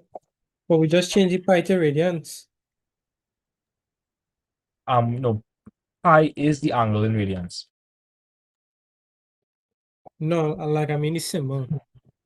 Because I know the radians was the pi. Yeah, so theta is the angle, right? Theta is the angle in radians. Okay. And for a circle, how much? What is the angles in us? Okay. Pi represents 180 degrees. So for a full circle is how much radians? 2 pi radians. 2 pi radians. Okay. 360. So if you replace theta with 2 pi radians, what can happen? The half, the 22 will cancel. And you're gonna put pi r squared, which is the area for a Circle. full circle. Yeah, the more you know, the more you know. Yeah. I wish I had time to teach all this in depth. But just I just give it all there. I'll tip like a bunch of like cool facts, you know what I mean? Alright, so L is equal to r theta and area of a sector is a half r squared theta. Let me tackle some questions one time. Okay. Are you have any years in particular they want to look at? Go back to 2018. Which one you say was the hardest? 2019. 2017. It was 2019. He said was the hardest. 2019? Yeah, we do that. Oh, 2017 was kind of tough. We do that too. Let me tackle this now. To be honest, guys, I find most of these questions simple. Like the only question I would tell you guys when I say a hard question. We'll do 2016. 2016, we can do that just now. Uh, Let me How tackle about this we do question. 2026?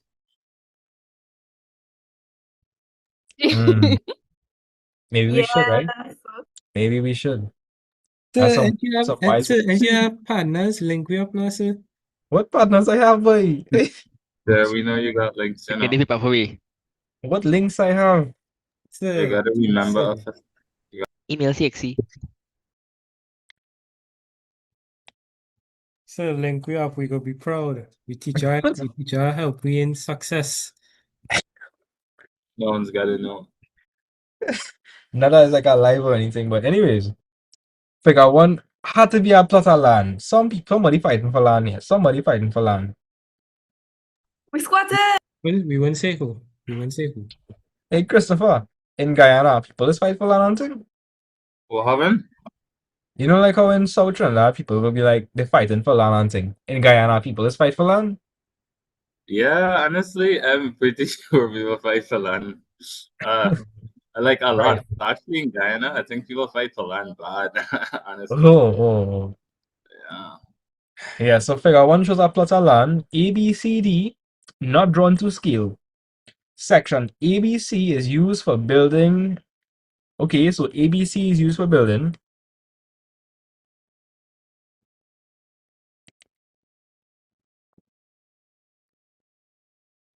And the other region is used for what? Common.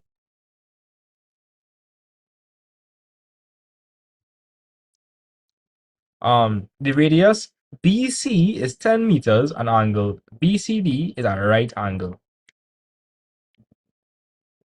Cool. It's a nice question. So let me ask you a question, right?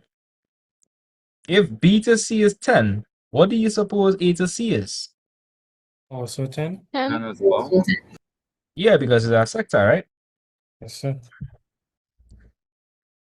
They said if the building space is 50 pi over 3 meters squared, calculate angle ACB in radians.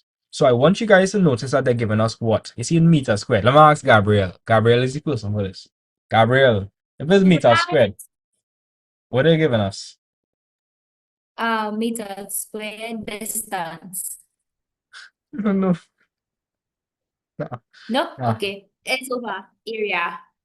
Area, yes. Yes. Big up yourself. Fuck it. No, we get to this. We get in there. Yeah, we get in there. So this is area all there. Anytime they give you a piece of Right. information, you need to formulate an equation to solve. So what was the formula for area of a sector again? Theta. Right, so area of a sector is a half r squared theta. Oh, it's a half. Okay.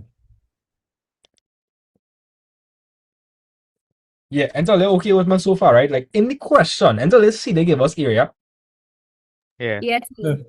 If they give me area, I immediately thinking, okay, maybe I had to form my equation. So I recall, where's the formula for area of a sector? It's a half r squared theta. Cool. So here what? Do I know what the area of the sector is? Yes, sir. That the building space is 50 pi and 3, so the area is given. 50 pi over 3. Another question, do I know what the radius is? Yes, 10 meters. Radius is 10. Do I know what theta is? No. Yes. Nah, I'm trying to find for that. So let me tackle that now. Let's handle that. So we have 50 pi over 3. Then we have 10 squared. What's half a 10 squared? What's half a 10 squared, guys? 50. And I'm trying to find for theta, so I would have to do what? Make Okay, it only 50. I It'll be like minus. Would it be like 50 pi over 3 minus 50? You divide on both sides. The 50 is Then multiplied should by divide. 55. Should be 1 upon 50. Nikolai, let me take with time. So Nikolai, over here you have first of all, what operation is that, Nikolai? Like multiplication, addition, what is that? Multiplication, right? So when you're doing the opposite, what you gotta do? Divide. Exactly. So I'm gonna divide both sides by 50. Alright, and we should know that dividing by 50 is the same thing as dividing by 50 is the same thing as Multiplying by 50. Multiplying by 1 over 50. yeah, multiplying by 1 over 50. So we have 50 pi over 3 here, multiplied by 1 over 50. And that would be equal to theta. The theta is equal to what, chat? That's it. Pi. So it's just pi and 3. That'll be pi over 3. which is a third pi, correct? And that angle will be in radians, sigma per rad. Let me run it back again, right? Dividing by 50 is the same thing as multiplying by what? 1 over 50. 1 over 50. Good. And so that is 50 pi over 3 multiplied by 1 over 50. The 50s are going to cancel off to leave us with pi over 3. So your angle is pi over 3 rad. Again, when you're using these formulas, you have to work strictly in Radians. good, Radians. strictly in radians, strictly in radians, strictly in radians, right? Strictly in radians. All right. So And if you would like, it be if you just put 50 over the 50, like the 50 over 3 and then over 52 and punch that in your calculator and you will still get the 1/3 pi? Will be yeah, pi over 3? yeah, you will get. You gotta be careful though. Watch. Gotta be careful. Watch. So 50 pi over 3 divided by 50. Yeah. Sir, is it necessary to leave your answer in fractional form? Can you like just do it in decimal by doing shift menu, set up 2 angle units, and then go to Like, radian? Christopher, leave your answer in radians form. Leave your answer in radian form. Okay, sir. Because for these formulas to work, these formulas must be in radians. So Must I be have in a radians. question. Yes, Saskia? With the radians, right? I would have to do anything with our calculator at any point in time. Here what? The only time it matters is when you're plugging something that is in radians into a trig function. Let me explain. Right? So say for instance, I had to put sine pi, where pi is in radians. What mode will the calculator have to be on? Radians. Radians. Right. Versus if I had to put in sine 180 degrees, what mode my calculator would have to be in? Degrees. I hope you All right. understand. And That's it. degrees will get as 3.14 ends. So again? Within degrees, plug pi as 3.14 and radians, so put it as 180 ends. No? Okay. Nah, radians is pi. Degrees is 180. Because remember this. Pi radians is equal to how much degrees? 180. 180. Right. Because, and I'll say it again, Ollie, listen to me. I dare any of you guys, I dare any of you all, do this to me. Like, if you're curious. Here what I want you to do, right? I want Ollie to make a perfect semicircle. Make a perfect semicircle from right. Make a perfect semicircle. Do that, man. Make a perfect semicircle, measure this length. And then I want you to measure this length. I want you to divide that and see, you will get pi, you'll get 3.141, etc. And that, my friends, would correspond to 180 degrees. So that's why we say pi radians is 180 degrees, because if you take this and you divide it by this, you're going to get 3.14, etc. And that would be pi. So pi radians is 180 degrees, because that's what it represents. So if you plug in something if you're dealing with a trig function and you're working with radians, your calculator has to be in radians. If you plug in degrees into a trig function, put your calculator in degrees. Saskia, that's the answer. A question on that. Yes, sir. But our next question. How you putting the calculator into radians? You want sharp or Casio? Casio, of course. Okay, good. The same one as me or different one? Mine doesn't have you see it have like CAL, the cal and the self there. Oh, I don't have that one. So you have like, which one is that again, bro? Which sharp you have? Which Casio you have? don't know what to tell you. So that again? I don't know what to tell it. Look for the code. Like you see a code about So like FX300ES that. oh yeah, that one. That one that doesn't have that. But that's fine. Okay, We can do is you can press shift menu. And I think when you press it on your calculator, you should like see the option, like Yeah. you should see DEG, RAD. Mm-hmm. You see that one now? Yeah, I see it. Yeah. It could be a bit different from me. So when you press shift menu, you should see like DEG, RAD. Just press the number corresponding to which one you want to use. Oh, okay. Okay, sir. Thanks. You sure you understand that? Don't be ashamed to say you don't understand it. You know? Don't be ashamed. Yeah, I get. Okay, okay. Mhm. All right. All right. Cool. There, that was what I was talking about earlier. Like, you see how you have it as pi upon 3, right? I would keep it in radians, right? But not put it as a fractional. So I was gonna do shift menu, set up 2 angle unit, 2 radian, and then I would just put it as decimal, but it is in radians. So yeah. No, they want to see it like this. They want to see like this. Oh, like as like perfect form, like as it is given exact form. Yeah. Okay, that makes sense. Okay. So we're supposed to do with the semicircle thingy.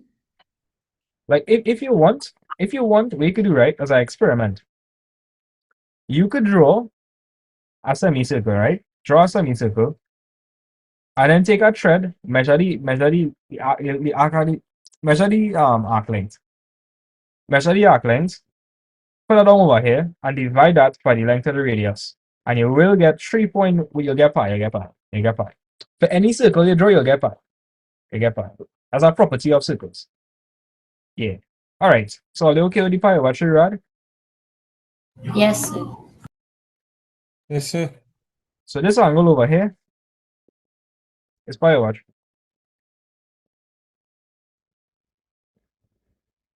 Cool. Let me look at your other question. Working in radians, calculate the area used for farming. So they want me to work in radians. That's what they want me to do, work in radians.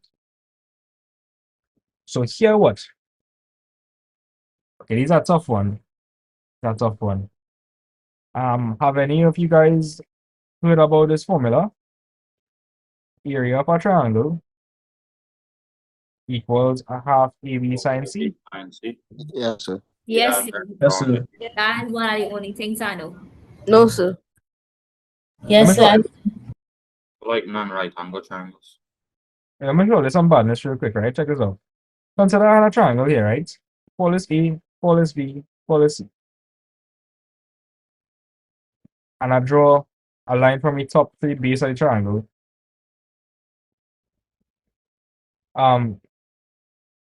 Let's just say, okay, and everybody here knows that the formula for area of a triangle is a half base by height.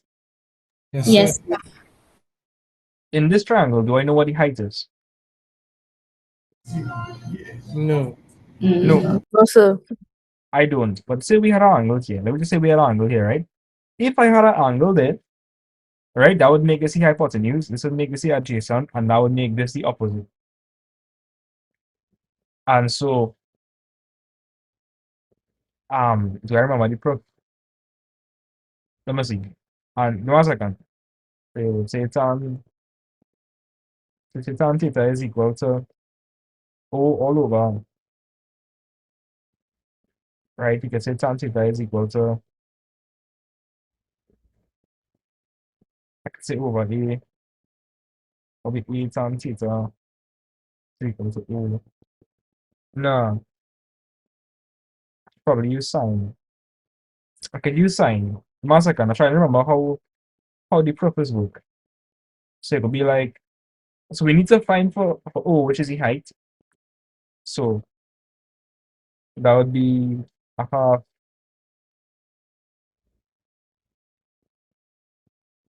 Actually, if you want to do the proof, you'd have to find the base and you'd have to find the height. So you gotta do 2 sets of trig ratios. I don't think I should show you that one should I know because I'll take up some time. But effectively, the proof for this is really similar to this. The proof for this is essentially similar to this. Yeah. I'll try to locate the proof and show you guys, but effectively, if you want to find the area of a triangle, it's this formula over here. But I'm pretty sure everybody here would be familiar with a half base by height. I'm sure Yes. you're with that one. But this formula is the same kind of thing. Now, when would you use this formula? Well, you would use this formula anytime you don't have the height, and you would use it anytime you have an included angle. Do you guys remember what an included angle is or not? Yes, sir. Yes, An sir. angle between two known sides. Correct. So if I have A here, I have B here, and I have C here, this would be common A, this would be common B, this would be common C. Let's just say for a second that this was the included angle. Then if I wanted to find the area for that triangle, the area would be a half A by B sine C. So again, consider you had a triangle, and if you have an included angle, according to what I drew over here, where is the quote unquote included angle? Just from what I drew here. At C. A, B, and A. Is that C, right? Is that C? Oh, So then my formula would be a half AB sine C. yes, sir. So here what, right? We use this formula anytime we don't have the height, the perpendicular height. Are you guys seeing the perpendicular height over here? No, sir. No. So here what? This is going to be a bit tricky. But stay with me. We know that the angle here is pi over 3. We know the full thing is 90. Is it possible for me to find this angle over here? Yes, sir. Yes. But let's say 90 from the pi over 3 radians. You see, that's a mistake students make. I can't do that, you know. I Because would it need to gives you convert I would need to convert a 90 to what? into radians. Yeah, so 90 degrees in radians would be what?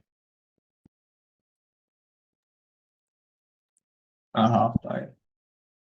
Pi on 2. Yeah, a half pi. Because remind me, guys, what does pi represent again? How much degrees? Pi represents how much degrees? 360. 180 degrees. Oh, 180, my bad. Yeah. Pi is 360. Okay. So if pi is 180 degrees and 180 degrees over 2 is 90. 90. So how would I find for this angle over here? That's the question. How would I do that? Well, Same I talked about? say that, Nikolai? The same method I talked about? Yeah. So I would just say Can you minus? yeah, I would just minus. I would just say pi over 2 minus 1. Pi over 3. Pi over 3. Good, because the full angle is pi over 2, you know. The full angle is pi over 2. And this piece is pi over 3. So in the calculators, put pi over 2 minus pi over 3. Let me know what you get.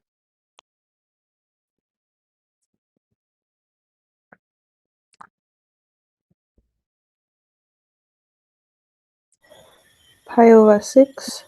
I got pi over 6, sir. 5 or 6. And let's see if that makes sense. So guys, pi over 3, that's 180 over 3. Isn't that 60 degrees? Yes, sir. And if this full thing is 90 degrees, where's 60, where's 60 from 90? 30. So this would be 30 degrees. And guys, what is 180 over 6? 30. 30 degrees. So it makes sense, right? So here what I'm saying, guys, here what I'm saying. They want us to find the area used for farming, which is this triangle over here. Now, if I want to figure out that area, I would need to have an included angle. As it stands right now, do I have an included angle? No, sir. No, sir. No, I don't. I do not have an included angle. Could I possibly find an included angle? Well, Yes. wait, question is, could I possibly find for another length to make it an included angle? Yes. I think so. Using. Wait, sir, don't you not know the 2 lengths? What you're suggesting is, wait, you're thinking that this is 10? No. Yes, No, sir. I said that. No. Nah, that would not be 10. Remember, this is the No. sector over here. This is the sector. For a sector, both will be bounded by 2 radii. And you know, both the radii will share the same length, but you can't make that assumption over here. Is this a radii? Cosine and tangent. Using sine, cosine, and tan. Yeah. You'd have to use sine, cosine, and tangent. So here we're saying, guys, as it stands right now, we do not have an included angle. What length would I need to find for to make it an included angle?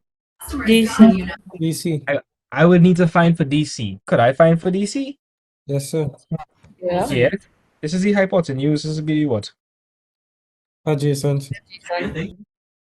Good. We have the hypotenuse, so I could underline that.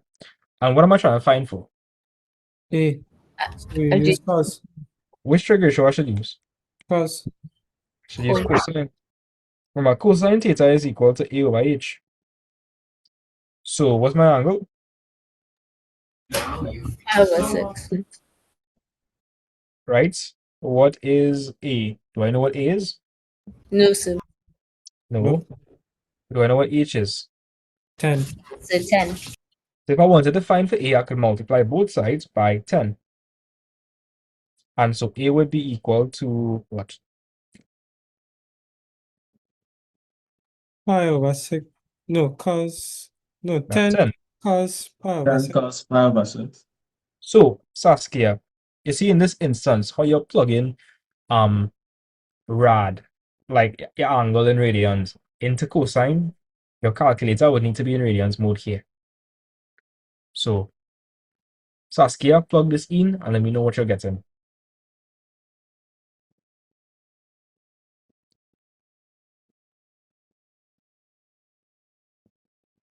I get a 5√3, which is 8.66. Anybody else getting 5√3 or not? Yes, sir. I get 5/3. Saskia, just verify that again now, please. Say that again. They say they get 5 over what? No, 5√3. No, Yeah, that's what I get. You sure? Mm-hmm. In Admax, we use the exact units, eh? So 5√3. So here what? If that is the case, then we know that A is 5√3 meters. So do we have an included angle now? Yes, sir. What's the included angle? The pi over 6. Pi over 6. Times 10. 5/6. So here we can say, right? So the area in this instance would just be a half. My two adjacent sides, like right next to the angle, are what? What are my sides right next to the angle? 10 and 5√3. So I'll say a half of 10 by 5√3. And what is my included angle? Sine pi over 6. So plug that into your calculator and let me know what you're getting for the area. Let me check something. So is it the same radians we're working with? Yes.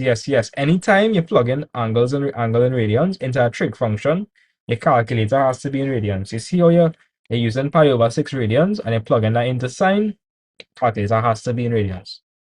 So I got 25√3 over 2. Anybody else get that? Yes, sir. Yeah. Yes, sir. Let me verify that. So half of 10 is 5, so I'll be 25√3.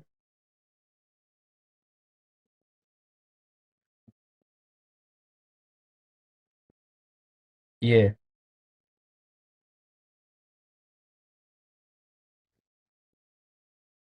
So write the exact answer and then you could write the answer to 2 decimal places. Yes, What would the sir. answer be to 2 decimal places? 21.66. 21.65. Well, 65, my bad. Not 66, 65.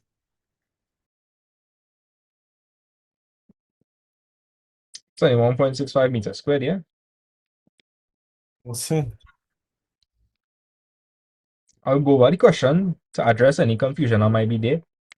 Because I understand some people might be confused.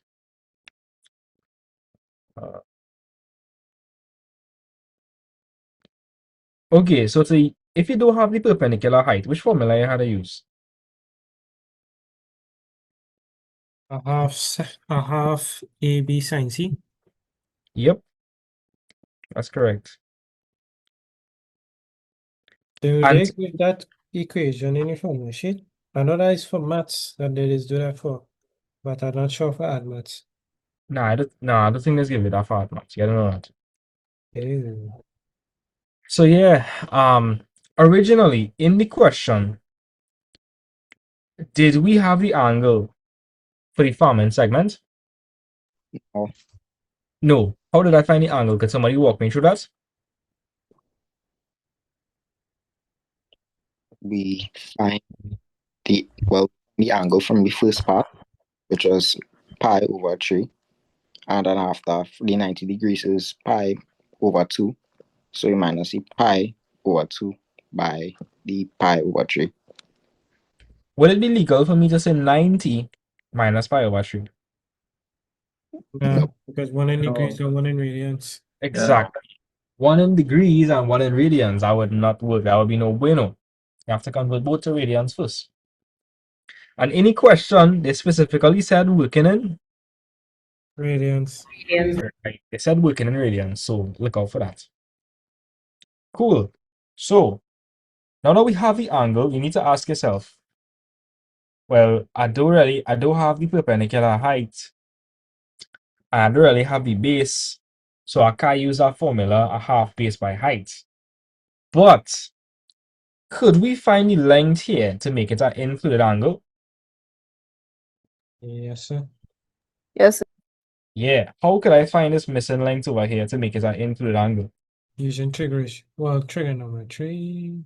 Yeah, using trig ratios. Right? Yeah. Using trig ratios. So the angle is here, so that would make this the hypotenuse. That would make this the adjacent, and that would make this the opposite. So I have the hypotenuse. I'm trying to find the adjacent. So which trig ratio would I use? Cos. I would use cosine. And that working would look a little something like this. So you're going to put a over 10. We are trying to find for a. So I'll multiply both sides by 10. And so a is going to be 5 root 3. So that now completes our diagram. So now we have an included angle because I have the length here and I have the length here, which makes pi over 6 an included angle. So now I could use the formula that says a half product of the adjacent sides. So the sides that are sandwiching my angle are 10 and 5 root 3. So I'll say a half by 10 by 5 root 3 sine the included angle, which is pi over 6. Yeah. Gabrielle, what are you doing it? It have like a little piece of skin on my nail, like to the side. Yeah. I can't bite it off. That It gonna wasn't paying, clean. it Oh, wasn't yeah. paying attention. Hey. I was trust though. I can multitask. All I right. could. So guys, that's it for this question. Somebody was saying they wanted me to do which question? 2016. 26, I think. Yeah, Yeah. 2016. Okay, no problem. Where's lights work, guys? Wow. Who wanna do the question, man?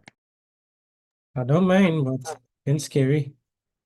Scary, this friendly. So if you do know, our next question after this, I go do it. All right. So Nikolai, get the question I read for me. The following diagram, not drawn to scale, shows two sectors, AOB and DOC. OB and OC are x centimeters, and x plus 2 centimeters representatively an angle AOB equals theta. Right. It's telling you if theta. So read that for me. If theta is equals to 2 pi over 9 radians, calculate the area of the shaded region in terms of x. Oh wait, no, never mind. That's good, that's good. Yeah, this not hard. So Nikolai, if I want to find the shaded region, that would just be what? What two things I would have to, you tell me. I don't want to say anything. What would I have to do? Yeah, you'd find the whole sector and you'd find the sector of O, AOB and your minus. That's Okay, all. That's yeah. all. It's easy. I'm telling you. Yeah, And there's then no tell me the angle is what? 2 pi over 9. Right.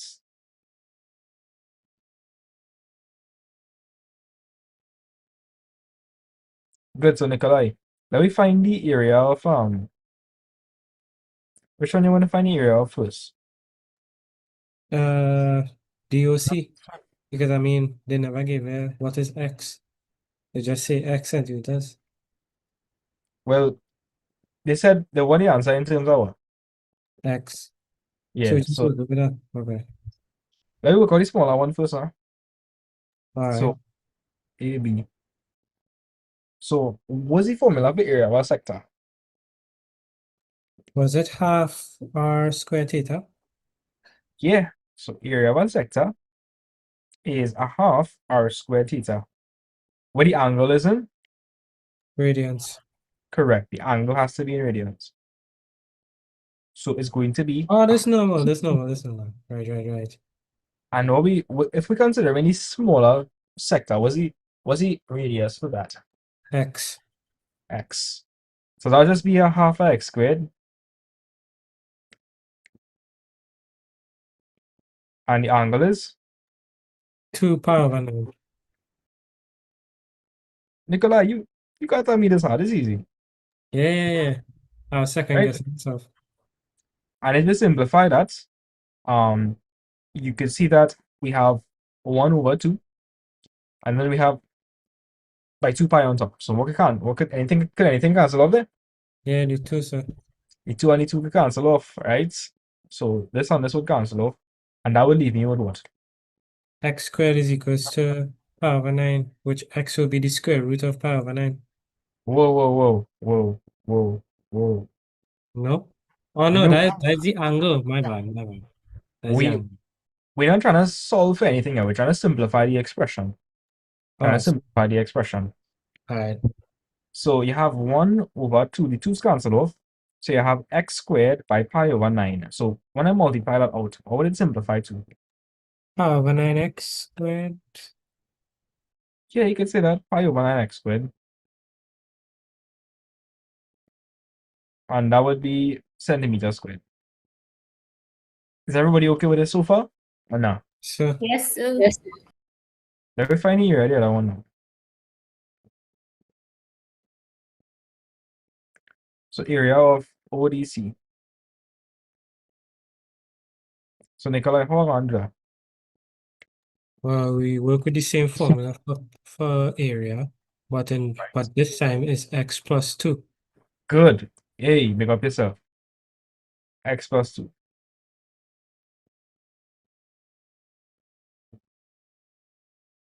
So it's going to be a half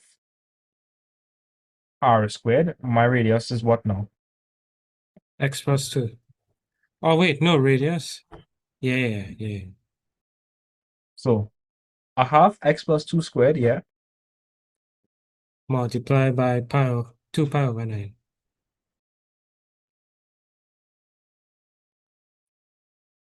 Before we expand or anything, could anything simplify there?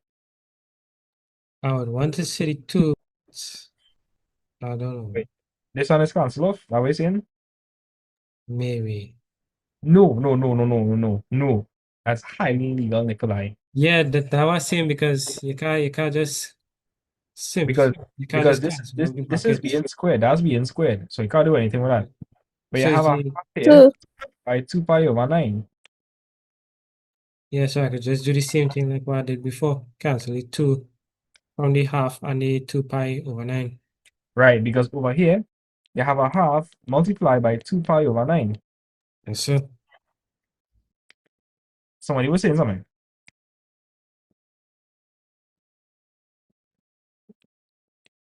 Can I hear them anymore? So you have x plus 2 squared by pi over 9. Yes, sir.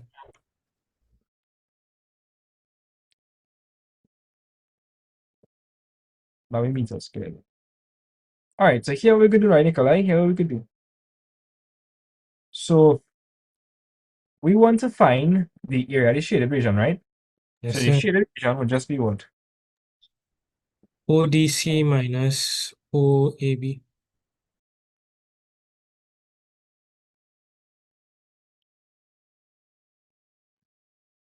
So that'll be equal to x plus, you'll see where I'm going with this. Yes, you still have to expand and simplify and thing, but you'll see where I'm going with this. Okay. You have the pi over 9 minus 1. Pi over 9 x squared. Is there any, are you seeing anything we could pull out? The We dealing with one side or the whole thing? We're dealing with the whole thing over here. The x. No, if here what Pi over 9? if you're squaring something, you can't pull that out. So Right. Nikolai, notice that you have x plus 2 squared being multiplied by pi over 9, and over here you're multiplying x squared by pi over 9.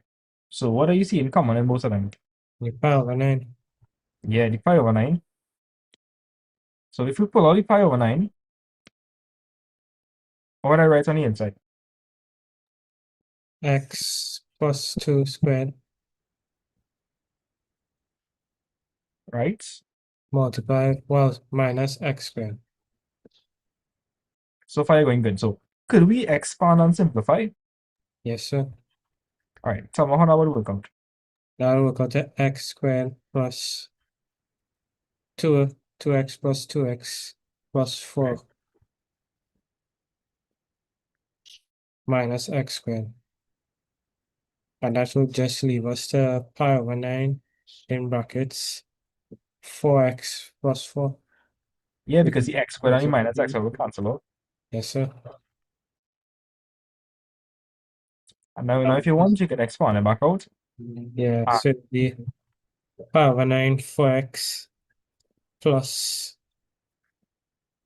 4 pi over 9. Yeah, and that's it. Right. Yeah, it wasn't hard, sir. It's just how it look kind of frightening. Intimidating. Yeah. I find that was hard. No, Not too bad. I find that was so hard. I just think it's the algebra. Yeah, just intimidating, as he said. Just the algebra making it look complicated. Any other suggestions? I want to do one more question like this. What was the hard paper you was talking about? Wait, here what? I have a prediction. I low-key feel like a question like this will come this year.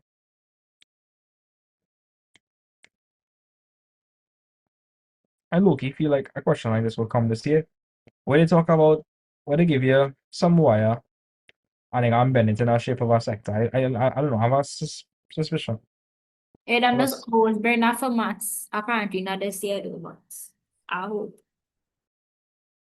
I want to help on this question. Yes, I will try. Gabrielle said she wanted to do a next. Well, if they want to do it, they could go ahead and also. You see that real passive aggressive. You sure? I feel like you want to do the question. No, if they want to go ahead, they could go ahead. I don't mind. Well, looks like a nice question though. I could try it. Sure. Give it a read. A wire in the form of a circle with radius 4 cm is reshaped in the form of a sector of a circle with radius 10 cm. Determine in radians the angle of the sector, given your answer in terms of pi. Walk me through the process. I think we should draw a diagram first to understand what we're dealing with. So, drawing the circle with radius 4. And you can find the total amount of wire by finding circumference. And Good. circumference of a circle is 2 pi r. It'll be 2 by pi by 4.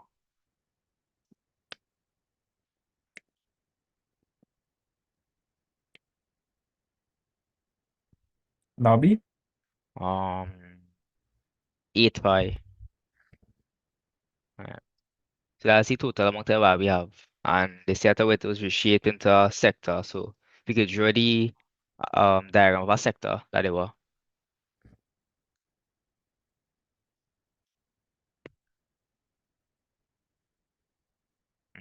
And instead of that sector, the radius is 10. So the both lines will be 10. right. And to find the length of the curve, you can minus the total mesh and the circle you find from before, minus 20. You get 5.13. That's correct. But I said they were the answer. I know that pi. I said I had to be careful. Yeah. No rounding off. No rounding off. So let me explain what he said. He said everything he said was 100% correct. So, guys, we starting off with a circle here. A circle, right? A circle. Now, if you have a circle with radius 4 centimeters, what would the length be given by? Somebody tell me. The circumference. Yeah, Centimeters? the circumference, right? The circumference. So the circumference of our circle is 2 pi r. Now, we know the radius is what? What do we know the radius is? 4 centimeters. 4 centimeters. Yeah, it's 4 centimeters. So it's going to be 2 pi 4. So 2 by 4 is 8, 8 pi. I'm going to leave my answer in terms of pi because it specifically said answer in terms of pi. So in other words, that is the full length of wire we're dealing with. And then we take our wire and we bend it. So if this is 10 and this is 10, would it be possible for me to figure out the arc length? 8 pi minus 20. Yeah. Is anybody confused by that part? The minus 20. Me too. A little. A little? Okay. So it's 8 pi minus 20. Why not take 10. away 10? Okay, good. Yeah, 8 pi minus 20. Yeah. Because 10 plus 10 is 20. Yeah. So here we're saying, guys, we start off with a wire in the shape of a circle. And we know the radius is 4 centimeters. So the total length of wire we were dealing with is 8 pi. I'll understand, that's the total length of wire. So you have 8 pi centimeters and you're going to bend that into a sector. Now I'm telling you, this telling us that the radius of the sector is going to be 10 centimeters. So that means this part will be 10 and this part will be 10. So if that's 10 and that's 10, what would the remaining portion be?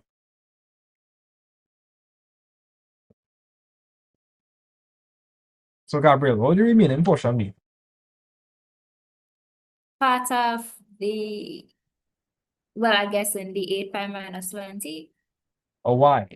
Mine Gabriel, what was the total length of the wire we were dealing with? What was the total length of wire? 2 pi was This was the total length. 8 pi centimeters. okay. That They was said like to- the whole circumference, or Yeah, that was the whole circumference. Because at the start, they said we have a wire. All right, so imagine you have a wire, right? So like, let me see if I could. Wait, one second. I should have wire all over the place. All right, so this is the situation, right?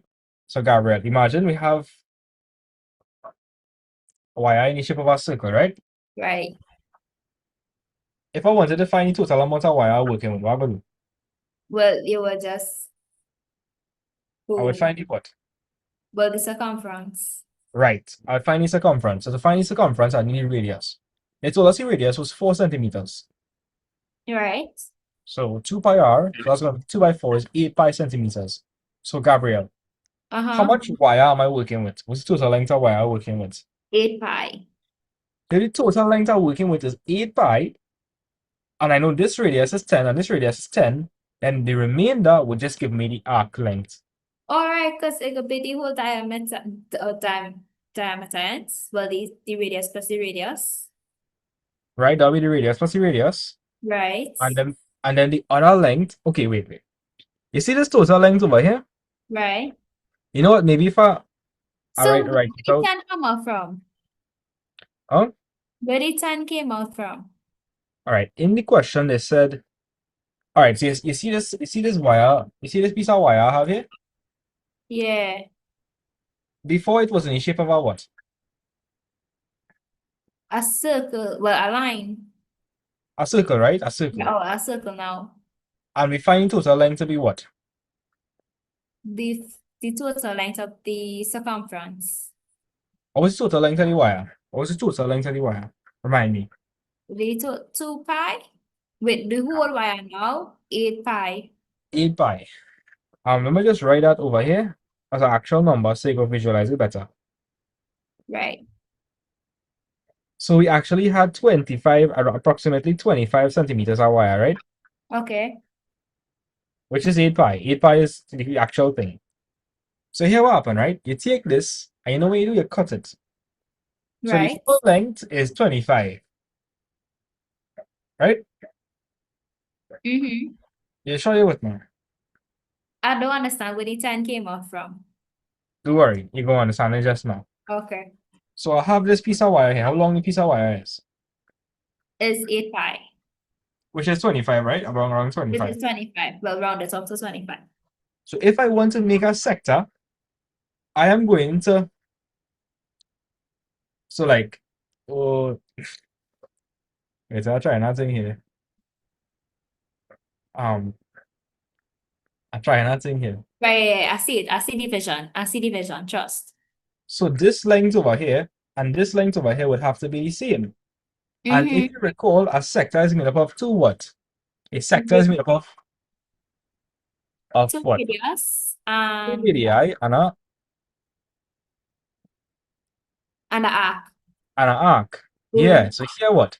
In the question they're saying, it is reshaped to form a sector of a circle with radius 10 centimeters. Right. So we took the wire and we bent it. So this is a radius and it's 10. This is a radius and it's 10. They told us that in the question. In the question, they are telling us it is reshaped in the form of a sector with a radius at 10 centimeters. So this would be 10 and this would be 10. I feel like you don't understand that. Just now. Give me 1 second. I'm gonna process it.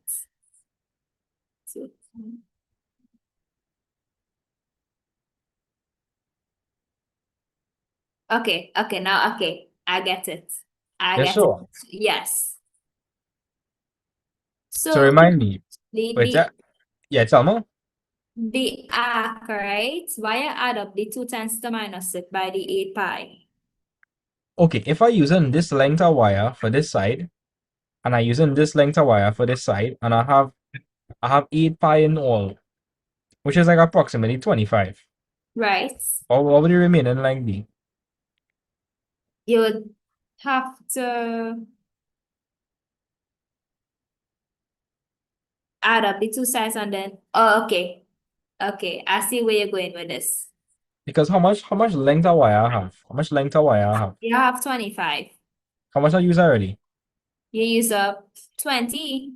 Right, so to find the remainder, Okay, uh, okay, I see it. Thank yeah, you. no problem. But instead of writing 25, I write 8 pi. 8 pi is the Right. exact amount. Because we in radians. Yeah. And then what the answer in terms of pi. Right. Good. And they want me to find the angle of the sector.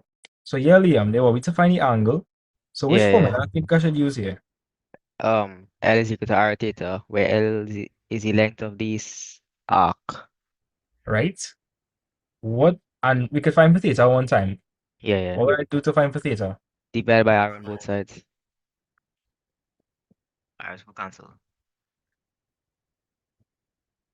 So that would be 8 pi minus 20 on 10. Yep.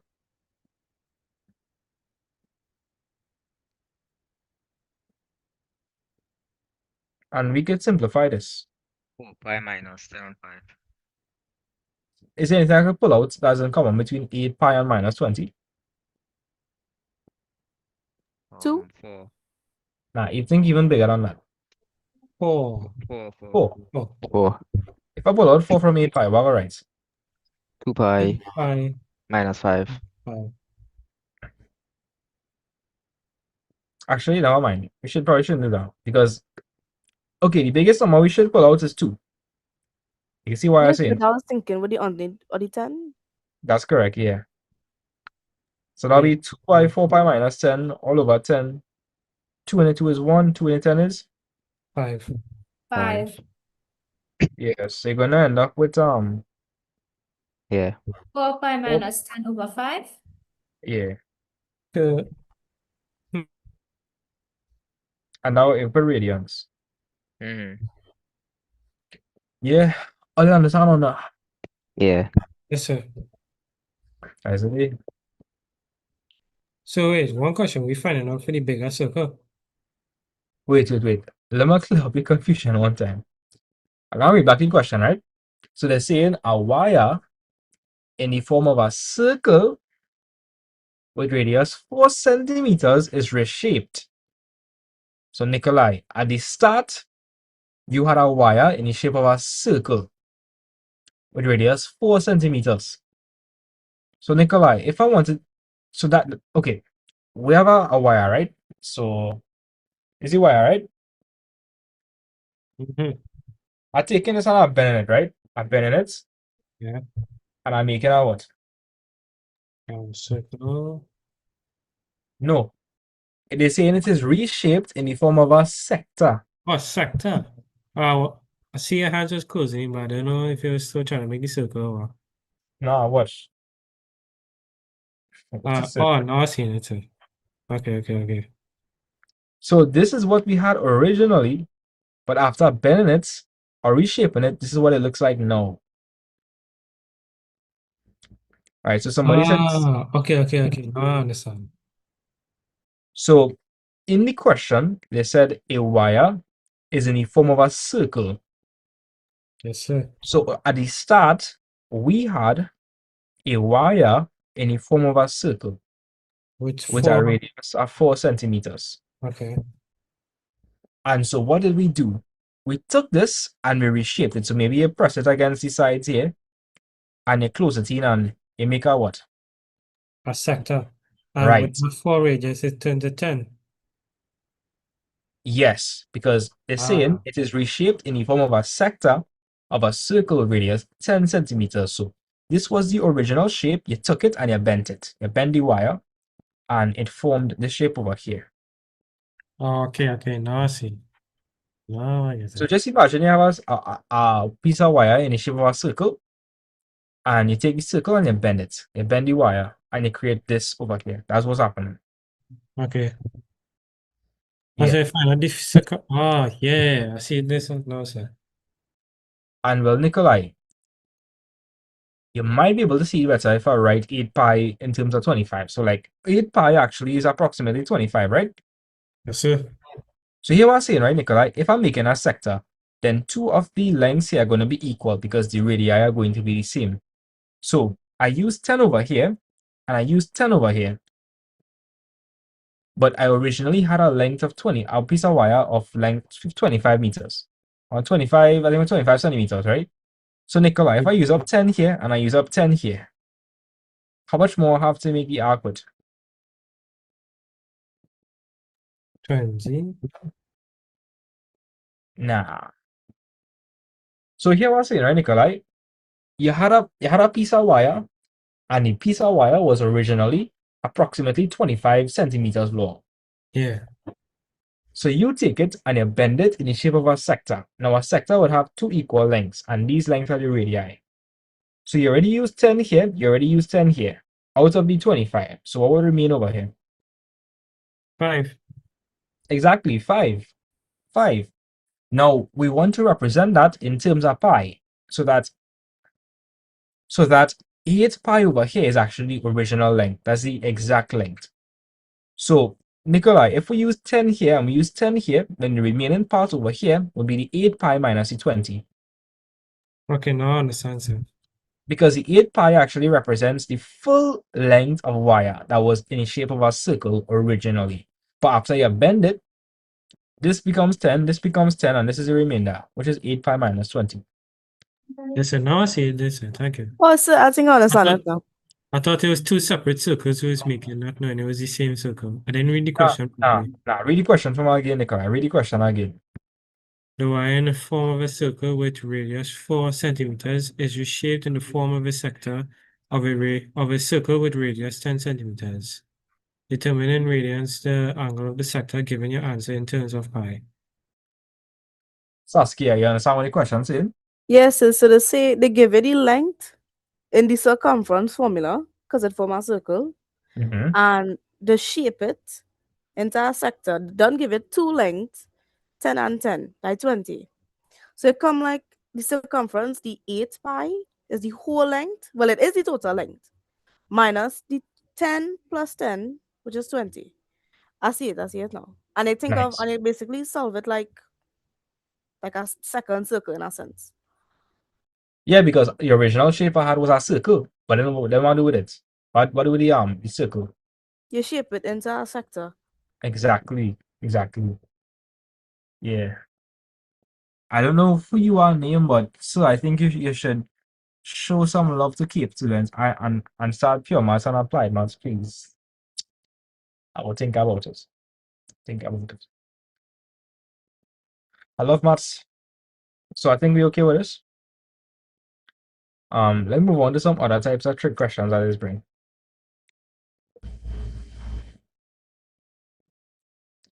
Okay, guys, let's look at trigonometric equations now. Right? Let's look at some trigonometric equations.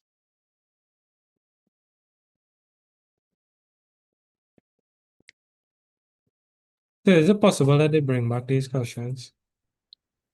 I don't think they'll bring back the whole thing like wholesale, but it'll be the same concepts being recycled.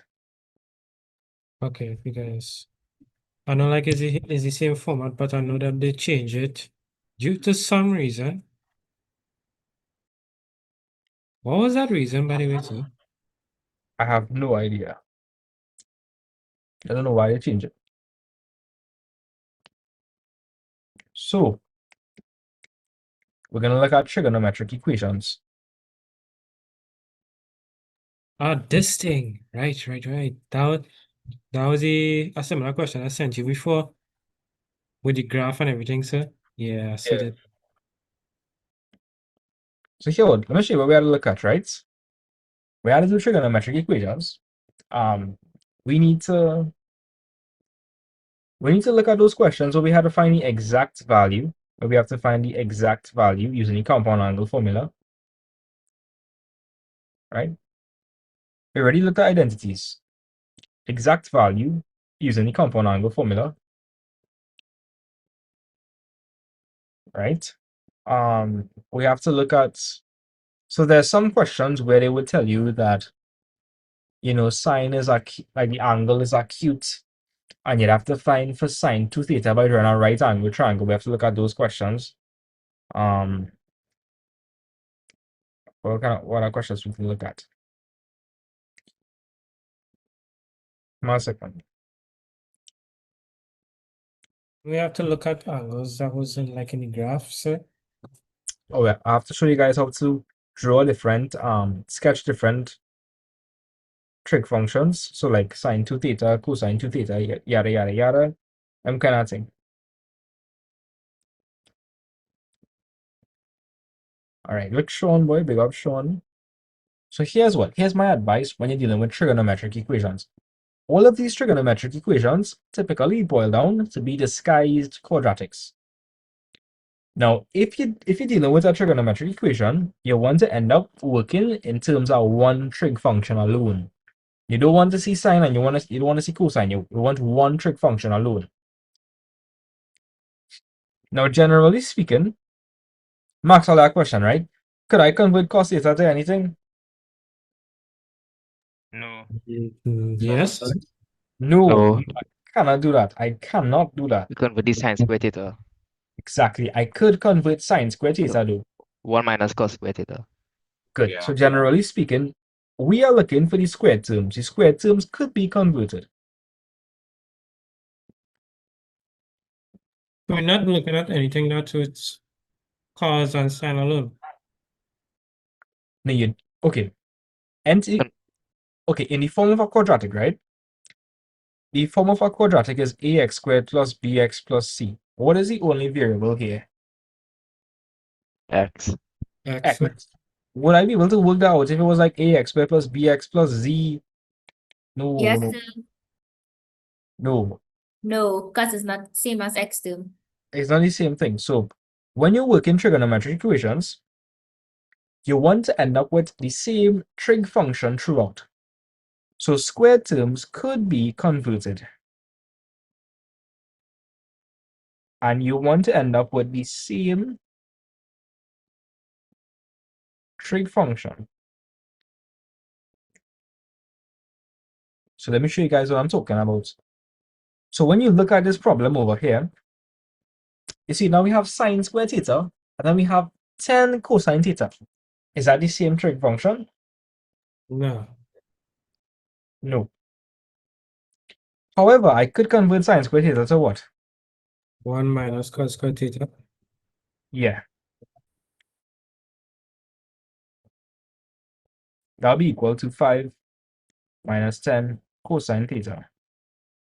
Hi, Romano. So now we're gonna expand the brackets. If I expand the brackets, what's gonna happen? It will be minus cos squared theta. I'm gonna get 8 minus 8 cos squared theta, and that's gonna be equal to 5 minus 10 cosine theta. So is it like we solving the equation or we trying to find like the identity, like one side is equal to the other side? Now, we want to make a, well, in this question, I already see now it could look like a quadratic. That's why I see. So we more like solving the equations then. Yeah. Okay. So here what? I want to put this in the form of a quadratic, right? To make our lives a bit simpler though, I could always say let cosine theta be some variable. You can let it be you can let it be equal to x if you all want. So Nikolai, if that's the case, it's gonna turn to 8 minus 8 X squared. Right? 8x squared. And that'll be equal to 5 minus 10 what? X. If I oh yeah, I see that a square term. So immediately I think in quadratics. So I want to move across everything to the other side, and I want to put the square term first. So now I'll say minus 8x squared. If I move across the minus 10x, and put it to the correct spot one time, it'll be plus 10x. Then we have positive 8, so I'll say positive 8. And if I move across 5 will turn to what? Minus. Minus 5. Negative 5. And if I move across everything that was on the right-hand side, what the right-hand side will be now? It is 0. Oh. Right. So that's going to be minus 8x squared plus 10x. What is 8 Plus minus 5? is equal to 0. Good. Now, to make this a bit simpler to factorize, you know, I can multiply through it by what? -1. Yeah, I can multiply through it by -1 to make it a bit simpler to factorize. Oh, because of the minus 8. No? Yeah. And Oh, because yeah. because it's equal to 0, we are allowed to do this. So that'll be 8x squared minus 10x minus 3 is equal to 0. So let's do the AC method quickly. So I would say 8 by -3. What's 8 by -3, guys? Negative 24. Yeah, -12, now -24. Oh, what? Who said 12? I don't know. I guess somebody say that. And we're looking for two numbers. I would multiply to give -24, but add to give more what? Minus 12 and 2. Isn't Man, it man, minus quick with it. 10? Man, quick with it, boy. -12 By plus 2. 2. Plus 2, yeah. Right, so I could write, so I could say 8x squared minus 12x plus 2x minus 3, and that'll be equal to 0. I'm gonna put on the greatest ball of China in the middle. Know what I mean? And then I'm looking for the greatest common factor here. What is it? 4. 4. 4x. 4x. Right, 4x. 4x. If I pull out 4x, what I write? 2x. 2x. Plus minus 3. Plus If 3x. if we did it correctly, then you're automatically supposed to get 2x minus 3 as well. So tell me, you're seeing 2x minus 3 here, and you're seeing 2x minus 3. Or what I put here to multiply to give me back 2x minus 3. Positive 1. I put plus 1. I will put plus 1 because where's 1 by 2x? 2x. Where's 1 minus 3? Minus 3. Yeah, and that'll be equal to 0. And now we could pull out 2x minus 3. We could pull out 2x minus 3. And if I do that, what I write on the inside? 4x plus 1. 4x plus 1. So do we have to do the either or thing here? Where x is equal to either or? Yeah. Okay. Yeah, it's solving it just like a regular, like something normal. Let me explain something though. Over here is gonna be 2x minus 3 is equal to 0. And you're gonna end up with 2x is equal to what? 3. And over here you're gonna end up with 4x plus 1 equal to 0. 0. good. Here's what's gonna happen. If I were to solve for x over here, I notice that x is going to be 3 over 2, which is in fact more than 1. I'll explain a bit more just now. So that's going to be 1.5. That's not a problem. Over here though, x, when I move across the 1 is going to turn to negative 1. And when I divide by 4, it's going to turn to negative 1 over 4. So here what? Only one of these I can actually find for. This would be invalid. Why am I saying that? Well, remember, I told you guys that x was cosine theta. So now we're going to recall that. So cosine theta is equal to 1.5. If you were to draw the cosine graph, right? What is the highest value the cosine graph would go up to? 1, 0, 1. Oh, Yeah, it could go up to 1 and it could go down to what? -1 and from crest. So will there be any value I could plug in that would give us something of 1.5? No, sir. No. No, because guys, what's the highest value the cosine graph would go up to? 1. 1. So this would be illegal. And the same rule would apply for sine, because for sine, what is the highest value sine could go up to? 1. 1. Exactly. So please remember this.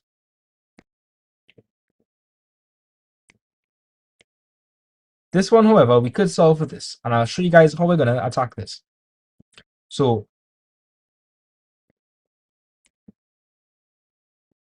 cosine theta is going to be equal to negative a quarter. Now, here what? I know for a fact that a lot of you guys are going to find cos inverse of negative a quarter. That's wrong. That's wrong. That is very wrong. Let me explain something. So, let's look at the quadrants quickly.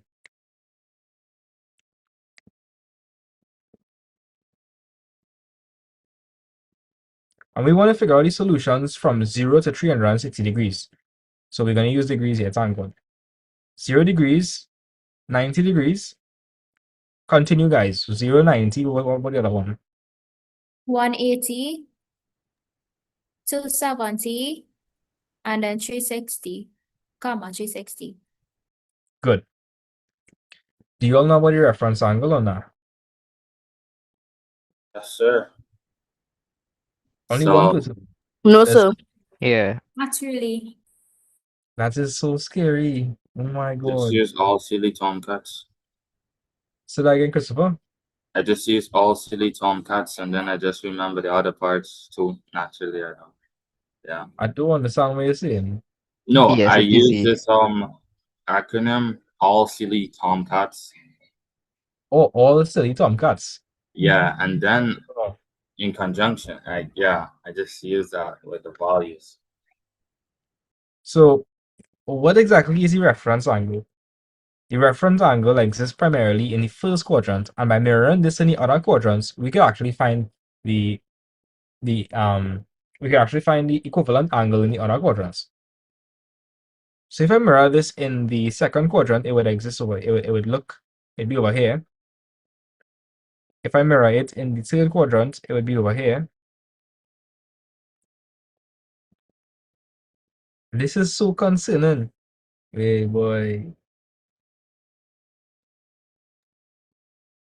Yeah, but it's not that hard to remember though. Once you learn it, it sticks. It's not hard. So guys, in the first quadrant, like in Trinidad, we remember it as all school teachers cuss. Yeah, all school teachers cuss. Bruh, hello. Have you ever heard that one before now? Yes, sir. Right now, they put it in the chat. Yes, sir. Chat. No, I've never heard that one. Is that Trinidad thing? Amelia, you from Trinidad or not? No, Which country you repping?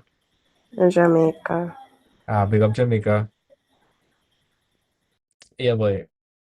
So, here we're saying, right, guys? The reference angle exists in which quadrant? First. The first quadrant, the first quadrant. So the reference angle exists in the first quadrant, and everything is what's in the first quadrant? Positive. Right. So you see the A means everything is positive in the first quadrant. You see the S, it means only sign is positive in this quadrant. In this quadrant, what do you think is the only thing positive? Tan. What do you think the only thing positive here in this quadrant is? Cos.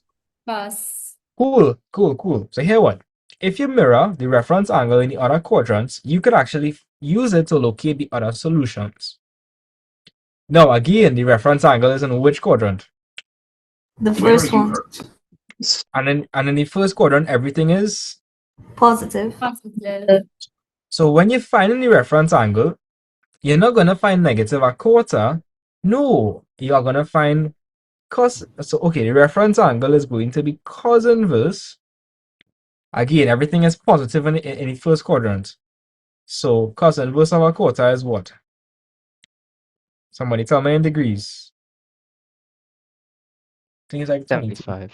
75.52. 75.52. Yeah. Okay, so that is my reference angle. The reference angle is always acute, eh? It's always acute angle. Like Mrs. Math Times. Honestly, there is, guys. I'm telling you, she can go through all these videos and cut out all them things, sir. And she go put it back. I tell you, the race is unmatched. The race is unmatched.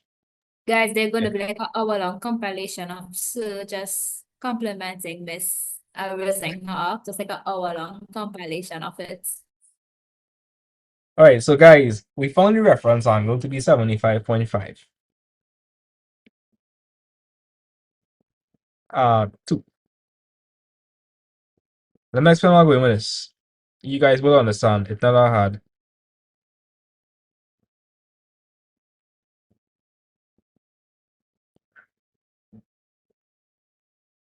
So here, I'm not gonna make you memorize anything, right? Because I don't memorize it myself. I just understand the concept and be able to apply it. I think y'all could do that as well. So here, what? What the answer we're trying to find is giving us a positive answer for cosine or a negative answer for cosine. Negative. Negative. Negative. Guys, I see negative a quarter. See negative a quarter. So which quadrants is cosine negative? Tan and cos. S and T. S and T. S and T. So here what we're gonna do, right? Here we're gonna do, right, guys? Here we're gonna do. I'm going to start in what direction is this? Clockwise or anti-clockwise? Anti-clockwise. Right, you're gonna start from the 0 degrees and anti-clockwise until you hit the line, until you hit the green line in the respective quadrant. And so somebody tell me, if I wanted to find this angle over here, how would I subtract 75.52? Subtract 1, I would say minus 75. Because guys, do you guys understand that this whole thing will be 180, but this is 75? Yes, sir. Yes, sir. Right, so this will be one of my solutions. So one of my solutions will be 180 minus 75.52. What would I get? 104.48. Well, Apple Pencil just died. Oh. Press F in the chat for the Apple Pencil. F in the chat. Right. And let me just show you guys something quick, right? One, so did you all get? 104.48. 104.48. So if my answer is correct, when I plug it in, I'm supposed to get approximately what? I'll leave. 75.52. No, I'm supposed to get negative a quarter. Oh. Like because I'm trying to figure out the angles I would give my negative a quarter. Oh, Wait, okay. I have a calculator in radians. That's why. Give me a second. Bam, watch. Let's see. Where's minus 0.25? Minus a quarter. Right. Here what? Where would the other answer be located? The Third quadrant. In the third quadrant. In tan. So you Third hear what? quadrant. Imagine you start from 0 degrees and you go in a anti-clockwise direction until it touches the line in the third quadrant. So you're gonna have to do what? Add 180. You got to add 180 to 75.5. And what would that be? 255.52. So for the answer in the third quadrant, are you guys getting 255.52? Yes, sir. And Virginia, if the answer is correct, when I plug it in, I'm supposed to get approximately what? Negative a quarter. You see? Yes, sir. Cool. So you could explain that second part there when you go to the third quadrant. I didn't quite get that. Right, so to find all my answers, I'm going to start from the 0 degrees and I'm going to go in an anti-clockwise direction until it touches the green line. So, okay, the answer in the second quadrant would be this. Yeah, You understand? In the other quadrant, so how would I calculate that? oh, 270 minus. Nah. So you would add. 180 plus the angle. Yeah. So Shivan, Mark's that question, right? Shivan, what Uh-huh. angle is this? 180. And how much extra did we go? 75.52. Talk to me. Figure it out. What that would be? Oh, you add the 75.52 to 180. Because watch, this is on 180, right? But then we went 75.52 again. Yeah. 180 plus 75.52. Okay.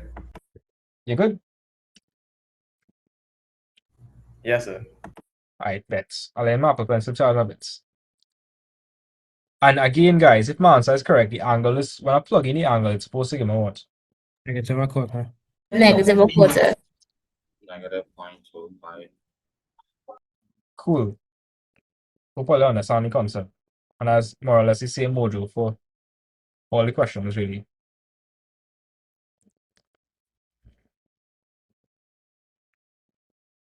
I know I'm feeling so tired, guys. So then there's any question that the number will be less than 0, and I think the angle will be less than 360. Yeah, so you see this notation over here, it implies that your answer, they want all the answers between 0 degrees and 360 degrees. So our two answers were the 180 minus the 75.52 and the 180 plus the 75.52. Yeah, that's all now. Yes, sir. Wait, the 180 minus. Oh, that's we go to next. Okay, I see. Check it out. If I wanted to find my answer in the second quadrant, I would start from 0 and I would go. Now, this full thing is what? What's the full thing? This full thing is what? In degrees? Yeah, in degrees. We're working in 180. degrees. 180, but I stopped how much degrees before 180? 75.52 degrees. So how would I find this then? 180 minus 75.52. Good. And over here, this is 180, right? But then I went 75.52 more. So what that would be? Adding 180 plus the 75.52. Correct.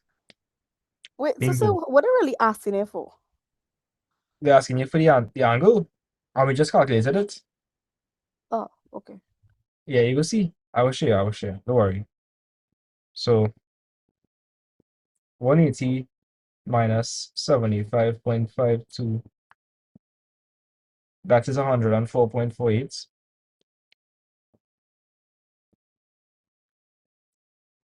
And then our other answer for theta is going to be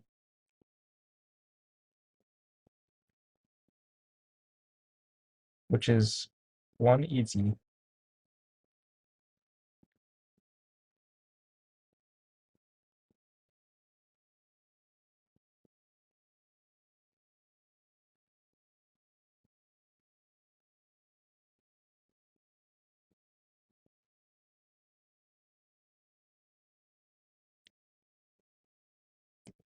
All right, so let me explain something to you, right, Saskia? We were trying to find the values for theta that when you plug it in, you would get what? Negative a quarter. So stay with me, right? Tell me one of the answers again.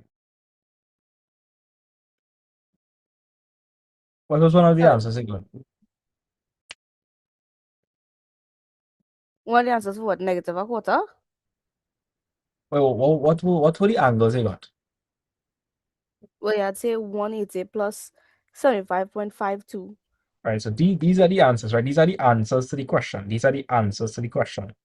Let's see if it's true. So again, we are trying to find the angles that when I input it into the trig function cosine, I get negative a quarter. So what will I put into the function to get negative a quarter? That's what I'm trying to figure out.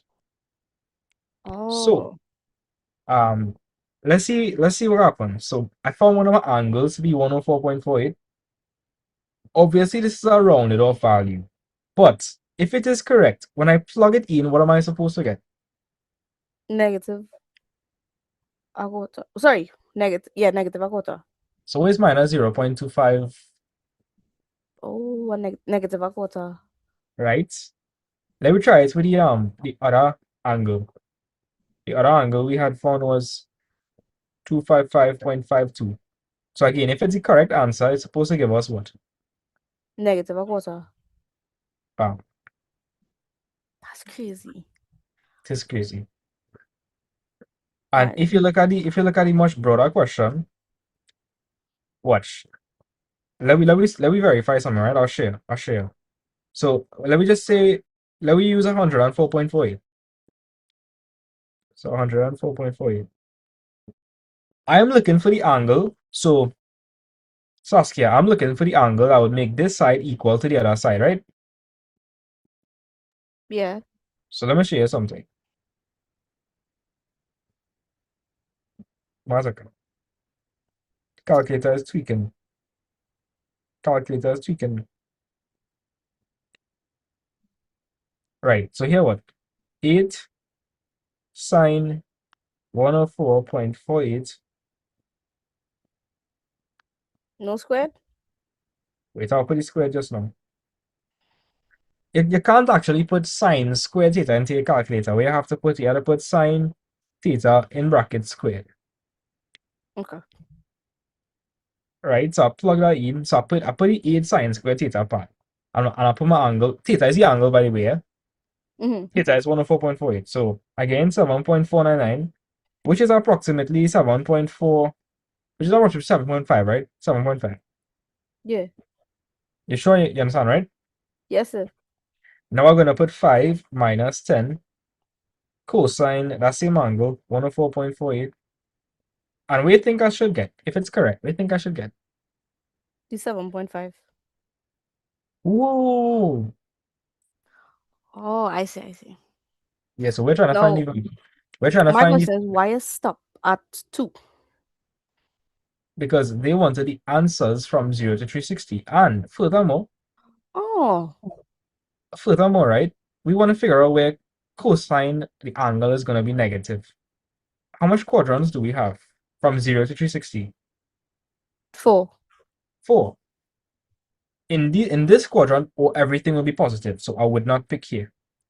In this quadrant, sine is the only thing that's positive. So if sine is the only thing that's positive, then would cosine be positive? No, it'll be negative. Right? Over here, the only thing positive is Tangent?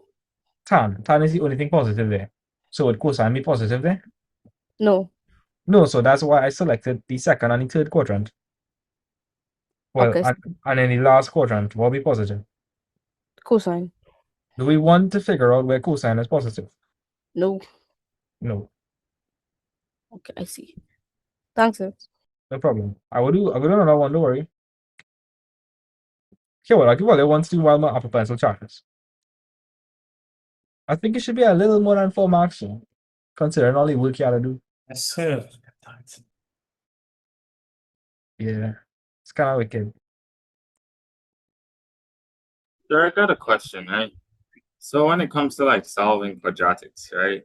I know like you use the ACF method, but is it like can you like not just use your calculator? I mean, I'm not trying to be too lazy here, but like yeah. I don't know. I don't know. Will they I don't know if they will take away marks. So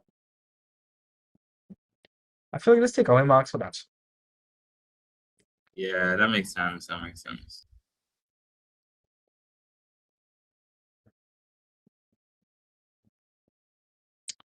Okay, guys, answer the 2023 question. Part C.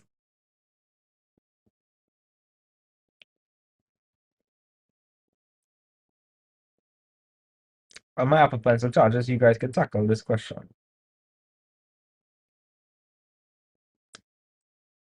I don't really have any predictions. I all I can do is just tell you guys learn the work and I can help you learn the work, but I really don't know what's gonna come. That's not my job.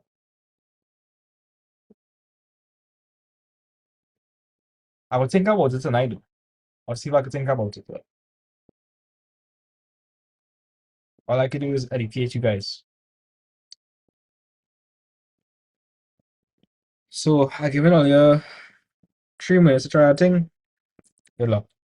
Solve a question, right? So Saskia, in this question, you see how it's saying 0 degrees is less than theta is less than 180 degrees? Yes, sir.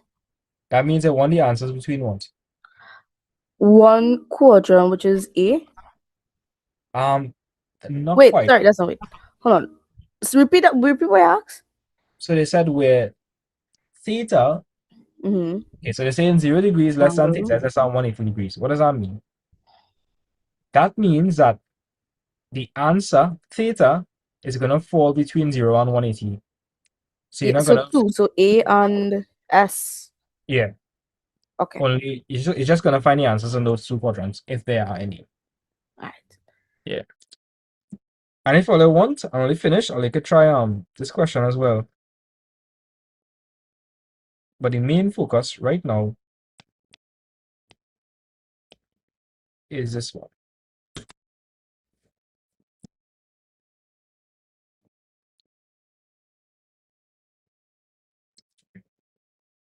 Finish sure.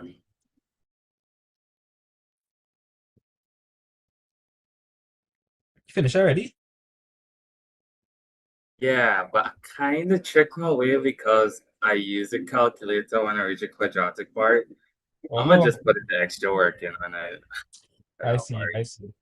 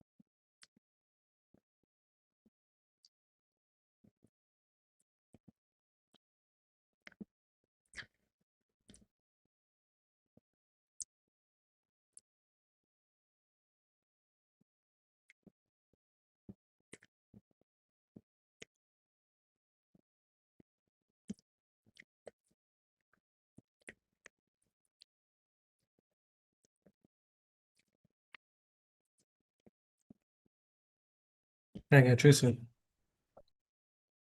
Okay, right.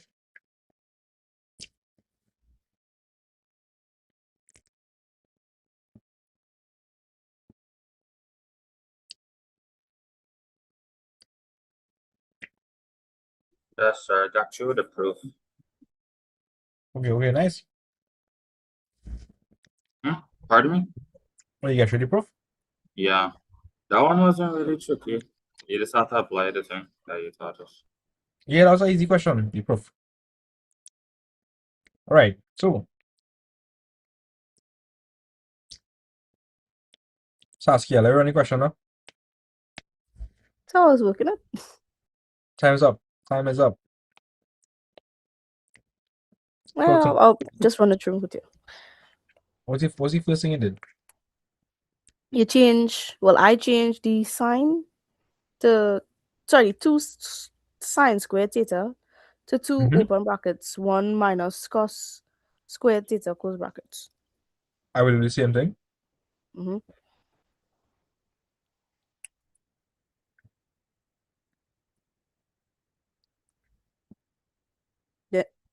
Then you multiply the 2 by 1, which is 2. Then you multiply 2 by negative cos squared theta, which is negative cos squared theta, is equal to 3 cos theta. And then you say let cos theta equals to like x. So the whole equation will be 2 minus x squared equals to 3x. What? With 2 minus? Sorry? Nah. It said No, 2 I didn't hear minus what you x said. squared. It said 2 minus x squared, but that was incorrect. It'll be 2x squared. Yeah. 2. Because it's 2 cos squared theta. I see. You made a mistake. Yep. Because if 4 sine theta is x, wouldn't that be 2x squared? Yeah. See. And then equals to 3x. You put the 3x on the left hand side and you put that equals to 0. So the 3x will become negative 3x. Yeah, so And then you rearrange that whole part there. So it'll be tell me negative what to write. negative 2x squared minus 3x plus 2 is equal to 0. Mm-hmm. And then you solve for x. We're going to solve for x. So you factorize. It's a quadratic function equation, sorry. So what two numbers, when multiplied, will give you negative 4, and one added will give you negative 3. That's why I'd stop at. Okay.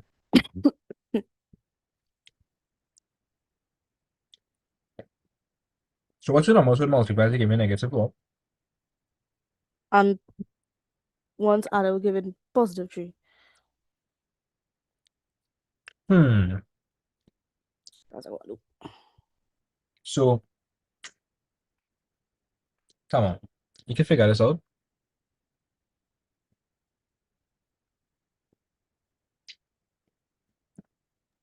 So I had divide by x minus 1. That's not a problem. You can do that as well. All right, so Saskia, what's 1 by 4? 4. What is 1 by negative 4? Negative 4. What is 1 plus negative 4? Negative 3. Right. So going to be 1 and negative 4. So you'll say minus 2x squared plus 1x minus 4x plus 2 is equal to 0. What next? So you see what you could pull out from the negative 2x squared plus 1x. What you see now? You can pull out. X. So it'll be brackets 2x, negative 2x plus 1 close brackets, and it'll do the same thing for the negative 4x plus 2, which is plus 2. And open brackets, negative 2 plus 1 equal to 0. Yeah. So it will be negative, we'll start with the x plus 2. It will be one of the brackets, and then it will be negative 2x plus 1. And this whole thing will be equal to And what? you solve 0. And you solve for 0. So I'd say minus 2x plus 1 is equal to? 0. And I'll say x plus 2 is equal to? 0. So you should get x is equal to positive a half. Because watch. If I move across the positive 1, it would turn to negative 1. Then I'll divide both sides by -2. To get the x, and I'll be cancel off the negative. So x would be equal to a half. But over here, though, x would be equal to what? -2. Sorry. Which one out of these solutions is invalid? Repeat that? Which one out of these two solutions are invalid? One of them is invalid. -2. Right, let's recall what x was. X was cosine theta. So x was equal to cosine theta. So recall that x is equal to cosine theta. So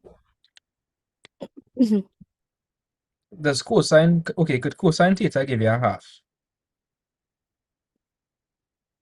Yeah. Yeah, cosine theta could give him a half. Could cosine theta give him a -2? No, sir. No, because if you recall the shape of the cosine graph and the outputs, it could go up to 1 and it could go down to -1.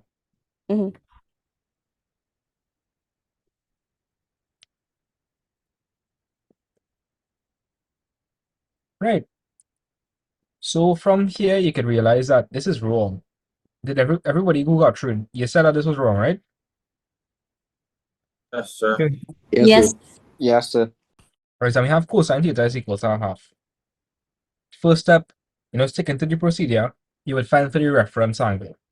So the reference angle would just be cos inverse of what? Thomas asking. What's cos inverse of a half? 60.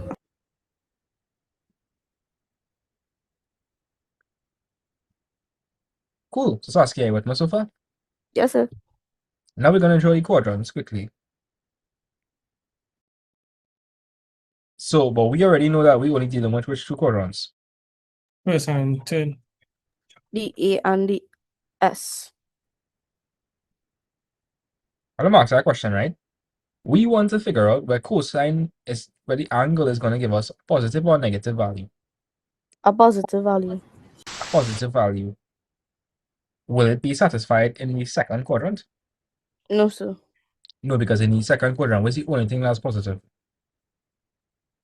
Going up on the y-axis. Nah, sine. Sine is the only thing that's positive. Remember, all are positive in the first quadrant. Only sine is positive in the second quadrant. Only tan is positive in the third quadrant, and only cosine is positive in the fourth quadrant. Okay. You know that? You do that or not? If I knew it? Yeah. No.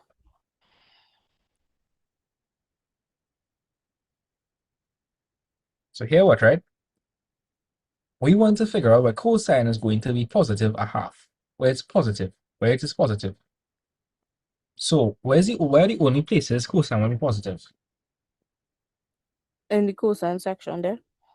And A. And E. Now, because we have a restriction on the domain, which is from 0 to 180, then they can't could go I go past there. could I go quite over here? No. Because No, I that's can't. going over 180. Exactly. So my answer is just going to be, and my reference angle is 60. So my only answer would literally just be 60 degrees. Just be 60.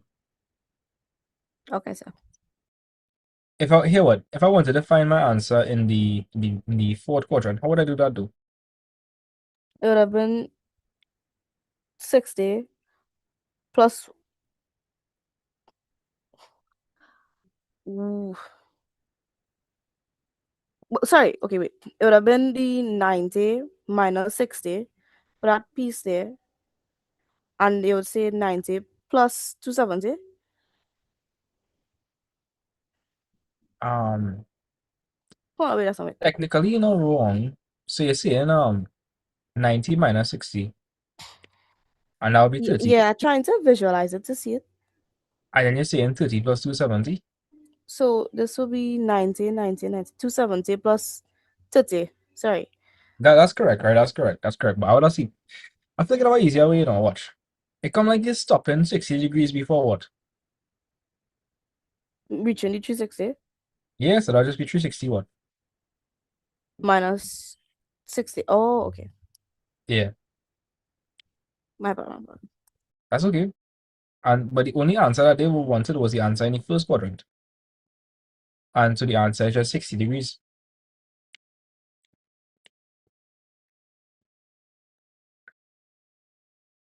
You understand or not? Yes, sir. Yeah, sure. Yeah. And if they ask you for the answer in the fourth quadrant, what would that be again? Then the cosine. So, well, as you said, 360 minus 60. Which is 300. So in the calculator, I want you to put cosine 300 and tell me what you get. Put cosine 300. A half. Yeah, you get half. Mm-hmm. And cosine 60 is a half as well. The answer is just 60 degrees. Cosine. Yeah. It's an easy question. And so when I plug this into the calculator, watch, I'm going to show you something really cool.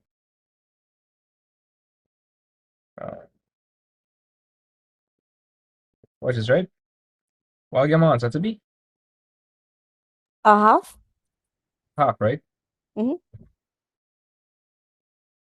Give me a second. The virtual calculator is loading up. Give me a second. The virtual calculator is there. Believe that? Okay. So 2 sine, what was the angle I found?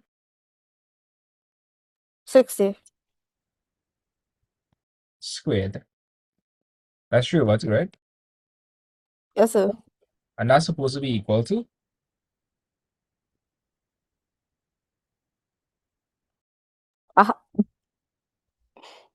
that was supposed to be equal to 3 cosine theta. So when I press equal, what's supposed to get? A half. A half. Nah, not a half. 3/2. Because 2 sine squared theta I found out to be 3/2. Bam, see, look at it 3/2. Oh, because left. Okay, I see. Yeah. Yep, everything works as it should. You guys okay with this question? Yes, sir. Here, what? I'm gonna do one more question like this, and then we're gonna move on to something else in trigonometry. One more question. Fast, Okay. fast. And this is a question over here.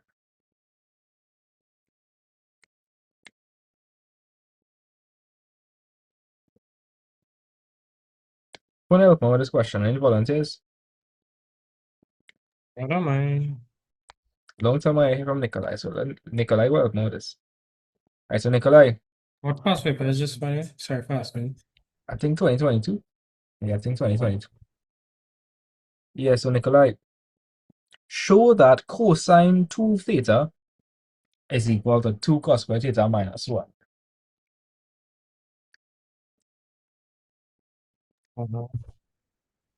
So how would I tackle a question like this, Nikolai? Yeah. I promise we look at it at the start of the class, we look at this. We look at these kind of things. Isn't that a double angle formula? Yeah, it is.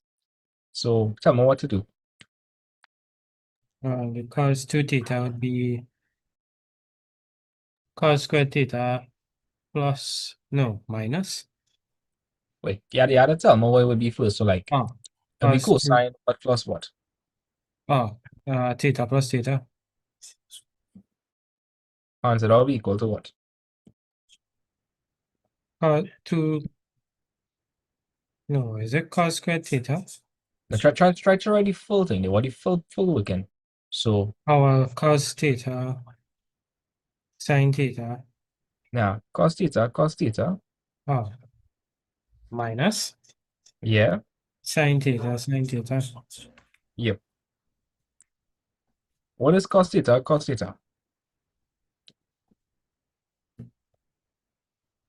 squared theta. And what is sin theta? Minus sin squared theta. Cool. And we want our answer strictly in terms of cosine. So which one would I convert it here? A minus sin squared theta, which is cos squared theta.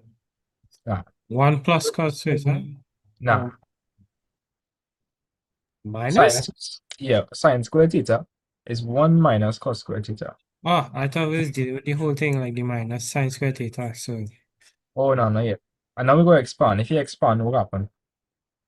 minus 1 plus cos squared theta. And see, we have cos squared theta plus cos squared theta. What that'll be? That is 2 cos squared theta. Bam. Ready? So Right? And then they're saying hence. Anytime you see the word hence, what I mean, guys? the solution that we had before. Exactly. So, you think I'm going to leave cosine 2 theta here? No, you're going to change it to what we had before. Exactly. So, what do you think I should change cosine 2 theta for? 2 cos squared theta minus 1. Yeah, 2 cos squared theta minus 1. And that'll be plus what? Cos theta plus 1. And that'll be equal to 0. That's it. Could anything be simplified here? The 1 and the 1, I would say, What happened to the minus 1 and the 1? cancel. So I remain with 2 cos squared theta plus cosine theta equal to 0. What to do next? You could factorize. Yeah, I could factorize. What I could factor out? Cos theta. If I factor out cosine theta, what I write?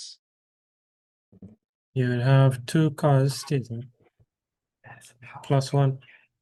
Yeah, and I'll put that equal to 0. That's And so it. what would I say next? Cos theta is equal to 0. Yeah, I would say cosine theta is equal to 0. And you would have 2 cos theta plus 1 is equal to 0. Cool. Nice. And if we were to solve this, then we'd find cosine theta is equal to move across the 1. Minus. It's supposed to put 2. It's supposed to put 2 cos theta. Oh, I'm gonna do one time. Oh, okay. And no, I should take my time. I should take my time. And then we want to find cosine theta, so I gotta do. Divide because it's being multiplied by cos theta. Right. So we are trying to figure out where cosine theta is equal to. Minus a half. And they want me to use radians, right? Radians. So here what, guys? Here what? I wanna ask you guys to remember what the cosine graph looks like.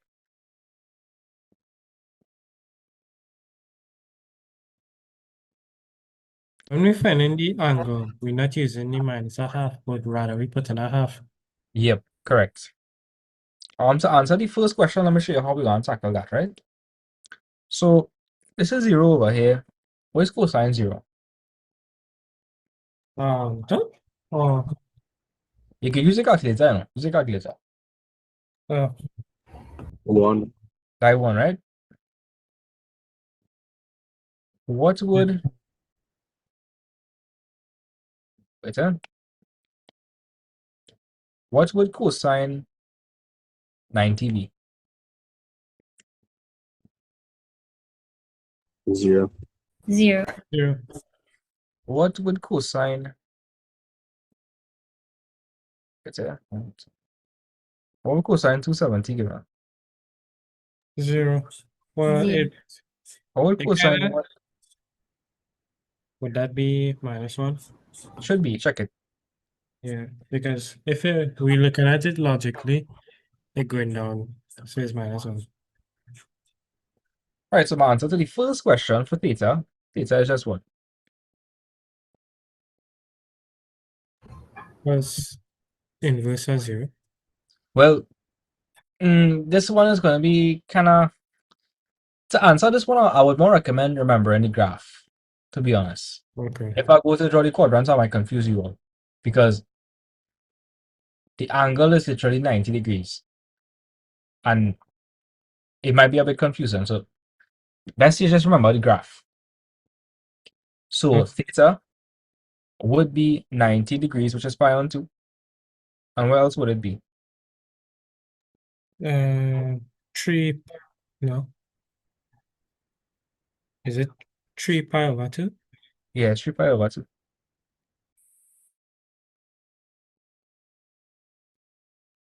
Okay, I can show you why I'm saying that, right? Guys, where's cos inverse of 0? 1. Nah, cos inverse of 0 is 90. Oh, my bad. I just do cos. So like what look at why I say it'll be confusing, right? You know what? Maybe I could do like this to make it look a little less confusing. Hypothetically speaking. But it's still confusing because if it's 0, 0 is neither positive nor negative, guys. We go. You understand what I mean? It's just D. It's just D, so that kind of confusing. That kind of confusing. So I don't recommend taking that approach. I recommend remembering the graph. So when is cosine 0? When the angle is pi on 2 and 3 pi on 2. Yeah. So, now we could use the quadrants for the second one. Yeah, we could. So guys, Saskia, when I find any reference angle, am I going to find cos inverse of negative a half? So remember the reference angle. The angle I don't want? Wait, were you paying attention when I was doing this one? Kind That's of bad. confused. Okay, here, right, the reference angle allows us to locate the answers. The reference angle always exists in the first quadrant. Okay, this was the first question we did, right? We were trying to figure out where the angle will be negative a quarter. Now, the reference angle is always in the first quadrant. And if you're in the first quadrant, everything is positive. So I found cos inverse of positive a quarter as opposed to negative a quarter. But that would not have been my answer. So Saskia, we have to find the reference angle to locate all the other answers. To do this, we take the reference angle and we mirror it in the other quadrants. So the reference angle is going to allow us to find all the other answers. So Saskia, the reference angle is always positive because it's in the first quadrant. Take for instance this question. The reference angle here is 75.52. If I mirror it in the other quadrant, it would be over here. And I could use this to find my answer in the second quadrant. It would just be 180 minus 75.52. So you use the reference angle to locate the positions of your other answers. So here, I feel like I should do this question mark because I don't feel like you understand. I feel like I was saying it sounds like a little blur. Sound like a blur there. So let me try a question to make sure we fully have it. So Saskia, Yes, when I'm sir. finding the reference angle, again, the reference angle is in the first quadrant. Mm-hmm. So it's always positive because remind me, in the first quadrant, what do we know in the first quadrant? All of them are, are positive. All are positive. So I say A, A. S, T, C. Now, in this question, they gave us the range. Watch, they gave us the range in radians. So they want the answer in radians, okay? Mm-hmm.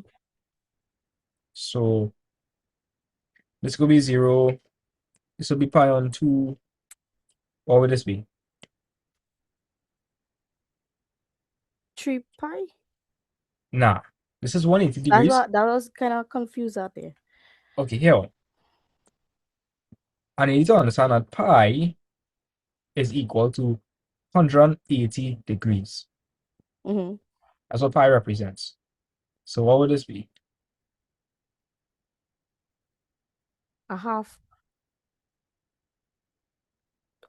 pi. That'd just be pi, yeah. Mm-hmm.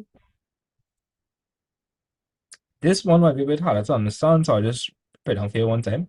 Be 3 pi over 2 because 3 by 180 is 540, and 540 divided by 2 is? Wait, hold on. 3 by 180. 3 by 180 is 540, and 540 divided by 2 is? 270. 270. Right. Cool. And over here will be 360. So if pi is 180, what do you suppose this would be? The reference angle? Nah. That's what I asked about? Nah. So like we make a full revolution. If we make a full revolution, then that would be how much pi? 4? No, Nah. 2. 2 pi. Because 1 pi is 180. Good.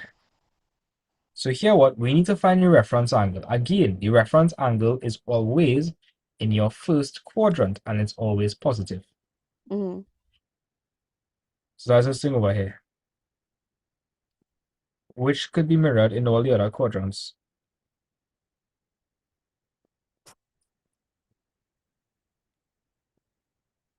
And we're going to use it to locate our answers, as you will see shortly. So to answer this, we have to find the reference angle first. So the reference angle will be given by cos inverse of what? A half. Half, not negative a half. What's cos inverse of a half? 60. So my reference angle is 60. Mm-hmm.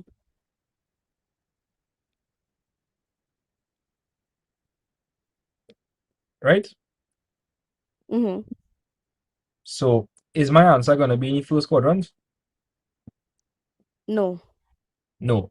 Would it be in the second quadrant? Nope. You sure? Look at the question again. We want to figure out where cosine is. Negative. So we want to figure out where cosine is negative. Where is it negative? That's the question. Where is it negative? Oh, wait, no, you're right. Because if in A and C would be positive, the S and the T will be negative. Correct. So tell me when to stop, right?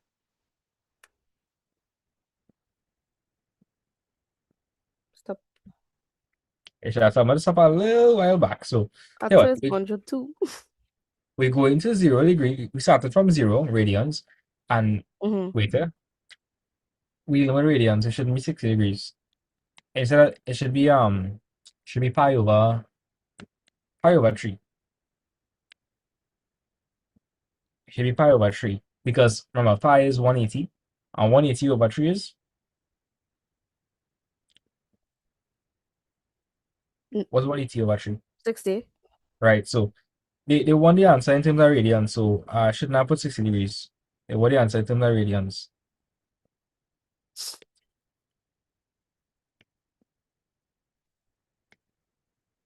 So this is really pi on 3.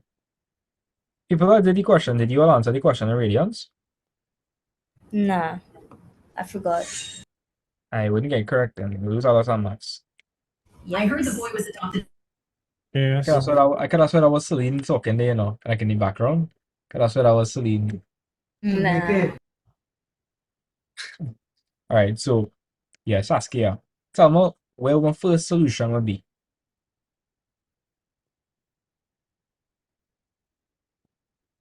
Three. Okay, again. All right, so where would cosine be negative? In the S and the T. Right, any S and the T. So how it is work is, so I would start from the 0 degrees and I'll wait, tell me to stop as soon as I hit the reference angle. So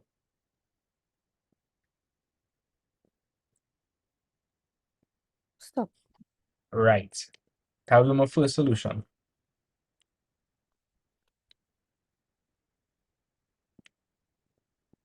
So how would I find an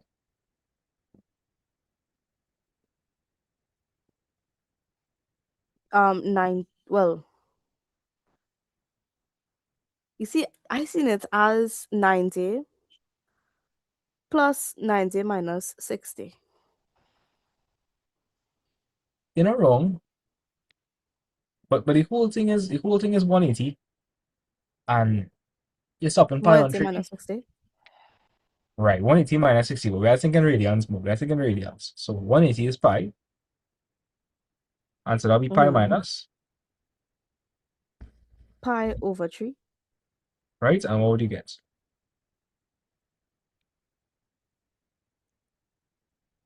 Three. 2/3 pi. Right, that'll be 2/3 pi. I think in Casio we should be able to work it out for you know. You plug that into your Casio. Watch. Pi minus pi over 3. Yeah, Yeah. 2/3 pi. Cool. So that's your first solution. And here what? My other solution is going to be located.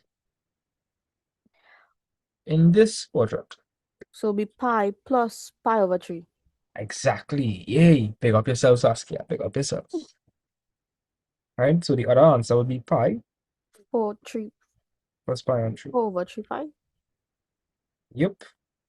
And you know how to check if the answer is correct, right? You plug it back into the equation. Yep. And see if it works. So I had a bunch of answers for this question. So my answers was follows. My answer was pi on, I had multiple answers. So pi on 2, 3 pi on 2. I had 2 over 3 pi. I had real answers for it.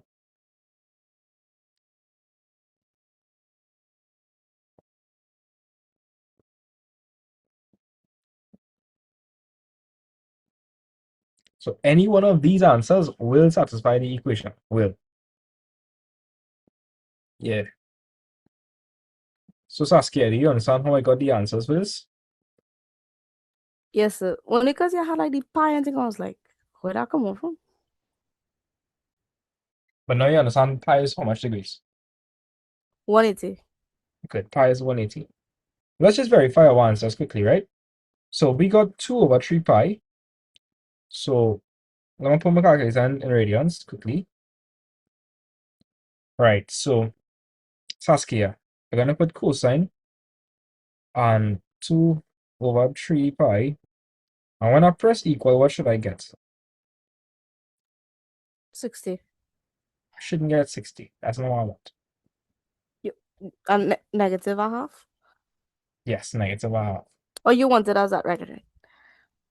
And what was my other answer? 4 on 3 pi.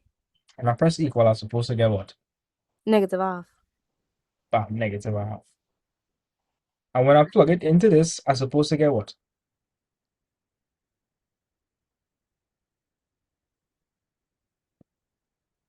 The cos to theta? Yeah, when I put it into cos theta plus 1, I'm supposed to get what? So I don't know. Nah, right in front of you. I promise you could figure it out. Right in 0? front of you. Yeah, you're supposed to get 0. Because watch, when you plug it in, you're supposed to get 0. Well, let's see. So so my angle is 4 by 3 pi. I got plug in 2 theta first, right? So I got multiply by 2. 2 multiplied by that. Then plus cosine 4 over 3 Pi. plus 1. When I press equal, what's supposed to get? 0. Bam. Right? Mm-hmm. We are correct. Let me try a different one now. How about like pi on 2? Because that was the solutions for the other one. So in this instance, the angle is pi on 2.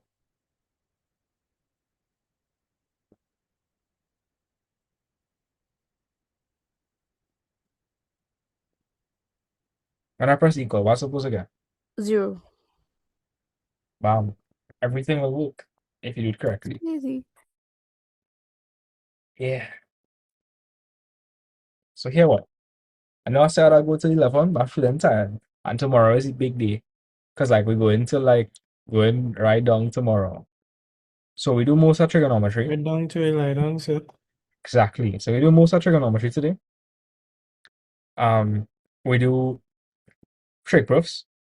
We do arc and sector. We did trigonometric equations. The only thing I have to discuss again is showing you how to sketch the graphs, which is what I think might come this year. They might ask you to sketch some graphs, low key, and we need to look at these questions. Questions like we need to look at questions like this. Using the letters PQ1R, right? An expression for each of the following trigonometric ratios, and then determine the value of that. I feel like we need to cover those kind of questions too. Or questions like this. Yeah. So we'll tackle that tomorrow. I will let you guys know what time we're starting tomorrow. Maybe a bit earlier. So I'll let you guys know. But I hope today was beneficial. Yeah, guys. Very much was It was Thank you, very sir. beneficial. It was. Very beneficial too.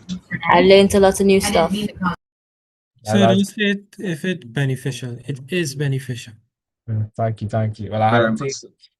I will send the notes one time, right? But you guys take care. Everybody here in the behavior and group chat on the CSEC Admax group chat, right? Yes, sir. Yes, sir. Yes, sir. Yes, sir. All right, nice. Take care, guys. Have a blessed night. And You lovely. too. Sir, Nice.